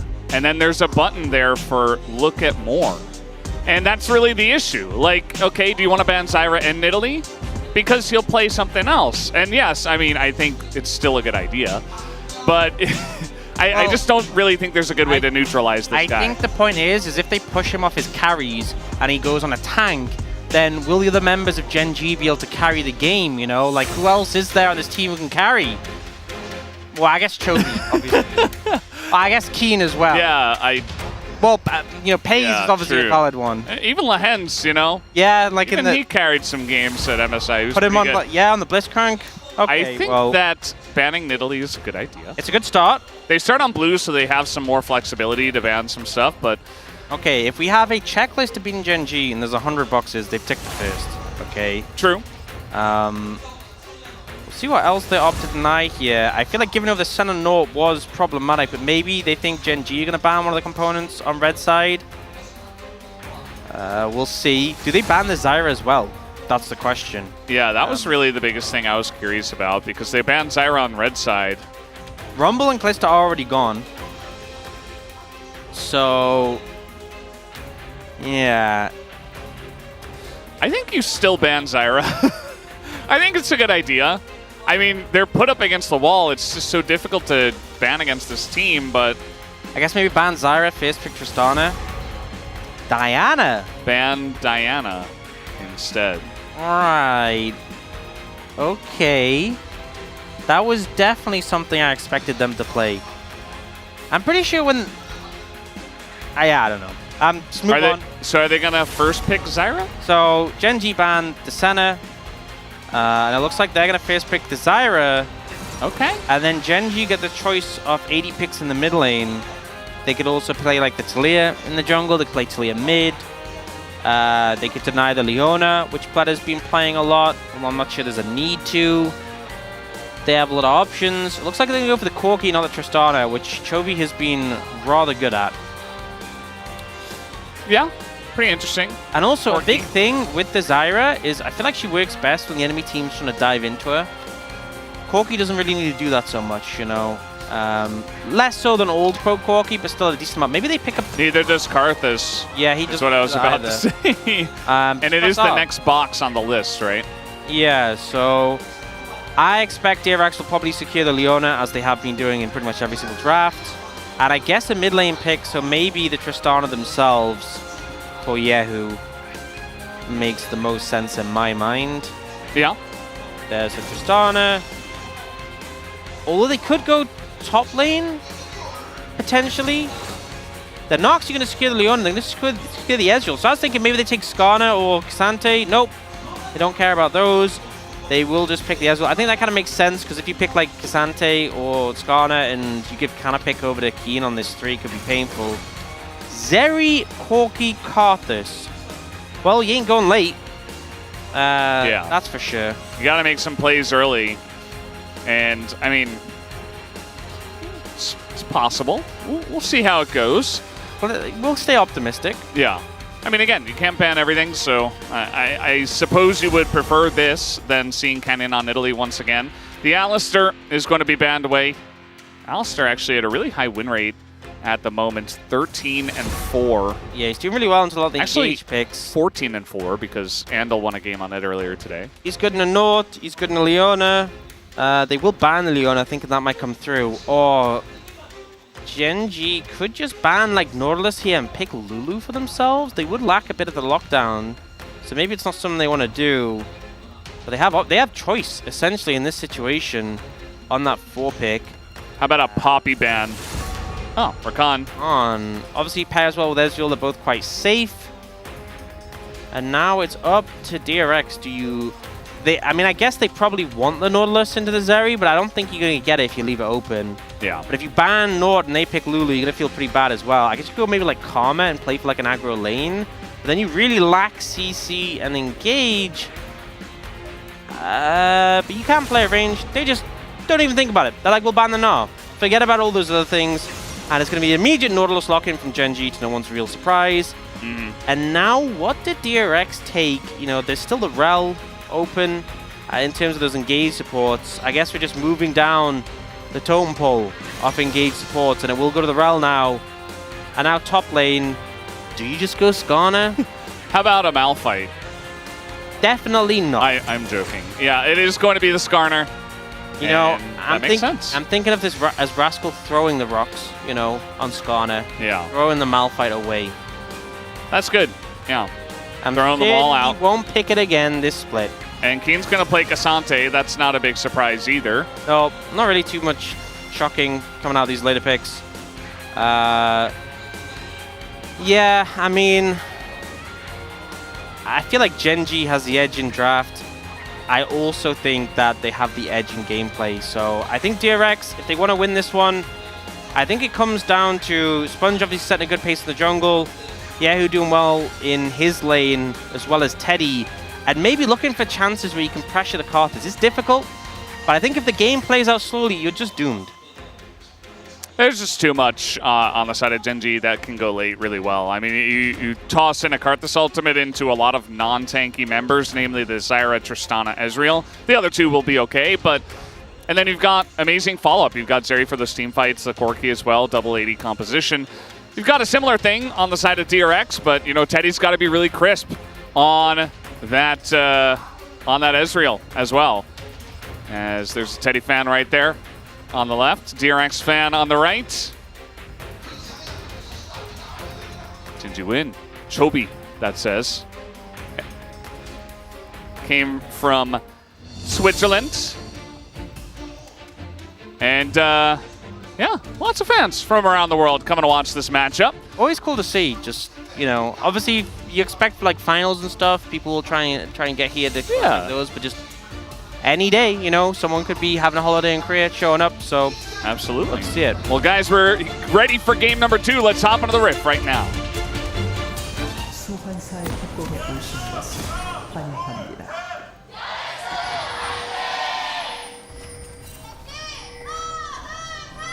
미니언 생성까지 30초 남았습니다. Alrighty, here we go. Game number 2. Oh. See if DRX can have a bit more luck in this one. The Rock. Go next.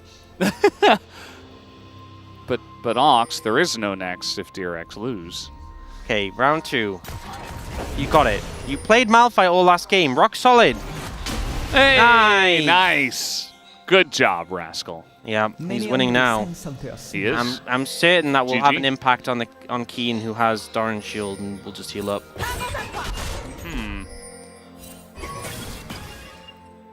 Well, that's fine. Lehens, though, is pushing in here, and, I mean... Oh, Teddy, 2 Qs. They do see them. Very hard to fight a Karthus level 1 though, so I guess they just let Canyon take those camps.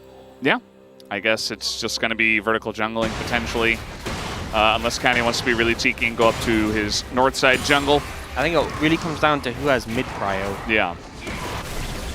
As always, the mid prio, very important. Mid lane is just broken, what can I say? Mid lane, it's kind of like that. A lot of people say it's, you know, essentially boring just because it's like, well, you're playing very similar champs, you're doing the same thing, you're kind of just pushing lane and trying to get prio, but it's just so important that even though there's not a lot of gameplay per se, it still matters quite a whole lot. As Canyon here, he is on a ward. They're gonna hit level 2 soon. Okay, level 2, not an easy gank. They might actually look to punish. He's on the ward, so it's gonna hit 3. And yeah, the flash comes in, and Canyon is gonna flash away. Ignite is ticking, but oh, the Q is gonna miss. And meanwhile, the double lane comes over, pays in the hands. That is first blood to Zeri. Not exactly a Zeri moment, but they're gonna feel pretty good about that one. I looked away, it was too painful. I just couldn't. Oh man, that one must sting so bad for Teddy and Plata. Concept of the play is good. Execution left something to be desired, and I think the mistake was flashing into the play. I understand the theory, you want to get in, get the play done, get out before the enemy bot lane turns up, but you left yourselves no way to get out. I think if they'd taken it slow, Canyon might have just flashed out, but then, cool, you been his flash, you didn't bin anything yourselves, and you didn't die. Yeah, it's definitely a bit of an issue. I think the Ezreal would love to have presence, you know, be poking them down, be, you know, potentially dictating the pace of this lane, but now you're down a kill, and eventually once Pace goes back and buys something, you would imagine that he and Lehens here on the Nautilus, which was also left available, should be in a pretty good spot. Nice little poke from Pleta and Teddy, but they're just fine. As Canyon doing the bottom side Scuttle Crab, and we'll finally go for a back even after all of that action. Yeah, I'm guessing a cold pickup from Pace, honestly, alongside some other things. But we'll see. Maybe wants to just complete. Yeah, goes Zerka Greaves off the bat. Wow, nice spike. And we'll see the replay.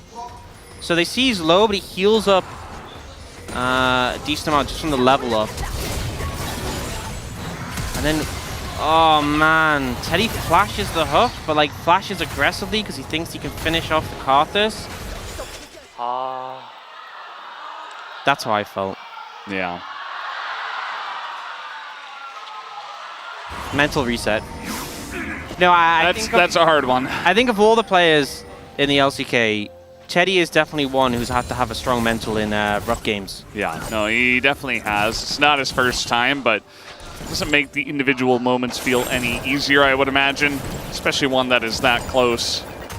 Because, you know, if the solo queue, you can kind of just, you know, you can tilt out, you can say, okay, I'll go next, or something like that. But he's on stage, he's got to try his hardest, and he's got to keep his head in the game. Yeah, it's not easy. It's the rough thing we kind of saw from last game, where because Gen G are so sharp when it comes to macro and their team fight in general, like, Gen G can fumble multiple times and still be okay, but it really feels like sometimes DRX have to, like, if they make one big mistake, it just feels kind of doomed. So you definitely feel the pressure in those situations. You don't get many second chances against this team. Sponge walks over, doing pretty well on farm. Obviously, Canyon did end up turning things into vertical jungling, but now in this uncomfortable spot where Sponge has no camps up and Canyon has multiple. Yeah, it's a bit of an issue, for sure. And you see that Sponge is trying to get aggressive. Yahoo trying to make some plays in mid, hits level 6 first, and we'll try to chunk out Chovy. Unfortunately, Yahoo himself also took a bit of damage. Here comes Sponge. Trying to steal this away with the plant, and not quite going to be able to, as it looks like all of those but one, I think, did go over to Canyon. And some plant gold. It's a frustrating situation to be in, because it's like, what else can you do with your time? Yeah, who's gone for a recall, so now Chovy has a bit of prio in lane. We'll see if they opt to start up the grubs now. Chovy does have a biscuit, so it's not like he needs to recall necessarily. And Sponge is trying to get some poke down on Canyon, hopefully dissuade him. Don't do the grubs. Leave him alone. There's also a Scuttle Crab around here. Looks like maybe they'll back away and go for that. So Lehens is going up. And we got everybody going up. Hayes also coming up here. The Impale does come in, only going to hit the Karthus as the Keen. He was unstoppable. Yehu in a lot of trouble as he burns down. Pace going to get that kill. Now he's going to pick up potentially a second. No, that will go over to Chovy as Canyon, not level 6, and he will die, so at least they trade that one back. But now the hook looking to come out here from Lahans. He is not going to hit it as Pleta just goes for the straight line play, just walk away. Still a couple of kills, the advantage over to Gen G. Yeah, good moves there from Pleta to avoid being another casualty. But Pays makes the roam up and is rewarded with another kill. 2-0-1 on Zeri, highest farm in the game. It is not feeling good for DRX. We'll see the replay. And Rascal makes the aggressive play on Canyon. He knows Canyon doesn't have flash. But unfortunately, Lahen's fantastic play to stop Yehu with a follow-up. If Yehu was able to follow up on Canyon, he would have died so quickly. Yeah. Instead, he takes a long time to die. And on top of that, Pays just is there to slide in for the kill. Once again, we're getting a fight over these grubs. Will it ever end? Not sure. Well, the root is going to come down. Rascal trying to get in there, but King going to show himself. And Sponge is making a real case saying, okay, I can win this 1v1, and I've got Rascal coming down, so he does push Canyon away for that objective. So that should be some grubs going over to the side of DRX.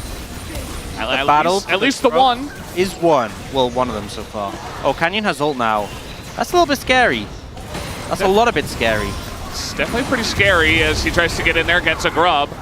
And now Pleta did have flash, but not going to overcommit to this one. Second grub will go over to DRX. So a lot of skirmishing, a lot of back and forth trading, but Gen G elect to not overstay their welcome. Oh, they just grub diffed them. 2-1. DRX with a bit of a win there. Hell yeah. Still, grubs don't actually do that much against the Fed Zeri, so... But you know what? That's the mid-game DRX's problem. Yeah. Early game DRX, hey, they got the grubs. We're taking any wins we can get right now, Ox. Yeah. And for now, it's the Zyra getting some grubs for the team. Now, Canyon and his team, Chovy and Lahens here, coming in to invade as Canyon says, no, this part of the jungle is also mine. Lahens waiting. No. He has to back away, right? No? No, just going to wait until he comes into the bush. Sponge in a bit of trouble, does throw out the ult himself, is now Ignite, and a couple of Qs are going to land, and Canyon... Requiem? No? They can collapse on this, surely. I feel like the bot lane could have looked for something there. It was just two people. They pushed the wave in instead, and they just sacrificed the jungle. I really feel like they should have collapsed on that. Well, wasn't meant to be. And Canyon is going to get away with it. Sponge and Canyon flashing for that play.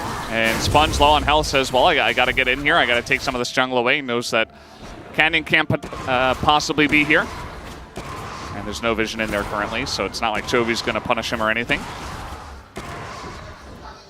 Dragon's still not being touched at nearly 10 minutes. I mean, it's because normally we see the trade-off for grubs for Dragon, and here it's been grubs for grubs, and just grubs all day. Yeah. Ooh, this is a bit of a rough moment as Rascal is going to be pulled onto the turret and just dies solo here in the 1v1 against Keen, who perfectly times it and takes him down.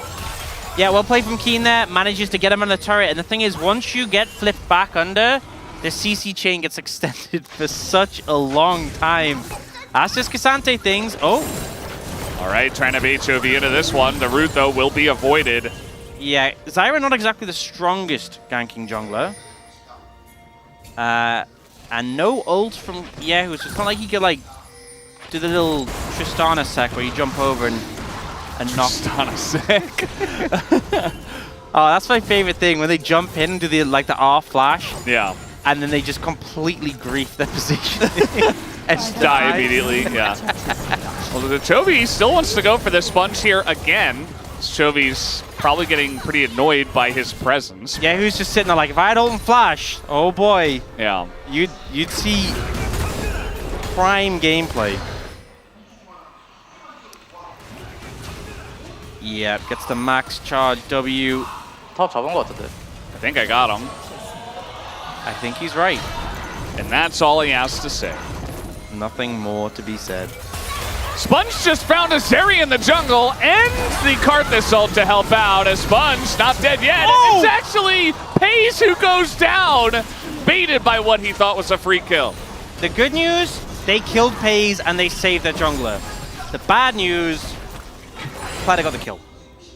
So, not ideal, but still a pretty big win. And they burnt Karthus ult for that as well. It looked like a surefire thing, but yeah, Platter with a good disengage. Bit of an issue here for Rascal, as now he's just gonna pull the Cassante in, but the knockup comes in from the Q3. Rascal has to flash away. And not even gonna bother to use Impale at any point in that trade, of course, up against the Cassante. Yeah, hard to get value from it against the Cassante. Ult wasn't quite available for Keen yet. Maybe wasn't quite aware at the timer, but if that had been up and you let him get behind you, you're just dead. You're just mega dead. Super mega dead. And now it's back to the main plot point. It's grub time. Yeah, we do have the Ezreal up here, and meanwhile the entire bot lane of Genji is well bought. So I think that Genji are just going to give this one up. They say, well, we can't really fight over this. What? You can just not fight grubs? That's crazy. We learned that today. Yeah. This is revolutionary macro from Genji. Trading here once again, but Chovy with no Valkyrie, I think, there. But not going to matter. Platter with no flash, wasn't able to connect the Q. We'll have the follow-up. Teddy, he knows to respect the Cassante. He ain't messing around with that. But a big plate lead for Genji. And Paze still has 2 kills, still has 1 assist, still has most farm in the game, and now has a lot of plates. Maybe he gave a shutdown gold to Pleta on purpose. You know, I think there's times where that's a valid suggestion. I don't think that was it. Oh, we get the Paze point of view. 뭐야 안 죽냐? 아 저래. He's not dead. 이게 안 죽네? 아 레리 바로 왔네. I also think in that moment, with the True Shot Barrage coming in and all the plants attacking him, very hard to give over the kill credit to Platter. So, you know, if that was his intention, great job. But I suspect he's just that good, right? This turret is getting pretty low. It looks like they are not going to commit to it on this wave, but with only Rascal there against 2, not a lot of help to keep that turret alive. It's not going to be 5 plates at least, as Lehen's in a little bit of an awkward spot here. Just going to hook on in and die. Okay, well, he's dead. Said, no, I don't want to flash away. I will just die instead. Yeah, I think it was kind of rough to find an opportunity to flash easily once that initial CC had connected. But a good pick from DRX. They knew that obviously bot lane they were losing out pretty heavily.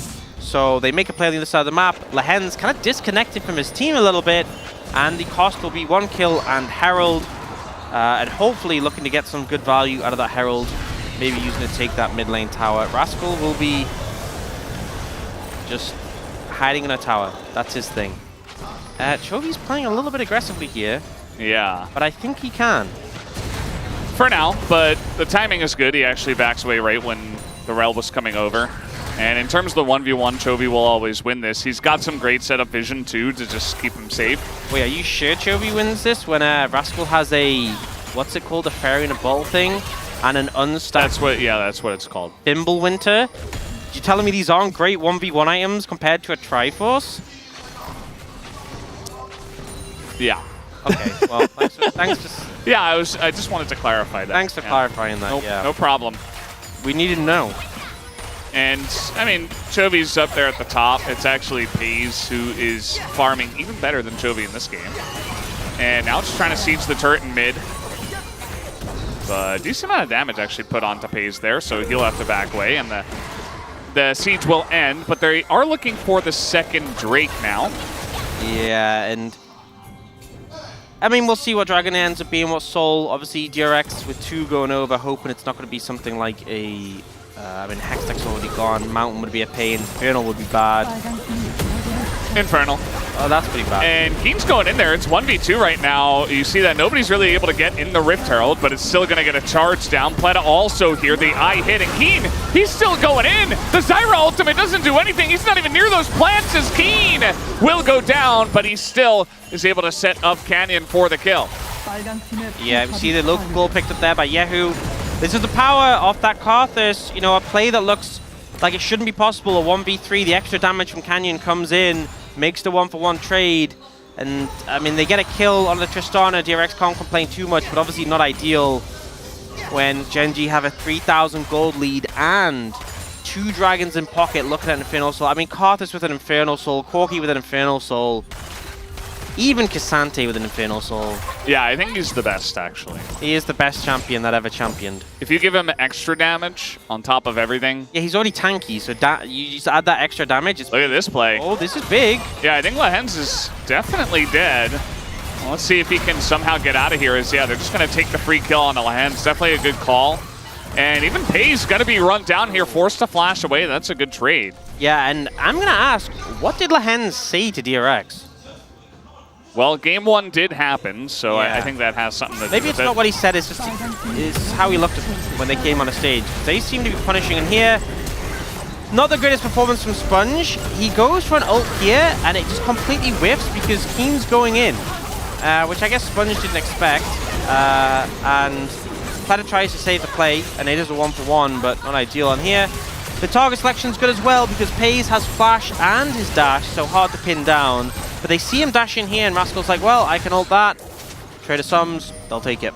Yeah, definitely worth. I think that Gen.G certainly playing around the map like they own it, which, I mean, they're in the lead, and they are able to utilize their priority and some of the leads that they've gotten to do that. But you got to be careful about overstepping against Skarner and Rel, especially when they're together. Yeah, I mean, I am just going to say, this game is in a rough spot for DRX still. They're down 2 dragons. You can see a big farm lead in mid, CS leads in jungle, top, AD carry, not in support. You know, Pleta's keeping up farm there. All right, yeah, but that's good. It's going a lot better than game 1, you know, which isn't saying much, but it is going a lot better than game 1. All right, here's the engage. No flash for Pei's. He is dead, and now we're just diving the turret anyway. Sponge gonna go down, but a big ult and some damage put into them, but Keen, he is still Cassante, so they're not going to follow up on that one. Man, Pleta is so good. I just feel like he always has such a good eye for these engages. They knew that Flash was down from Pei's, punish it so swiftly, and now maybe they're looking towards this mid-tier 1. They're looking at Lahens. Yeah, he's in a lot of trouble. He will flash this time, as now the TP's coming in. Was it just a bait all along? No. Doesn't look like it. I mean, it keeps them from losing their tower, actually. Yeah, the tower's pretty healthy, and the wave wasn't that big, so I think maybe the tower would have been gone, would have been safe anyway. Yeah, Yehu spotted coming on in, and Chovy always going to take that trade. Yeah, a lot of damage. But yeah, I think tower was probably never going down, so maybe the right call to go for the flash from Lahens. And they do get the TP from Keen. But, you know, I'm feeling a lot more positive about this game than the last one. There's life here. Yeah. And Pei is just a bit disrespectful here, but the instant reaction synced up with Teddy on the ult. Like, Teddy fires the ult. They're clearly coming. I'm going to look for the engage. They sync together so well. And Teddy and Pleta just delivering. Unfortunately, they do lose Sponge on the back end. The Zyra. It is in Zyra's nature to die a lot, but still, positive plays from DRX. They just need to keep looking for these angles.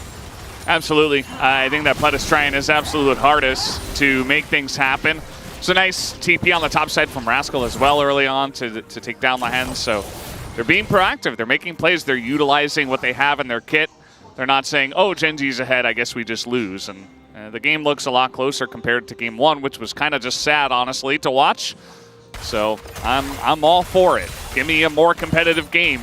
Yeah, I do have a concern, though. Look at the time at the top of your screen. What does it say?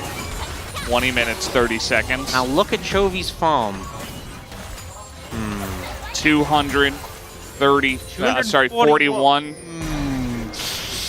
Well, he is farming pretty fast. He is Chovying quite well this game. Yes, indeed. Is Pei's also Chovying, or is he Peizing? You know what's the thing? Is Yehu's farm actually looks so bad in comparison, but his... Well, he'll get that Warmogs eventually, and then he'll be okay. You know who's already got Warmogs?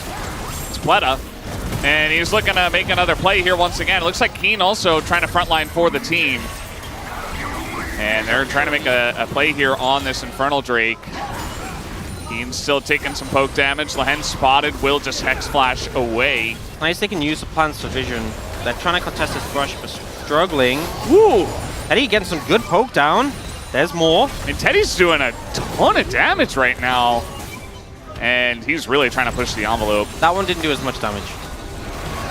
It did to the air molecules, you just didn't see it. Okay. Yeah, not visible to the human eye, yeah. Fortunately. Well, they've actually forced them out with this poke. See if they can find a good angle here. Plenty needs his Warmogs to be available so he can heal up, but they're looking a bit for Keen. Keen is trying so hard to get them to attack him. As the ult this time is going to miss, and the smite does go over to Canyon anyway. The Zyra ultimate doesn't do much. And now Lehen's getting back in there, maybe in a little bit of trouble, does have the Aftershock, but now it is gone. And still on the run, the Impale utilized there, but now a massive ultimate coming out from Canyon. Oh, man! And Pleta nearly dies. That will spark the retreat from DRX over to this mid-tier 1, where, you know what, Genji's out of position, and they should be able to get it. I think you need to lock it, Pleta. I think you need to lock it, the Iron Slurry. Man, that damage was insane. That's going to be very hard to deal with. Now Keen, look, oh, Sponge is so dead. Yeah, Keen's just going to TP in, and Sponge not respecting the TP timer. Now that's the jungle gone, and Genji get a free Baron. Yep. So they were doing so well. They were making plays. They were setting up for Dragon. Teddy was poking. There was so much work done up to a certain point. And then Keen teleports in, gets one pick, and Genji are going to win the game anyway. Yeah, not ideal. A little bit suboptimal. Oh, but he threw a rock at him. Yeah, we're going to replay. Yeah. So the smite secure is a bit unfortunate. Lehen's ends up overextending a bit, uses his dredge line, so now he doesn't have essentially an escape here. They know his flash is down from earlier, so they get a max range Impale. And the rocket does hit to get Teddy and Sponge lower, but that ult just does so much damage. And then they're all low, and they're like, we have to get out of here. Sponge, this was a mistake. You had a ward at Baron. The better play is to recall and then go back to Baron, and that will stop them from doing Baron more so than you dying for the Scuttle Crab. Yeah. Is the takeaway. Even if you get the Scuttle Crab, I mean. But I'm going to be honest, maybe you would have died anyway before you got back. Oh. All right, Impale. Lehen's is just the punching bag right now, but he has his flash up. I don't think it's going to matter as Teddy flashes in to kill him. Not sure about the flash there. You really must have said something. Yeah, they are not happy with Lehen's. Yeah. It's getting kind of obvious. Yeah, well, Keen is just whacking the tower. And it's doing a pretty good job. Yeah. So, good kill, though, from DRX. They are finding these picks, but it just feels like every little victory is offset by moments like this, where Keen just autos the tower and gets 700 gold. Yeah. You know, sometimes, like, bots in League of Legends will just run in a straight line to get to their destination. That's what it looks like Keen was doing there to go hit the turret. In terms of the poke, you've got this Corki, and uh-oh, Teddy, will he live? The Seri ultimate on top of it just to make sure, and that'll be the end of Teddy. He was about 5 seconds away from his barrier, and so he's going to go down this push with Baron buff. He's just so stifling, so suffocating for DRX to deal with. Yeah, and I feel like every time I look at the Corki CS numbers, I'm kind of even a little bit more amazed, you know? It just feels like it keeps piling on. Sounds like you're a member of the church. Church right. Chovy. Oh yeah, for sure. Yeah. I've said it before, I think Chovy's pretty good. Yeah, he is pretty good at killing those minions. Killing those champions as well. Not so much this game, but in general. True. Well, this Baron push, the Red Bull Baron power play, looks like the TP is going to come in. They do want to punish this. And he does have ult this time. Canyon doesn't have his. Pace is like, all right, guys, see you later. I'm getting out of here. Although, he will be stopped, and now a rock to the face. The Impale will be missed as this front line, though, is being torn to shreds. And Keen in a bit of an issue. Oh, no! Yahoo going to go down amidst it all. Somehow Keen got that kill. Yeah, nice. Like he was pushed into that. Nice engage on a Chovy, but yeah, Keen got a real slick play there to get the trade kill. Still, you know, DRX are in a pretty a very rough position right now, and we can see why in this clip. Just Teddy getting poked down. There's no locket. Sponge just kind of soaks that one with him in solidarity. And then Hayes, I don't think he would have died without the ult damage. I think he would have just lived. So Hayes secured it, nice to see. And then here they have the long TP flank. They stop the recalls. Pleta with this beautiful engage on a Chovy. And then Keen gets knocked back, but then ults through Pleta to get the redirect onto Yahoo. Really well played from him when he knew he was going down. But yeah, I mean, I think the takeaway this game compared to last game is this game is obviously still very Gen G favored, and it looks like they're likely going to win, but DRX have shown so much more life in this one. Yeah, absolutely. It's really good to see, you know. As you mentioned, we kind of feel like we know the results at this point in time, but it's good to see DRX making plays and making stuff happen and not just turtling up. See, the most damage in the game is actually going to go over to Chovy. I expected that to be Canyon, but I suppose only that one really big ult so far. Yeah, and now they have Infernal Soul, and you know, I was thinking what I would say about this. I don't think I need to. I think everyone knows, you know. Tell me the analysis, Oxington. Boom boom damage. Ah, yes. It's the big boom boom damage. And the thing is, I think it's really Chovy and Canyon. There's going to come a point where like a big one, or like, you know, a Sheen auto from Chovy, or just this. Oh, experiment! Oh boy. Okay. You know what? I'm going to say it. I expected more. A little bit anticlimactic. Okay. I really thought we'd see like 60-70% health bars. I guess he didn't have a Rabadons. Yeah. I'm a little bit disappointed from that one, Canyon. And I think he just wanted to see as well. That was definitely an ult for science. Oh, actually, you know what it was? It's even more sinister than that. That was an ult for DPM. He's like, you know, I should use this, and put it on like, cooldown. Oh, Chovy wants to have the highest damage? I will try and topple him. Yeah. Hear me talking, saying that I thought it was him. He's like, oh, let me help you out with that. Yeah. He's thinking if he ults now, we can probably get another ult in before the end of the game. He's right. It's, you know, 2/3 done on now the cooldown. Chovy's like, we have to end before it's back up. Quickly, quickly, quickly. Push top lane. Canyon's like, no, I'm going to go into the jungle, actually. You know, I don't think I want to end the game. Yeah. I think I liked being in this game. Look at the vision, though. I mean, this is rough. The Infernal Soul, the poke damage, it hasn't really hit DRX yet, but it's because they're playing so safe, they're not really in a position to get hit by much. And that just means that they don't really have a good way to get vision down. They don't have a good way to push into the jungle at this point in time. Yeah, who's solo defending. Rascal loses a lot of health for that attempt there. Uh-oh. There we go. It's back. And, you know, some shield's going to come down. Yeah, that feels more significant. And now they're doing Baron, and they can't contest because they're low on health, so... If he had Locket, could they have contested? They'll have much better chances, yes. Yeah, well, Keen, he's going to have Pace come over, actually, to help him out, but if he was alone... Well, they got Baron, and I want to see the damage graph again. I want to know if Canyon's overtaken now. He got 2 ults in since then. Yeah, and Chovy hasn't really done much. Yeah. He is definitely going to stall this game out for a third ult. It's like halfway done already. I'm going to go ahead and say that I think Canyon is ahead on DPM. For now. On damage. Rascal needs to slide to the wall. That is looking for an angle potentially, but ult unfortunately not available. And it's hard to do when flashes are up for both the carries of Gen G. I say both the carries, all 3 of the carries. There is 3 of them. Pace dashed in. 4 carries. Keen is also a carry. What about Lahens? Not this game. Oh. This is the Bully Lahens game. Yeah, it's true. Pace dashed in, took half his health bar and damage, but still he did... It's almost up, it's almost up! Oh, get back the base, Sponge! He's going to use it right away, right? I don't know, because he would have used it there to kill Sponge. I feel like he might as well just to secure 3 inhibitors, but I guess... Canyon like, yes, to secure 3 inhibitors. That's the real reason. Pace is going to just dash out of that. Skarner not very good. And now he's going to use it. He's going for the kills, and he will take down the Zyra. And that will be the end of the game. He gets 2. Penta angle available right now for Canyon. We know that Gen G love their Penta kills. Chovy's recalling. He doesn't want to give him a Penta. He's not. Canyon almost died, actually. Oh, no, he was getting the package. Taking a bunch of turret shots. Yeah, the package, of course. In this day and age, Keen is like, no, don't leave me out. And yeah, that's going to be the end of the game, guys. 31 minutes. Gen G get the job done. 2-0. once again, they are undefeated. I think Keen was trying to leave the kills for Canyon, and Paige just came in immediately. It was like, nope, I'm denied. Nose up. And look, I don't think this result surprises anyone at all. 2-0 for Gen G is just continuing that track record expected against DRX. It's been a rough week for them, but that game 2 was so much more live. Pleta had some good engages, Teddy had some good moments, but they simply are not good enough to beat Gen G. And that is information we knew before the series, and it has been confirmed after the series.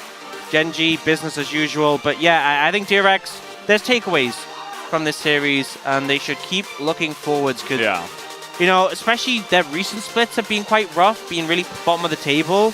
I still think that that dream of making top 6, making playoffs, is there. It definitely is. I mean, especially with KT struggling a lot nowadays, might leave one team out of the top 6. Chovy going to give us a nice little celebration, as he always does. It feels like the guys on DRX don't even look that frustrated. Like, it's not going to feel good, obviously. And, you know, Teddy was feeling pretty down. But at the end of the day, I think even DRX kind of knew that this was going to be a really difficult matchup. And they gave it their all, especially in Game 2, as we mentioned. Wasn't enough. Gen G, they've beaten really strong teams in a very similar manner. So what can you say? Gen G just continuing on their golden road, and they're trying to do it with flying colors here in summer as well. I mean, 0 game losses would be insane, but there's still a long way to go. It's hard. It's really easy to talk about these things now, but like, you know, maybe a game like this against a stronger team than DRX, maybe there's more angles. That's why it's hard to say. You know, despite the amount we've talked about it today, Gen G aren't perfect. You know, they are very, very good, but they aren't absolutely flawless, despite what it sometimes seems like. And here, you know, it felt like plays like this really hurt quite a bit. You know, things like Keen get a solo kill against Scott, that shouldn't happen. Yeah, I know Gen G are very good, but that shouldn't happen in the matchup. But then we had some turnarounds. I think Pleta had a really good game. Teddy had a really good game. Lehens did not have a fun time. This was Bully Lehens Day. Yeah. And I think sometimes that's just the thing you do. When you know you're going to lose, just pick someone and ruin their KDA. Always the Nautilus as well, because he's actually not that tanky if he doesn't have and actually Aftershock.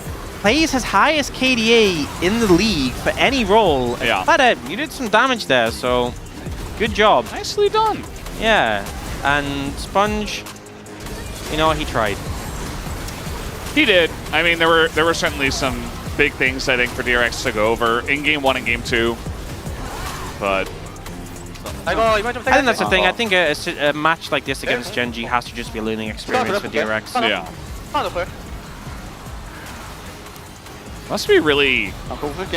Must feel very not fun when you're playing Skarner into Zeri, and she just dashes away. I think you could remove the terms, like the word Skarner, and that's still true. Yeah. It's just not fun playing into Fed Zeri, especially when it's Pays on the enemy team. That rock and the turret shot nearly killed Canyon. Just like that. Yeah, maybe this game Rascal should have gone like Magic Pen Skarner and just thrown the biggest rocks possible. Well, might have helped. Not sure. You know what it is? It is just those 3 ults in a row. He Yeah. just snipes the highest damage, and you know, that's not how you know, surprised. that's how you know he's a master of the jungle, because he knows exactly how many ults to use to steal most damage. Down, you know, I think 2 wouldn't have been enough. Yeah, exactly. If he didn't use the first one out of those 3, he probably would have just tied or like been on even footing. But we see you, Canyon. At the end of the day, Canyon, he says you can't ban me out. You can't, even if you ban Zyra, Nidalee, Karthus, he's just gonna pick Talia. He's just gonna pick Diana. You know, he could play Maokai or anything else. He could play Lee Sin. He could just play he could play tanks, and they would probably still win. It's really rough. No team has beaten Gen G so far. That doesn't change tonight, and we are done here on the casting desk very early because of them, as well as Quantum Freaks earlier on. But let's hand it over to the space to break down this win from Gen G. Thank you very much, Mr. Valdez and Mr. Harrison. That was a dominant 2-0 victory here by Gen G as they continue undefeated not only in match score, but game score in the Summer Split. Welcome back to the space. Degon alongside Huni and Chronicler. And they at least they got rid of the Nidalee this time, but it wasn't enough. Free Plata. Free Plata, man. Plata. And then Teddy, I think, also. Obviously, Teddy in the second game, I think, the standout. But, man. And this against Gen.G, so, like, we didn't really expect anything else. But it is just insane to watch. Again, even in a game as rough as this, seeing so many moments where you're like, oh, that would be something if it mattered. And it didn't matter. This game was always going to be a slaughter. And it was. Yeah, I mean, we know how strong Gen.G is, like, and it's like, it so feels like, as you said, like, the Plata and Teddy trying so hard as well, but it's just like, Gen.G is too strong. Like, Canyon's just too strong. Even Keen was, like, actually performing so well on the top side. It's just like, even Draft, like, starting with off, like, as soon as they got just Quirky and Karthus, like, they're already happy with Zeri third pick. Like, even though I wouldn't say this is, like, the dominant the Gen.G draft, it just like feels pretty good for Gen.G. It doesn't matter. Like draft's not relevant. Draft's not relevant at all. This team has not lost a single game since they played BLG in the MSI finals, where again, like they dropped one game in that finals, one game in the upper bracket, and obviously the TS series that was a bit longer. They haven't lost a series since KT beat them before we knew that Senna Nautilus was broken. I mean, it would be nice if a lower, I guess, an Eastern team came up with a draft that was unique, maybe punch some holes in things, but the execution just wasn't there today. It just doesn't matter. Like, the draft for Gen.G games, particularly for lower ranked teams, if you go to, like, Hanwha Live or Gen.G or T1, I think they matter. Here, it doesn't matter. Gen.G could lock all random and still win. So sometimes when we go to highlights, it's very late. We're going to Baron. This time, we had earliest game earlier in the day. Now we have our earliest highlight 2 minutes in. This is so tragic. Like, they tried it. I mean, they tried so bad, but like they didn't even go for like the trade to kill. Like, at least if they wanted to do it, like they should have killed at least the Karthus. As soon as that happened, it so becomes like unfavor for just the DRX. And even though you can't impale that, it just doesn't really matter because like the other side of the map, like already the Yet was getting focused so badly, and like all the Gen.G were so coordinated, like they knew, like they were just waiting until they actually get pulled in, and it's like they just go for a fight off. If Teddy gets that kill, it doesn't matter for the outcome of the game, like very frankly, but it does make a really big difference, I think, for how DRX would feel, and they should still be proud, I think, of the second game, even though Gen.G was clearly cutting some corners in how they played. 100%. Well, let's take a look at the closing fight that we have here in highlight number 2, where a Drake fight turns into the Baron, and Gen.G, although in control for most of it, this was probably the best opportunity here for DRX. This one was like really like they are like we understand like they are actually just kind of like zone out like from the Noluses, but still like they actually chunked the Keen so well that if they fight off, like they could easily fight these actually, because like they're so low, nose out of the fight. Sure, he is kind of looking for flank, but it does really not matter. And also while the fight, like Karthus ulti was not even, couldn't even drop it, because like they are still in the fight. He had to go for the Drake, the smite it, but they actually just the decisiveness, like it's really locking off here, and it like it's such an insane TP play from the Keen. As soon as they got the Zyra here, the game was like actually wasn't low-key playable, but as soon as like Zyra die and get the Baron, it's really tough. Especially with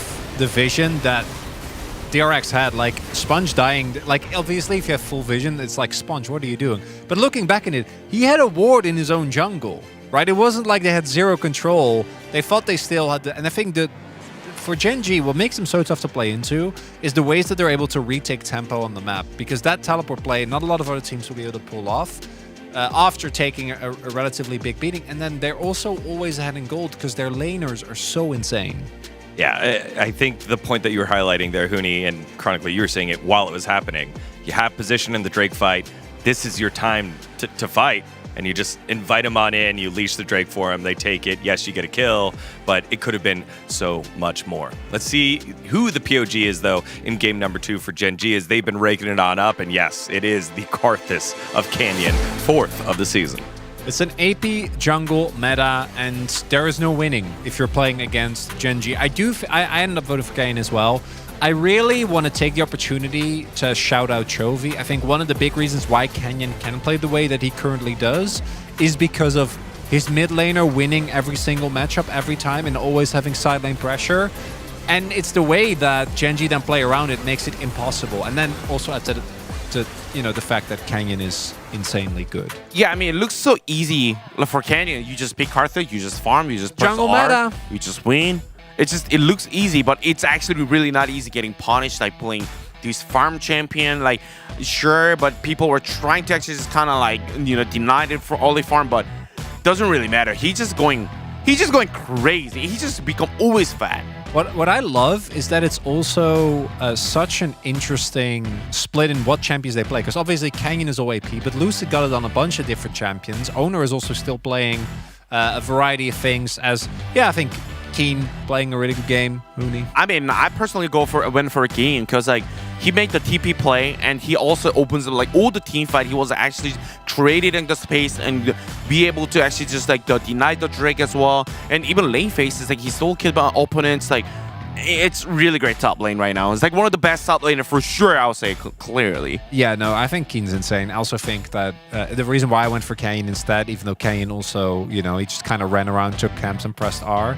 I think that Rascal, unfortunately, had another game that just wasn't up to par, and I'm expecting to see Frog back next time. Not that I think Frog would have done better, but at least with Frog, I think there's opportunity for growth. So I'm kind of hoping that that's what we get, because I really enjoy Rascal. I think Rascal, 2 years ago was incredible, like when he was on KT, but right now it's a bit rough.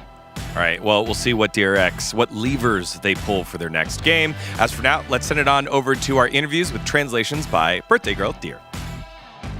Thank you very much, guys. This is Deer for the POG interview translation, joined by Canyon on the side of Genji, who continue their winning streak without dropping a game. Congratulations!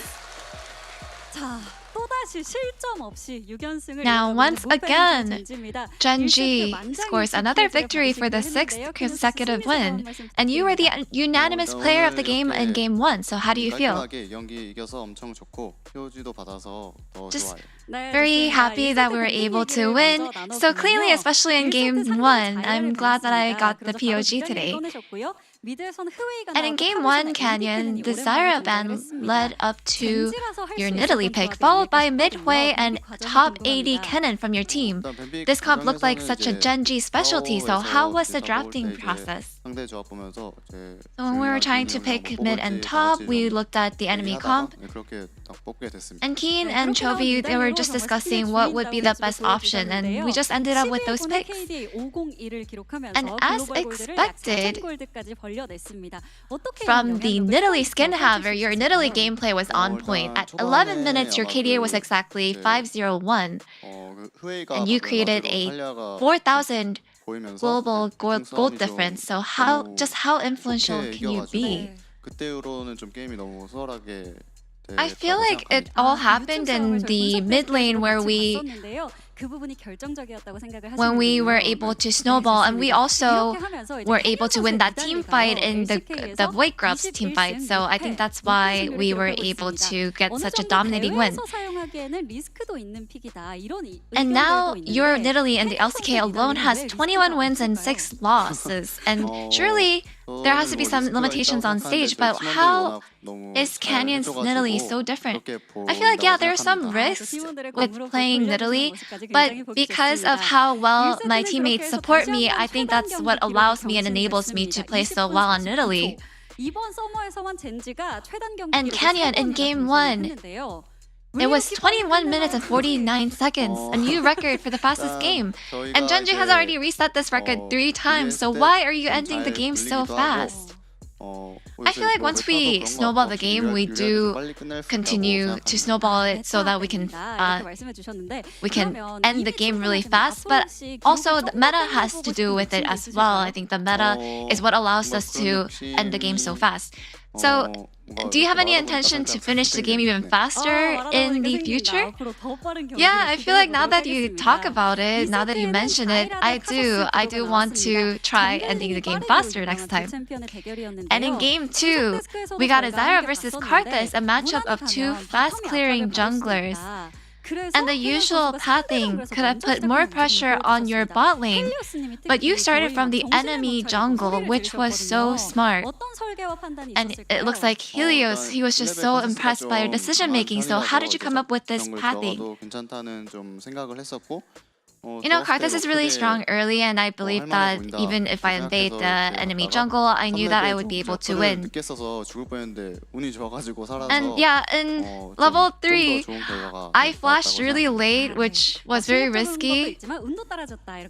I almost died, but I think I got really lucky at that point. And Canyon, your Zyra, Nidalee, and Karthus are absolutely unstoppable. And in the AP jungle meta, how much presence and contribution do you think you made?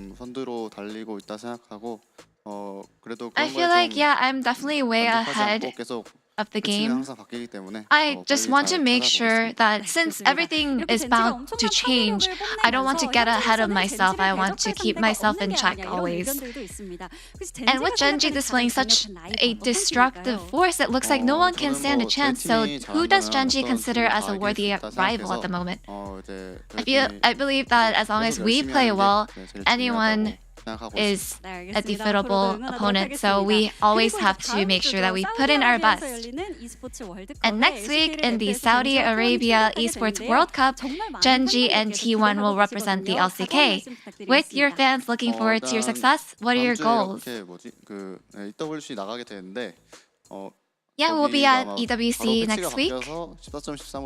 I know that we will be playing on a different patch, and I want to make sure that we adapt fast and make sure we take it home. And that's the end of the interview from Canyon of Genji. Happy birthday, Jisan, and back to the space. Thank you.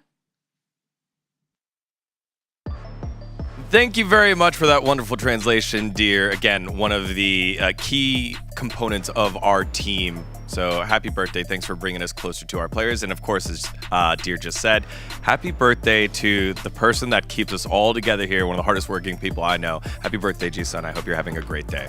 Yeah, there you go. Let's take a look at the standings after this match. Yep, they're still at the top, and they're still undefeated. They've also really, you know what team I think could take a game off them? Never a series, but a game. It's going to be DK, and it's not going to make any sense.